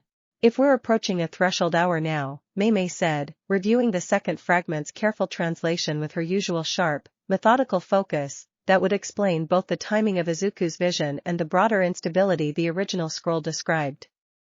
It would also mean we have a genuine window in which to prepare properly, rather than being caught entirely unaware whenever the boundary finally grows thin enough for something to actually cross it. Izuku, continuing his careful meditation practice each evening in the quiet privacy of the temple courtyard, found himself, gradually, growing more attuned to the strange, layered sensation that had first accompanied his initial vision, a faint, persistent awareness at the very edges of his perception that felt, increasingly, like standing at the edge of a vast, dark lake and sensing, somewhere across its impossible breadth, the presence of distant shorelines he could not yet properly see. There's definitely something there, he told the others, after one particularly demanding meditation session left him drained in a way that reminded him, uncomfortably, of the exhaustion that had followed both the Northern Shrine ritual and the Kamakura containment. I can't see it clearly yet. But I can feel it reaching back, the same way it reached toward me in that first dream. I think, given enough time, I might actually be able to find a way to cross toward it deliberately, rather than simply waiting for it to reach me again on its own terms. The suggestion prompted immediate, careful debate among the four of them, Utahime's protective instincts warring visibly with her genuine scholarly curiosity about the unprecedented discovery Izuku's gift seemed poised to make possible. I don't like the idea of you attempting something like that without considerably more preparation, she said, her concern evident despite her obvious fascination with the possibility itself. Crossing between worlds, if that's genuinely what we're describing, carries risks none of the historical record even begins to properly document. We don't know what waits on the other side, or whether the crossing itself might prove dangerous regardless of what you find there. I agree we shouldn't rush it, Izuku said, reaching for her hand in the familiar, steadying gesture that had come to define so much of their bond. But I also think this might be exactly the kind of challenge my inheritance was always meant to eventually face. Whatever's calling to me from across that boundary, I don't think it's going away simply because we're cautious about answering it. Mei Mei, considering the matter with her usual careful calculation, nodded slowly in thoughtful agreement. Then we prepare as thoroughly as the situation allows, she said, and when the time comes, we make the crossing together, exactly as we've faced everything else. I have no interest in letting you step into an entirely unknown world without the rest of us standing beside you. Yuki, characteristically direct despite the obvious gravity of what they were discussing, reached for Izuku's other hand with her usual fierce, unwavering determination. Wherever this boundary leads, she said, we're not letting you go there alone. Whatever's scattered across those other worlds, whatever reckoning is gathering strength enough to reach all the way into your dreams, it's going to have to deal with all four of us together, not just you by yourself. Izuku, feeling the familiar warmth of their combined resolve settle over him with its usual grounding certainty, felt something steady and hopeful take root beneath the natural uncertainty of everything still waiting to be discovered. Then we prepare, he said, and when the boundary finally grows thin enough, we cross it together, whatever waits for us on the other side. As the spring deepened around the mountain campus, the four of them threw themselves into that preparation with renewed purpose, training and research alike taking on a new, focused urgency, each of them understanding, without needing to say it aloud, that whatever remarkable, demanding year and a half had already shaped them into the people they had become, it had, in truth, merely been preparation for something considerably larger still waiting to unfold. And though none of them could yet know the full shape of the worlds waiting beyond that thinning boundary, or the reckoning gathering strength enough to call across it, they faced the unwritten challenge ahead exactly as they had learned to face everything since the day a green-haired boy first walked through the gates of Kyoto Jujutsu High, steady, hopeful, and entirely, unshakably together. In the quiet weeks that followed that renewed resolve, the four of them settled into a careful, deliberate rhythm of preparation that left little room for idleness, though they made certain, as they always had, to preserve space for the ordinary warmth that had first bound them together long before any talk of scattered inheritances or thinning boundaries had entered their lives. Mei Mei drilled Izuku relentlessly in scenarios drawn from every conceivable unknown the ancient scrolls hinted at, insisting that uncertainty about the destination was no excuse for uncertainty in his own fundamentals. Utahime continued her painstaking work translating what fragments of the old records remained legible, cross-referencing them against modern accounts of unexplained cursed phenomena in search of any prior, unrecognized crossing that might offer some small guidance. And Yuki, true to her nature, made certain that amid all of it, laughter and rest remained as much a part of their preparation as any drill or translation, insisting, more than once, that a family too exhausted to enjoy each other's company was in no condition to face anything, however vast or unknown it might prove to be. It was, in its own quiet way, its own kind of discipline, one Izuku suspected he would need just as much as any technique in the trial still waiting for them beyond the thinning boundary, and he found, in the quiet, steady rhythm of those preparatory weeks, a growing confidence that whatever shape those trials eventually took, the four of them had already built, together, everything they would need to meet them properly. That confidence, quiet and hard-won, felt like its own kind of victory, distinct from anything a technique or a ritual could provide, and Izuku found himself treasuring it as much as any strength the six eyes or the infinity had ever granted him. It was, he thought, the quietest and perhaps the truest lesson his strange, doubled life had taught him yet, that strength worth trusting was never built alone, and never finished, but always, patiently, still being built together, one steady day at a time. Whatever waited on the other side of the thinning boundary, he intended to keep building it that same steady way, for as long as it took, and with exactly the same people who had already proven, time and again, that they were worth building it with. Chapter 45. Spring gave way to early summer with a warmth that settled comfortably over the mountain campus, and Izuku found the meditative practice of reaching toward the thinning boundary growing steadily easier with each passing week, the once faint, distant awareness at the edges of his perception sharpening gradually into something he could almost, though not quite, properly focus and direct. "It's getting closer," he told the others one evening. The four of them gathered in the temple courtyard back home during a brief visit arranged around his parents' invitation, the familiar cedar and incense scent of his childhood grounding him even as his attention remained partly fixed on the strange, distant awareness he had spent the past months carefully cultivating. "Whatever's on the other side, I think it's getting closer to being able to properly see me too." His mother, watching her son's careful concentration with the same quiet, patient love she had shown him since the night he first arrived wrapped in cedar and incense, reached out and gently touched his shoulder. "Whatever waits for you across that boundary," she said softly, "I trust that you'll meet it exactly as you've met everything else since the day we found you. With kindness first, and strength enough to back it up when kindness alone isn't sufficient." Izuku looked up at her, feeling the same warm, grounding certainty that had carried him through every trial of his second life settle comfortably over the quiet courtyard. "Thank you," he said. "For everything. For never once making any of this feel like a burden I had to carry alone."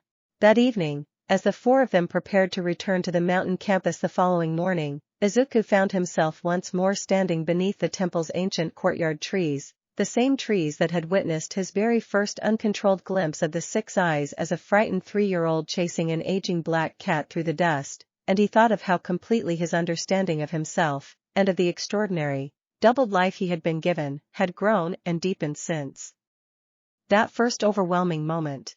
Whatever waited beyond the thinning boundary between worlds, whatever scattered fragments of his inheritance still called to him from distant, unknown shores, he understood now, with a clarity that went deeper even than the six eyes themselves could provide, that he would meet it exactly as he had met every challenge before it, not alone, not afraid, but steady, hopeful, and surrounded by the people who had chosen, freely and completely, to stand beside him through everything that had come before, and everything still waiting, unwritten, in the vast and remarkable chapters still ahead. Yuki, Mei Mei, and Utahime joined him beneath the ancient trees as the last light faded from the sky, each of them settling comfortably into the familiar, treasured closeness that had come to define so much of the past year and a half, and together, the four of them watched the first stars emerge over the quiet mountain valley, unafraid of whatever vast, unknown reckoning still gathered somewhere beyond the fraying edges of their own familiar world, certain only that whatever came next, they would face it exactly as they always had, together, and as one. It was, Izuku thought, watching the stars multiply slowly overhead, a fittingly quiet close to the most remarkable chapter of either of his two lives, and a fittingly hopeful beginning to whatever remarkable chapter still waited, patiently, to be written next. Chapter 46. The threshold hour, when it finally arrived, did not announce itself with the dramatic upheaval Izuku had half expected after months of careful preparation, but rather with a quiet, gradual thinning of the world's ordinary texture, the mountain campus's familiar evening air taking on a faint, almost imperceptible shimmer at its edges that only his 6 eyes could properly perceive. "It's happening," he told the others, standing at the edge of the temple courtyard where his meditation practice had, over the preceding weeks, grown steadily more attuned to the strange, distant awareness that had first reached him in his dream. "The boundaries thinning faster than the scrolls predicted. I think we have days, maybe less, before it grows thin enough to cross." Utahime, who had spent the better part of the past month coordinating quietly with the council on contingency preparations for exactly this moment, nodded with the same focused steadiness she brought to every crisis. "Then we finalize everything now," she said. "Whatever waits on the other side, we go in as prepared as we can possibly be." The council, informed immediately of the accelerating timeline, authorized a small, carefully selected expedition to accompany Izuku's crossing, though the final composition of that expedition surprised no one present, Yuki, Mei Mei, and Utahime, exactly as it had been since the very beginning, their bond and their combined strength proven across every trial the preceding year and a half had demanded of them.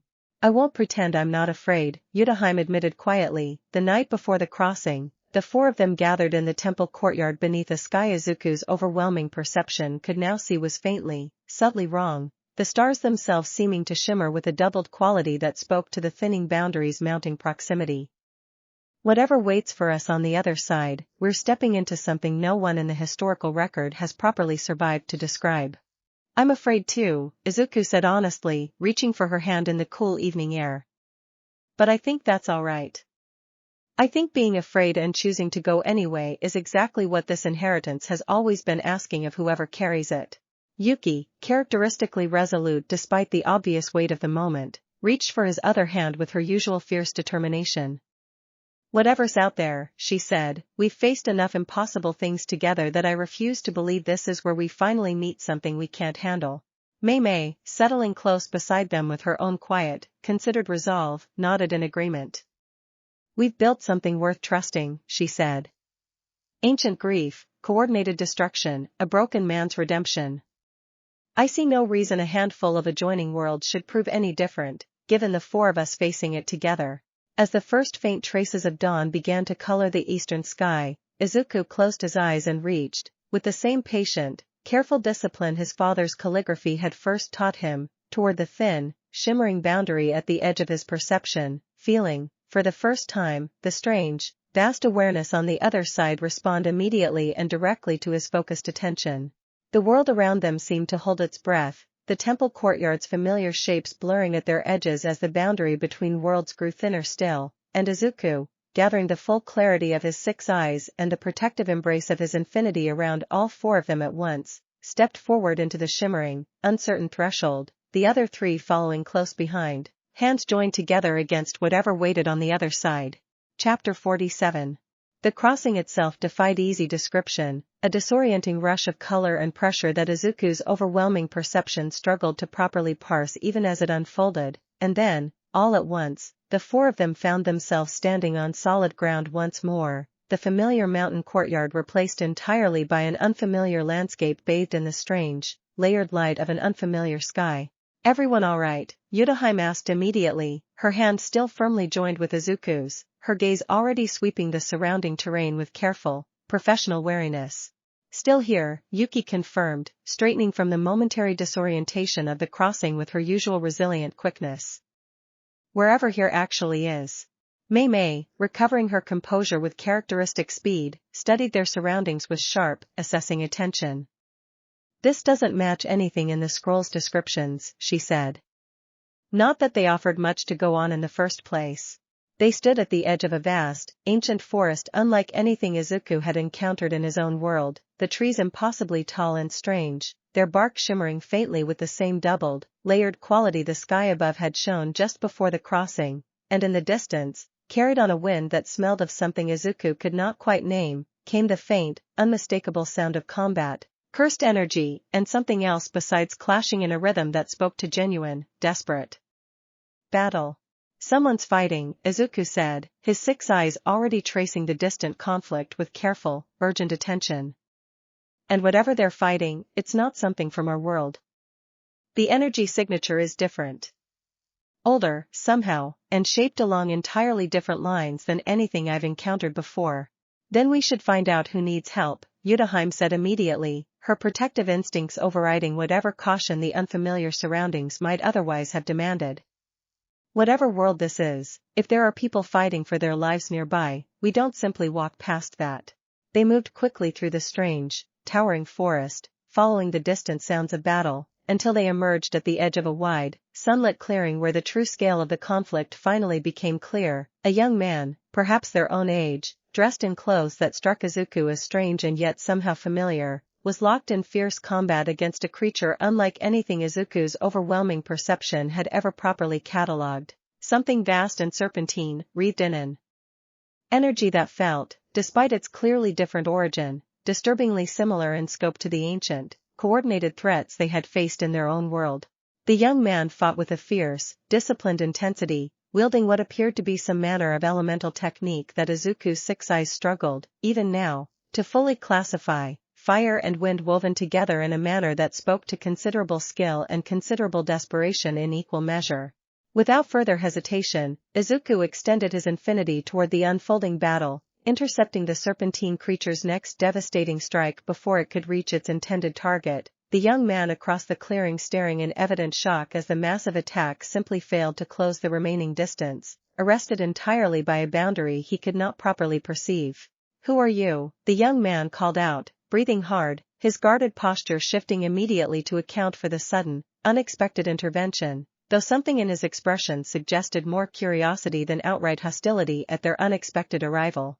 "Friends," Izuku called back, stepping fully into the clearing with the others close behind him. "We heard the fighting and came to help. Whatever this creature is, we'll face it together, if you're willing to accept the assistance." Chapter 48. The young man's wary expression eased slightly at the earnest sincerity in Izuku's offer, though his attention remained largely fixed on the serpentine creature now recovering from its arrested strike and turning, with slow, deliberate malice, to properly assess the new arrivals now standing between it and its original target. "I won't turn down help against this thing," he called back, settling back into a ready stance despite his obvious exhaustion. "It's been hunting my village for 3 days now. Whatever you did just now, do it again, because I don't think it's planning on giving either of us a moment's rest." Mei Mei, already moving to flank the creature's opposite side with her usual precise, economical grace, called out her own quick assessment. "Its movements suggest a hunting pattern rather than random destruction," she said. "Something's directing it, or it's operating on some manner of territorial instinct we haven't yet identified."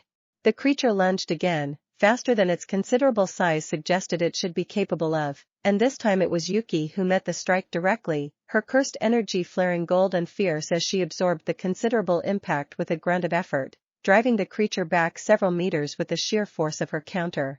"That's one hell of a bite," she called out, shaking out her arms as she reset into position. "Whatever this thing actually is, it's stronger than anything short of special grade back home." The young man, recovering his own breath as the creature reoriented itself once more, studied the 4 of them with open, growing curiosity despite the ongoing danger. "You're not from around here," he said, more observation than question. "Your technique, all of it, it doesn't match anything I've seen, not even from the other elemental nations." "Long story," Izuku called back, his focus split between maintaining the widened boundary of his infinity and searching, with the same overwhelming clarity that had unraveled every previous threat they had faced, for some structural weakness in the creature's considerable, coiling bulk. "Right now, let's just focus on stopping this thing before it hurts anyone else." Working together with a coordination that surprised even Izuku given how recently they had met, the young man's own considerable skill weaving seamlessly alongside Mei Mei's precise strikes and Yuki's overwhelming force, they gradually wore down the creature's defenses, Utahime's own technique providing crucial support at key moments, until finally Izuku spotted the same kind of structural weakness he had learned to recognize across every previous confrontation, a narrow point where the creature's cursed energy, or whatever its local equivalent actually was, gathered less securely than throughout the rest of its considerable form. There, he called out, directing the young man's attention to the precise point with quick, urgent clarity. If you can land a solid strike right there, I think it'll be enough to finally bring this down.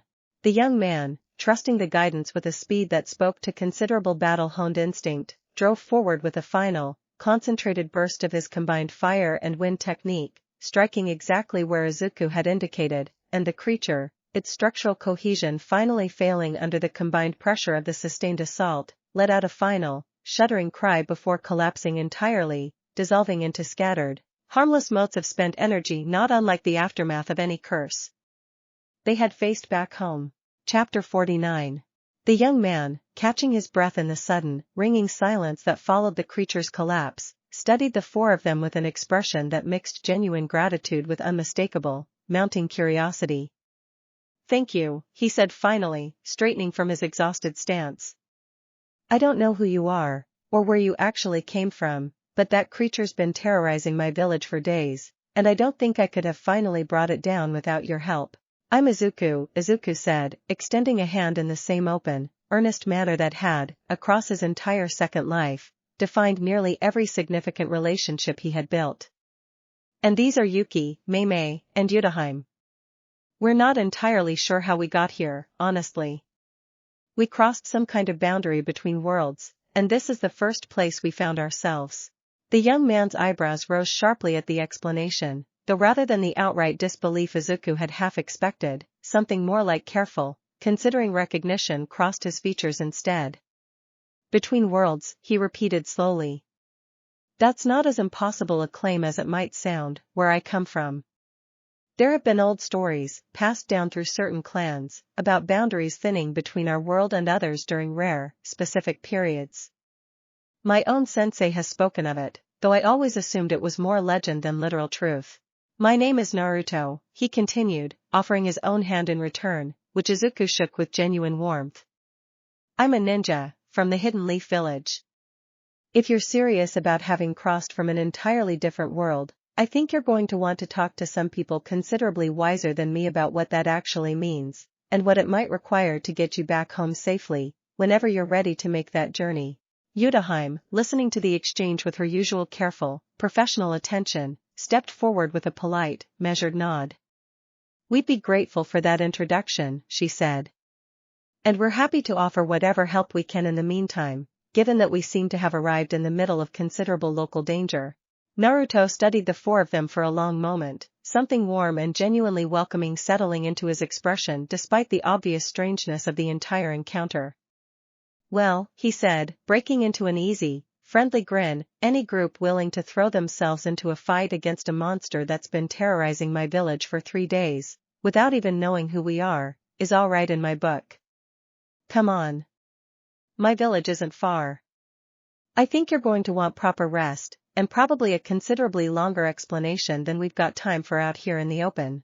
As they made their way together through the strange, towering forest toward Naruto's village, Izuku found himself reflecting, with the same careful, methodical attention he brought to every new discovery, on the fact that despite the obvious, fundamental differences between this new world and his own, the essential shape of what mattered here seemed remarkably, comfortingly familiar: people worth protecting, dangers worth facing together, and the same simple, stubborn belief that strength existed to serve compassion rather than the reverse.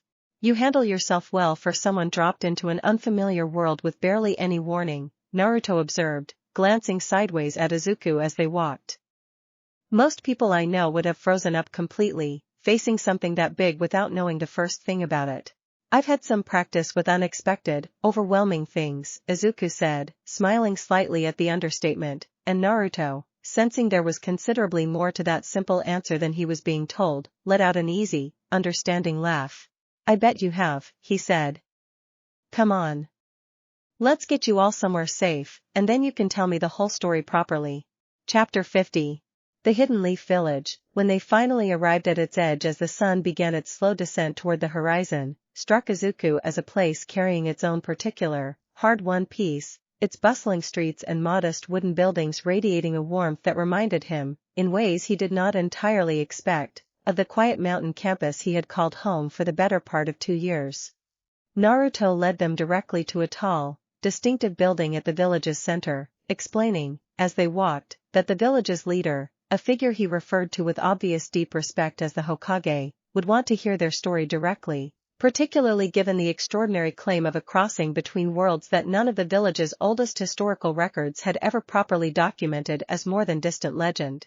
The Hokage, an older woman whose composed bearing and sharp, assessing gaze reminded Izuku somewhat of the senior council members back at Kyoto Jujutsu High, listened to their full account with careful, patient attention, occasionally exchanging a brief, considering glance with the small group of senior advisors gathered alongside her.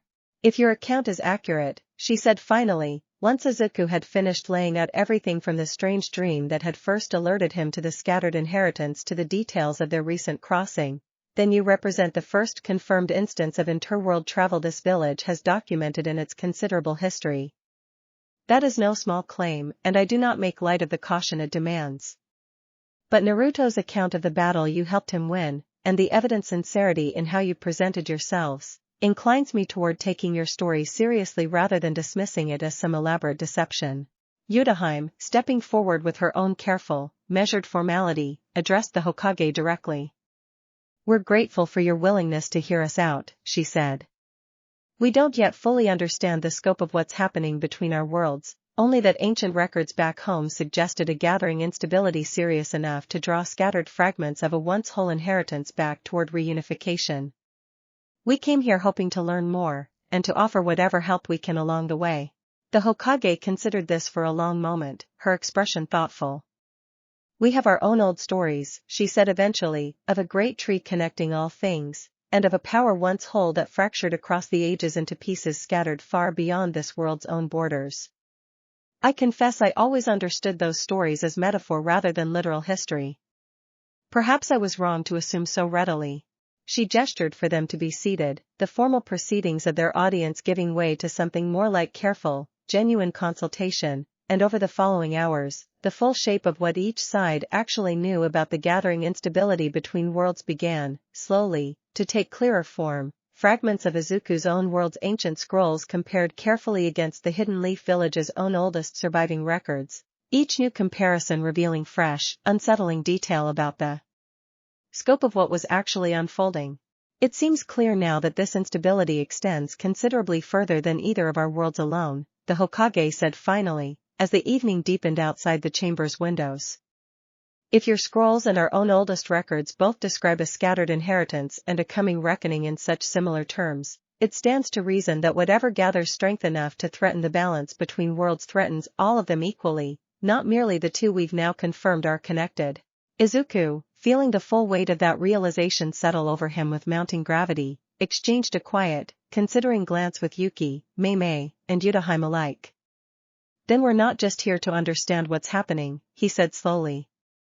"We're here because whatever's gathering, it's going to need more than any single world can offer to properly answer." Chapter 51.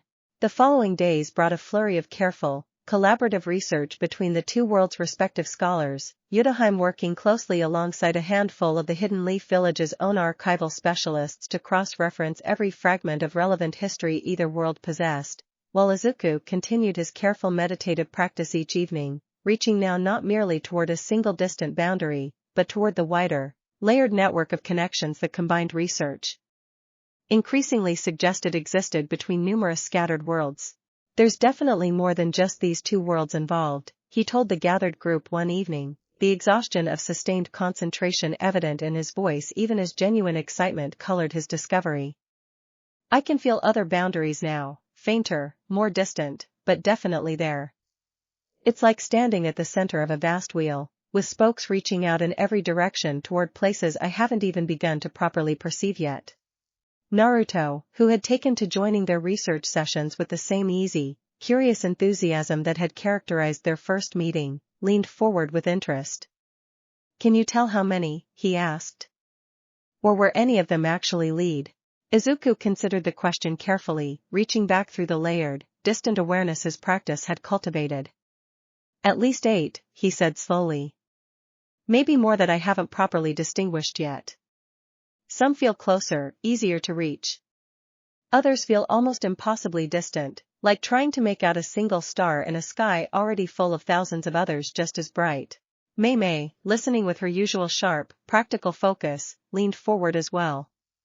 If the ancient scroll's warning holds true, she said, and the reckoning gathering strength enough to draw all these scattered fragments back together poses a genuine threat to the balance between worlds, then we're going to need considerably more than the four of us, and whatever help this village can offer, to properly answer it. The Hokage, who had joined their evening discussion at Naruto's insistence, nodded slowly in grave agreement. If your assessment proves accurate, she said, then this matter extends well beyond anything either of our villages or your own school could hope to address alone. I would suggest, if your own gift allows it, reaching out to whatever worlds you can properly perceive, and beginning the slow, careful work of building alliance rather than facing whatever comes next in isolation. Izuku turned the suggestion over with the same careful, methodical attention he brought to every significant decision, feeling the weight of the responsibility settle over him with mounting gravity even as a quiet, steady resolve took root beneath it. I think that's exactly what I'm meant to do, he said finally. Whatever fragment of the old inheritance I carry, I don't think it was ever meant to simply observe these scattered connections. I think it was meant to help weave them back together, when the time finally came that they were needed. Yuki, reaching for his hand with her usual fierce, steady warmth, offered him a small, encouraging smile. Then let's start weaving, she said. One world at a time, if that's what it takes. Utahime, exchanging a quiet, considering glance with Mei Mei, nodded in agreement. We'll need a careful strategy, she said. Reaching out to unfamiliar worlds carries its own considerable risk, and we can't assume every place we find will greet us with the same openness Naruto and his village have shown us. But I agree. If a genuine threat is gathering against the balance between all these worlds, waiting passively for it to arrive is no strategy at all. Naruto, grinning with the same easy enthusiasm that had first drawn Izuku's genuine liking, clapped a hand firmly on his shoulder. Count the hidden leaf in, whatever you end up needing, he said. You helped my village without a second thought when you didn't owe us anything at all. Whatever's coming, we're not about to let you face it without backup, especially now that we know the danger reaches even here. Chapter 52. With the Hidden Leaf Village's support secured and Naruto's own considerable skill and enthusiasm added to their growing effort, the following weeks became a careful, deliberate campaign of reaching out toward the other scattered boundaries Izuku's deepening perception had identified, each new crossing bringing its own unique challenges and its own unexpected, welcome allies. The second crossing carried them into a world of towering spiritual battlefields and soul-bound blades, where a fierce, orange-haired young woman named Ichigo, whose own considerable Ryatsu Izuku's six eyes registered as carrying an intensity rivaling even Yuki's most fierce cursed energy output, greeted their unexpected arrival with initial wariness that melted, within the hour, into genuine respect once they had helped her and her companions turn back a considerable incursion of soul devouring creatures threatening the boundary between her own world's living and its dead. You're not the first to mention a gathering threat to the balance between worlds, Ichigo told them, once the immediate danger had passed, her expression thoughtful and grave in equal measure. We've had our own troubles here, disturbances in the natural boundary between the living world and the soul society, that none of our own scholars have fully explained. If what you're describing connects to what we've been experiencing, I want in on whatever you're building. The third crossing led them to a world of guilds and magical contracts, where a fierce, cheerful young woman named Urza, her considerable strength and even more considerable sense of loyalty evident from the moment they helped her guild fend off a rival faction's ambush, welcomed their explanation with the same open, generous spirit that seemed to define her entire found family of fellow mages. If there's a threat serious enough to gather forces across multiple worlds, she told them firmly, once the introductions and explanations had concluded, then fairy tale stands with you. We don't turn our backs on people worth protecting, wherever they happen to come from. Each new world brought its own particular flavor of challenge and welcome, Izuku found, the four of them growing steadily more practiced at explaining their strange, unprecedented circumstances, and steadily more confident in their ability to offer genuine, meaningful help wherever they arrived, whether through Izuku's overwhelming perception identifying a hidden weakness in some local threat, or through Yuki and Mei Mei's combined combat prowess turning the tide of battles that had, in several cases, been raging for considerably longer than either world's own defenders had wanted to admit. You're building something remarkable, Utahime observed one evening, the four of them resting together in a quiet corner of yet another unfamiliar world's version of a shared meal, this one populated by devils and angels in a delicate, uneasy peace that reminded her somewhat of the careful diplomatic balance the jujutsu world itself maintained with its own older, stranger forces. A genuine coalition, gathering strength not through conquest or coercion, but through the simple, patient work of showing up when people need help and asking for nothing in return but the chance to face whatever's coming together. I think that's the only way something like this actually holds together properly, Izuku said, watching Yuki animatedly recount their most recent battle to a small, delighted audience of curious local allies gathered nearby. If we tried to build this coalition through force or obligation, I don't think it would survive contact with whatever we're actually facing. But if it's built on genuine trust, earned properly, world by world, I think it might actually be strong enough to matter. Mei Mei, watching the same easy, growing warmth between their expanding circle of allies with her usual quiet, considering attention, nodded slowly in agreement. It's remarkable, she said, how consistently the same fundamental values seem to hold true, no matter how different the world or the shape of the power involved. Courage, loyalty, the willingness to protect people who can't protect themselves. I begin to think those values might be woven into the very fabric connecting all these scattered worlds together, the same way the old scroll described the scattered inheritance itself. Chapter 53. As the coalition continued to grow across the following months, drawing in allies from worlds shaped by clover-shaped magic and alchemical transmutation alike, each with their own considerable strength and their own hard-won wisdom to offer the gathering effort, Izuku found himself, increasingly, at the quiet center of an undertaking considerably larger than anything his second life had originally prepared him to expect.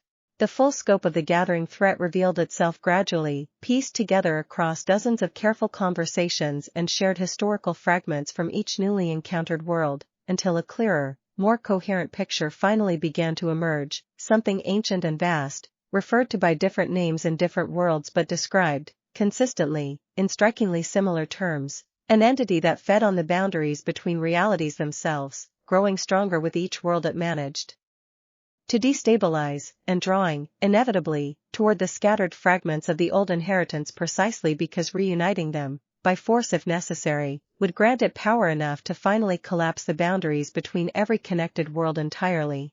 It wants what I carry, Izuku said quietly, during one particularly sobering strategy session with representatives from half a dozen worlds now gathered in careful council. Not to destroy it. To consume it, and use the reunited inheritance to tear down the very boundaries that currently keep it contained to wherever it first originated. Then we make certain it never gets the chance, Utahime said firmly, her protective instincts, honed across nearly 2 years of standing beside him through every previous danger, settling into the same steady resolve that had carried them through the northern mountains, the Kamakura crisis, and every trial between. The gathered representatives, drawn from worlds as different as Naruto's disciplined ninja villages and the fierce, loyal guild halls of Urza's home, found, in the mounting gravity of the shared threat, a unity of purpose that transcended even the considerable differences in their respective cultures and capabilities, each world's representatives contributing their own particular strength to the growing strategy session with a genuine, collaborative spirit that left Izuku, more than once, quietly humbled by the scale of what their patient, careful coalition building had actually managed to accomplish.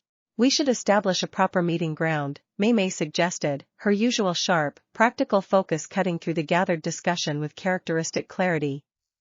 Somewhere central, somewhere all our combined forces can gather and train together properly, rather than continuing to coordinate piecemeal across a dozen separate worlds each time a new development requires our attention. Izuku, considering the suggestion carefully, found himself drawn back to the quiet, patient wisdom of his own world's oldest teachings. What about a boundary point itself, he suggested. A place that exists, in some sense, between worlds rather than fully within any single one of them. If my perception can identify such a location, it might serve as neutral ground for every world now joining this coalition, a place none of us needs to claim exclusive ownership over. The suggestion met with immediate, enthusiastic agreement from the gathered representatives, and over the following weeks, Izuku's deepening mastery of his own overwhelming perception, guided now by careful collaboration with scholars and sorcerers from half a dozen worlds combining their considerable expertise, finally succeeded in identifying exactly such a location, a strange, quiet expanse existing in the thin, overlapping space where several of the connected worlds' boundaries drew close enough together to create a genuine, shared threshold. They called it, in the end, simply the meeting ground, and its establishment marked, in the careful estimation of every gathered representative, the true beginning of the coalition's transformation from a collection of individually grateful allies into something considerably more significant, a genuine, unified alliance, prepared, for the first time in any of their world's considerable histories, to face a threat that had, for uncounted ages, preyed on the isolation between worlds that had always, until now, kept them from properly recognizing their shared danger. Chapter 54. Life at the meeting ground settled, over the following months, into a productive, demanding rhythm that Izuku found himself treasuring despite the considerable weight of the gathering threat that had necessitated its creation in the first place, representatives from each connected world arriving regularly to train together, share knowledge, and forge the kind of genuine, cross-world friendships that Izuku increasingly believed might prove just as vital to their eventual success as any individual technique or strategy. Naruto, visiting frequently despite his own considerable responsibilities back in the Hidden Leaf Village, quickly became something of a fixture at the meeting ground's training grounds, his easy camaraderie with Izuku deepening into a genuine, brotherly friendship that reminded Izuku, in quiet, unguarded moments, of exactly the kind of found family he had first discovered upon his arrival at Kyoto Jujutsu High. "You've got good people around you," Naruto told him one evening, the two of them sharing a quiet meal at the edge of the meeting ground's central gathering hall while Yuki, Mei Mei, and Utahime coordinated a joint training exercise with representatives from the guild world nearby. "That's not something everyone manages, no matter how strong they are individually.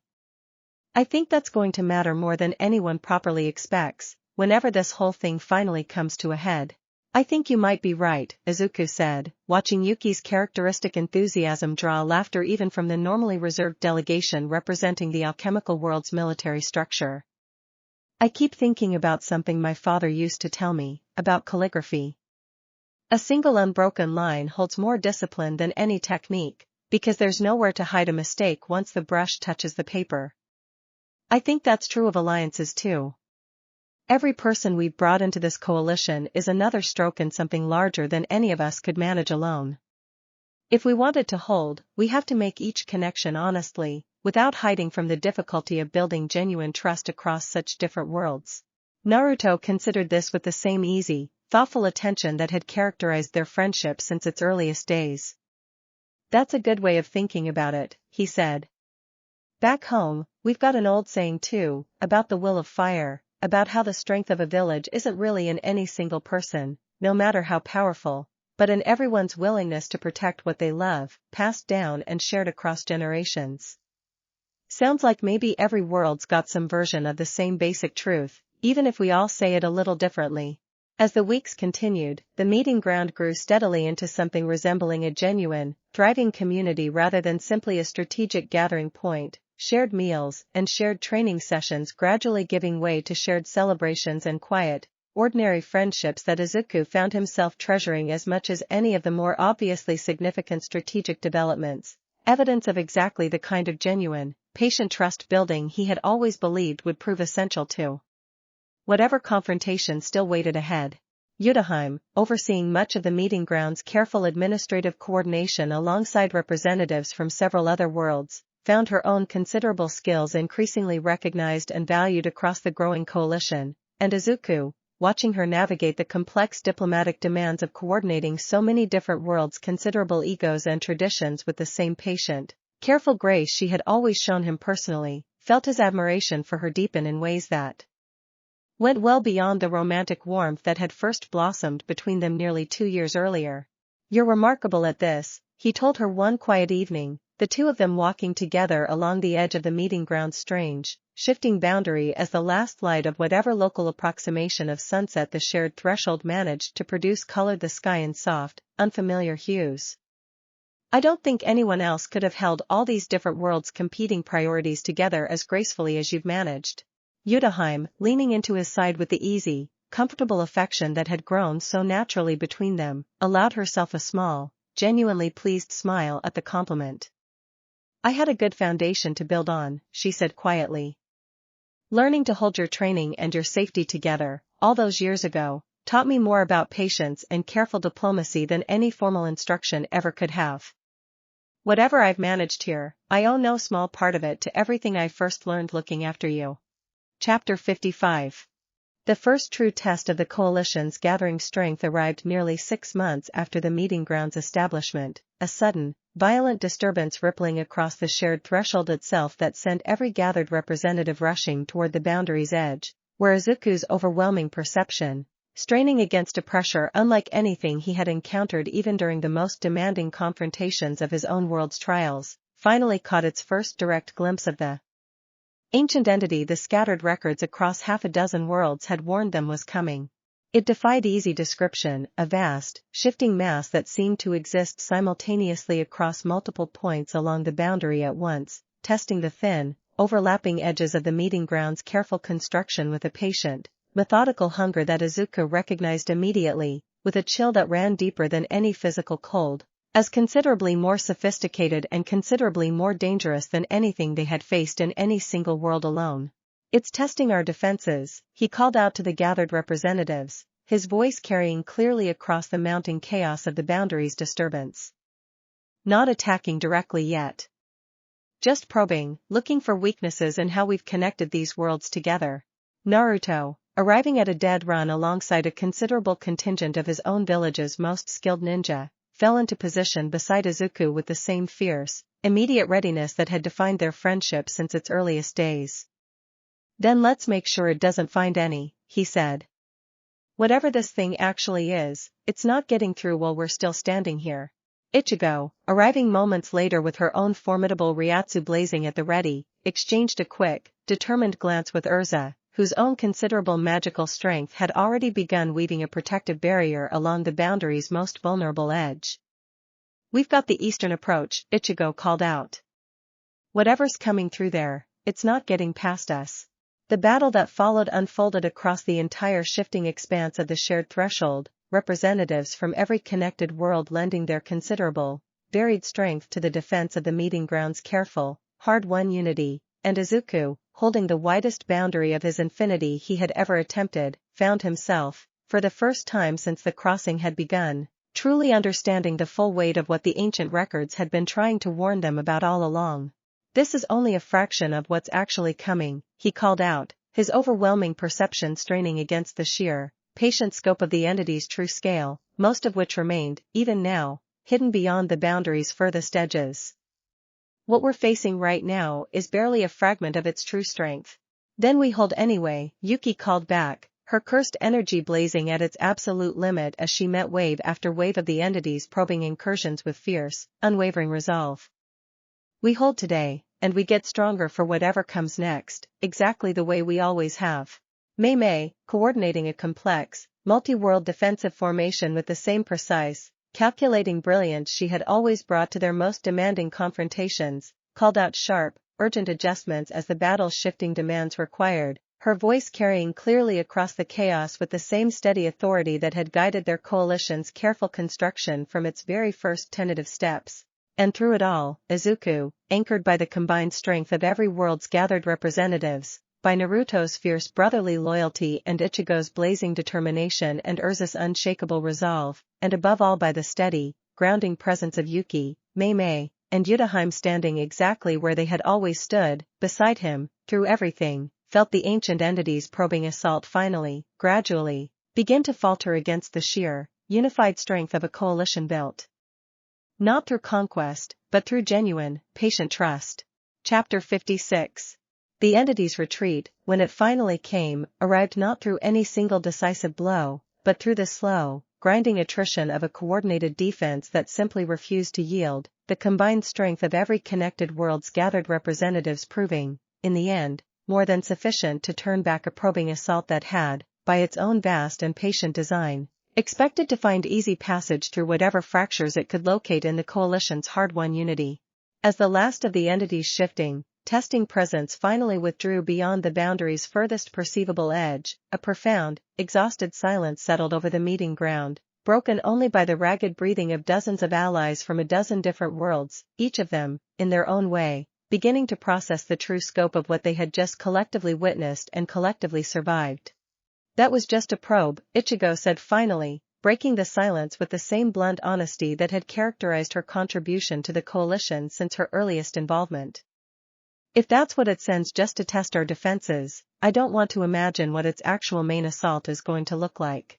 Naruto, settling heavily beside Izuku with visible exhaustion, nodded grimly in agreement. Yeah, he said. But we held. That matters. Whatever it's actually planning, we just proved we can meet at least this much of it together. Izuku, feeling the accumulated strain of holding his infinity at its widest capacity finally catch up with him, allowed himself a moment of quiet, grateful relief before turning his attention to the harder, more urgent question the battle's outcome had inevitably raised. We need to use this, he said. Whatever we just learned about how it tests our defenses, about the shape of its actual strength, we need to study it carefully, and we need to keep building. If that was only a fragment of what's coming, we can't afford to treat today's victory as anything more than a single step in a considerably longer race. Utahime, moving immediately to his side despite her own obvious exhaustion, pressed a steadying hand against his shoulder. Then we take that step properly, she said. Tonight we rest, and celebrate having held the line. Tomorrow, we go back to the careful, patient work of getting stronger, exactly the way we always have. The following weeks brought a renewed, focused intensity to the meeting ground's ongoing preparations, every gathered world's representatives contributing fresh insight drawn from the recent confrontation, each new development in defensive strategy and shared technique bringing the sprawling, cross-world coalition closer to something resembling genuine, unified readiness for whatever the ancient entity's true, eventual assault might finally demand of them. Mei Mei, analyzing the battle's full tactical record with her usual meticulous, considered attention, identified several critical improvements to their shared defensive formation that, once implemented across training sessions with representatives from every connected world, measurably strengthened the coalition's overall cohesion in ways that left even the most skeptical of the gathered delegations genuinely impressed. You have a gift for seeing exactly what needs improving, without ever making anyone feel diminished for the gaps you're correcting, Urza told her, during one particularly demanding joint training exercise that left representatives from half a dozen worlds considerably more confident in their collective ability to coordinate under genuine pressure. That's rarer than raw strength alone, in my experience. Mei Mei, accepting the compliment with her usual composed grace, allowed herself a small, genuine smile. I learned from watching someone remarkable do exactly that for an entire coalition of frightened, uncertain allies, she said, her gaze drifting briefly toward where Izuku stood coordinating a separate training exercise nearby, his patient, encouraging guidance drawing steady improvement from even the most hesitant of the newer arrivals. It seemed worth learning properly. Chapter 57. As the months continued to pass and the meeting grounds coalition grew steadily stronger, drawing in fresh allies from worlds, Izuku's deepening perception continued to uncover along the vast, layered network of boundaries connecting them all, a quieter, more personal rhythm settled alongside the ongoing, demanding preparations, the bond between Izuku, Yuki, Mei Mei, and Utahime deepening, if anything, even further under the weight of shared purpose and shared danger. There's something steadying about all of this, Yuki admitted one evening, the four of them sharing a rare, quiet moment together at the edge of the meeting ground's central gathering hall, watching representatives from a dozen different worlds mingle easily beneath a sky that shifted, subtly, between the layered colors of whichever connected world's atmosphere currently held the strongest influence over their shared threshold. I thought facing something this big would feel overwhelming. Instead, it just feels like we've found an even bigger family to stand beside. Utahime, leaning comfortably against Izuku's shoulder with the easy, familiar warmth that had defined so much of their bond across nearly 2 years together, nodded slowly in thoughtful agreement. I think that's exactly right, she said. Whatever this entity actually is, whatever scale of destruction it's ultimately capable of, I find I'm not nearly as afraid as I probably should be, standing here surrounded by everyone who's chosen to stand with us. Mei Mei, watching the easy warmth between allies from such wildly different worlds with her own quiet, considering satisfaction, offered her own thoughtful addition to the conversation. I think that's precisely why the entity has remained unstoppable for as long as it apparently has, she said. It preys on isolation, on worlds too fractured or too suspicious of one another to properly recognize a shared threat. What we've built here, quite by accident at the start and quite deliberately since, is the one thing capable of actually denying it that advantage. Izuku, listening to the quiet, thoughtful exchange with the same warm, grateful attention he brought to every moment shared among the four of them, found himself reflecting, not for the first time, on how completely his understanding of his own inheritance had grown and deepened since that first overwhelming glimpse of the six eyes in his family's temple courtyard, nearly a decade earlier now in the reckoning of his second, extraordinary life. I used to think this gift was about seeing everything clearly, he said slowly, turning the thought over with careful, genuine consideration. And it is, in a way. But I think what I've actually learned, across everything we've faced together, both here and back home, is that seeing clearly was never really the point on its own. The point was always what you do with what you see. Whether you use that clarity to help, or to simply observe from a careful, protected distance. Utahime pressed a gentle kiss to his temple, the small, familiar intimacy carrying all the warmth of nearly 2 years of hard-won, deliberate trust. And you've never once chosen the distance, she said quietly. Not with the shrine spirit in the mountains, not with the architect in Kamakura, and not with a single one of the worlds we've reached out to since crossing that first thinning boundary. That's who you are, Izuku. That's what makes this coalition actually worth building, and worth trusting, in the end. Yuki, reaching for his other hand with her usual fierce, uncomplicated affection, grinned at him with genuine, unshakable warmth. Yeah, she said. Plus you're just really likable, kid. Don't discount how much of this is just people liking you enough to want to fight alongside you. Izuku laughed, the easy, genuine sound carrying clearly across the quiet evening air, and Mei Mei, settling close beside them with her own small, contented smile, reached out to join their gathered circle of hands, the four of them sitting together beneath the shifting, layered sky of their shared threshold, unafraid of whatever vast, ancient threat still gathered somewhere beyond its farthest edges, certain only that whatever came next, they would face it exactly as they always had, together. And as one, with an ever-growing family of worlds now standing steadfastly beside them. Chapter 58. As the Meeting Grounds Coalition entered its second year of careful, patient construction, word arrived, carried by a breathless young scout from a newly contacted world shaped by demon-slaying blades and breathing techniques passed down across careful, disciplined generations, that the ancient entity's true, long-anticipated assault had finally begun to stir in earnest, vast tremors rippling simultaneously across every connected world's own local boundary, each disturbance considerably more severe than the single probing test that had first announced the entity's presence nearly a year and a half earlier. This is it, Naruto said grimly, the gathered representatives from every connected world assembling with practiced, urgent speed at the meeting ground's central hall, the same fierce, ready determination Izuku had first witnessed on the day of their earliest meeting now hardened by nearly 2 years of careful, shared preparation. Whatever we've built here, whatever strength we've spent all this time gathering, I think we're finally about to find out if it's actually enough. Izuku, standing at the center of the gathered coalition alongside Yuki, Mei Mei, and Utahime exactly as he had stood at the center of every significant challenge since his extraordinary second life first began, felt the full weight of the coming confrontation settle over him with a gravity that reached back through every trial that had brought him to this exact moment, the ancient grief of the northern mountains, the tragic, redeemed architect of Kamakura, and now, finally, the vast, patient threat that had been quietly gathering strength since long before he had ever properly understood the true scope of what he carried. Whatever happens next, he said, his voice carrying clearly across the gathered assembly of allies drawn from worlds beyond counting, I want everyone here to know that this coalition, everything we've built together across these past 2 years, it's already a victory, no matter what comes next. We proved that worlds as different as ours could stand together, not through force, but through genuine, patient trust. That's not nothing. That's everything this fight was always actually about. A quiet, resolute murmur of agreement rippled through the gathered assembly, allies from a dozen different worlds, each carrying their own particular strength and their own hard-won wisdom, settling into position alongside one another with the same steady, unified purpose that had carried their remarkable coalition from a single desperate crossing into something considerably larger and considerably more hopeful than any single world could ever have built alone.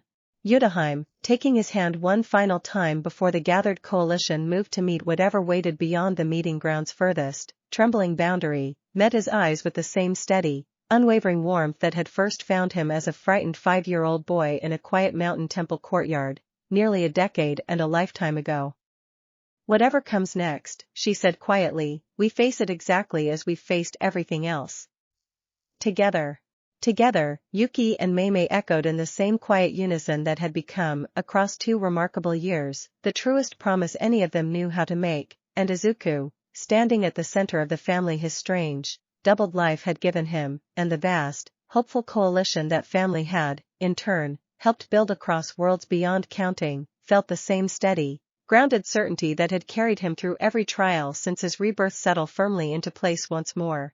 The tremors along the meeting ground's boundary intensified, the ancient entity's true assault finally, unmistakably beginning, and the gathered coalition, forged across nearly 2 years of patient trust and shared sacrifice, moved forward together to meet it, unafraid, exactly as they always had been, standing shoulder to shoulder against whatever the vast, unwritten future still had waiting for all of them, together.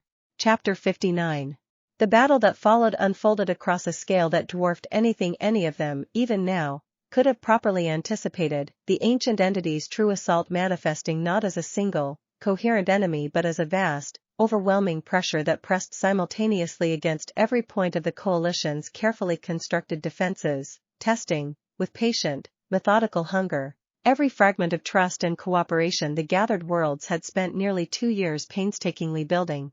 Izuku, holding the widest, most demanding boundary of his infinity he had ever attempted, found himself, again and again, drawing not merely on his own considerable strength, but on the combined, layered support of every ally now fighting beside him, Naruto's fierce, unwavering resolve anchoring one flank of their sprawling defense, Ichigo's blazing Ryatsu meeting the entity's most concentrated assaults with equally overwhelming force, Urza's disciplined magical barriers holding steady against wave after wave of probing incursion.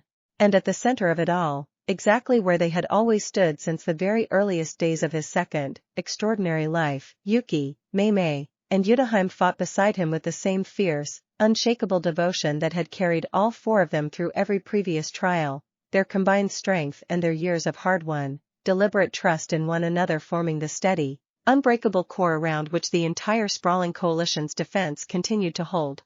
Hours passed in the compressed, timeless intensity of sustained battle, the ancient entity's overwhelming pressure gradually, incrementally, beginning to falter against the sheer, patient unity of a coalition it had clearly never expected to encounter, worlds it had perhaps intended to isolate and consume one at a time instead standing together, sharing strength and strategy and simple, steadying courage in a manner that its own vast, patient hunger had never once accounted for in whatever calculations had originally drawn it toward the scattered fragments of Izuku's own considerable inheritance. It's weakening, Mei Mei called out finally, her sharp, tactical assessment carrying clearly across the battle's mounting chaos. Whatever it expected from us, this isn't it. It's struggling to adapt to a defense this thoroughly unified. Then we press the advantage, Izuku called back, feeling, even through his own considerable exhaustion, the familiar, overwhelming clarity of the 6 eyes tracing new, previously hidden weaknesses now beginning to show through the entity's faltering, patient assault. Everyone, on my signal, concentrate everything you have on the point I'm about to mark. This might be our chance to end this properly.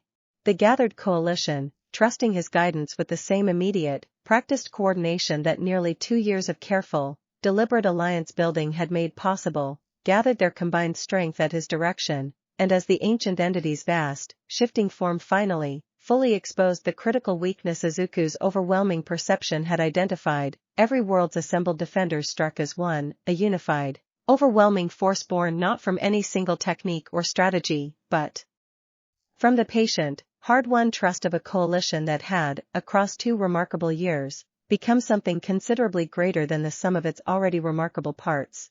The entity's vast, ancient form shuddered under the combined assault, its patient, methodical hunger finally, fully overwhelmed by a unity it had never properly anticipated, and as its overwhelming pressure began, at last, to recede from every point along the meeting ground's trembling boundary, Izuku felt, beneath his own profound exhaustion, a quiet, growing certainty that whatever remained of this ancient threat, whatever further trials still waited in the vast, unwritten future ahead, the coalition they had built together, world by world, trust by patient trust, would prove more than sufficient to meet it, exactly as it had proven sufficient today. As the last tremors of the retreating entity's presence finally faded from the boundary entirely, a profound, exhausted silence settled over the gathered coalition, broken, at last, by a rising cheer that carried across worlds beyond counting, allies from a dozen different realities celebrating together a victory built not on any single world's strength alone, but on the patient, hopeful work of 2 remarkable years spent learning, again and again, exactly what it meant to stand together. Izuku, surrounded by Yuki, Mei Mei, and Utahime amid the joyful, exhausted celebration of a coalition that had, against every ancient, patient expectation, finally proven itself equal to the vast threat gathering against it, felt the same quiet, grateful peace that had first settled over him in a snow-dusted temple courtyard nearly 2 years earlier, and understood, with a clarity deeper even than the 6 eyes themselves could properly provide, that whatever remarkable, unwritten chapters still waited ahead, he would meet them exactly as he always had, steady, hopeful, and entirely, unshakably surrounded by the family his strange, doubled life had given him, a family that now, remarkably, spanned worlds beyond counting, and showed no sign of growing any less devoted for the vastness of that span. Whatever the ancient entity still had waiting somewhere beyond the boundaries they had fought so hard to defend, he understood now that they would not face it as isolated worlds scattered thin across some vast, indifferent distance, but as one people, bound not by blood or origin but by the deliberate, patient choice to stand together, and that, he thought, watching the joyful, exhausted celebration continue to swell around him, might well prove the truest and most unbreakable inheritance of all. Not the 6 eyes, not the infinity, not any single technique passed down through any single bloodline in any single world, but simply the choice, made freely and renewed daily, to show up for one another when it mattered most. In the days that followed the entity's retreat, as the coalition began the careful, necessary work of tending to its wounded and rebuilding what the battle's considerable strain had damaged along the meeting ground's furthest edges, Izuku found himself, more than once, simply sitting quietly among the gathered allies from a dozen different worlds, listening to their stories, learning their customs, and treasuring, in every quiet, unremarkable moment, the sheer improbable richness of the family his strange, doubled life had somehow managed to build. Naruto spoke of his own village's long recovery from past devastation, and the patient hope that recovery had taught him. Ichigo spoke of her own hard-won understanding that strength meant little without people worth protecting alongside it. Urza spoke of the found family her own guild had given her, a family not so very different, in its essential shape, from the one gathered now around Izuku himself. And each evening, as the shifting, layered sky above the meeting ground settled into whatever quiet colors the currently dominant connected world's atmosphere produced, Izuku returned to the same small, steady circle that had carried him from a frightened childhood in a mountain temple courtyard all the way to this vast, improbable gathering of worlds, Yuki's fierce, uncomplicated warmth, Mei Mei's careful, considering strength, and Utahime's steady, unwavering devotion, 3 women who had chosen him freely nearly 2 years earlier and who had never once, through every trial since, given him reason to doubt that choice. Whatever remained still unwritten in the vast, hopeful future stretching out before all of them, Izuku understood, sitting quietly among his gathered, growing family as the first stars of another unfamiliar evening began to emerge overhead, that he would meet it exactly as he always had, and exactly as he always would, not alone, never alone, but surrounded, completely and gratefully, by everyone who had chosen to stand beside him, world without end. Thanks for listening.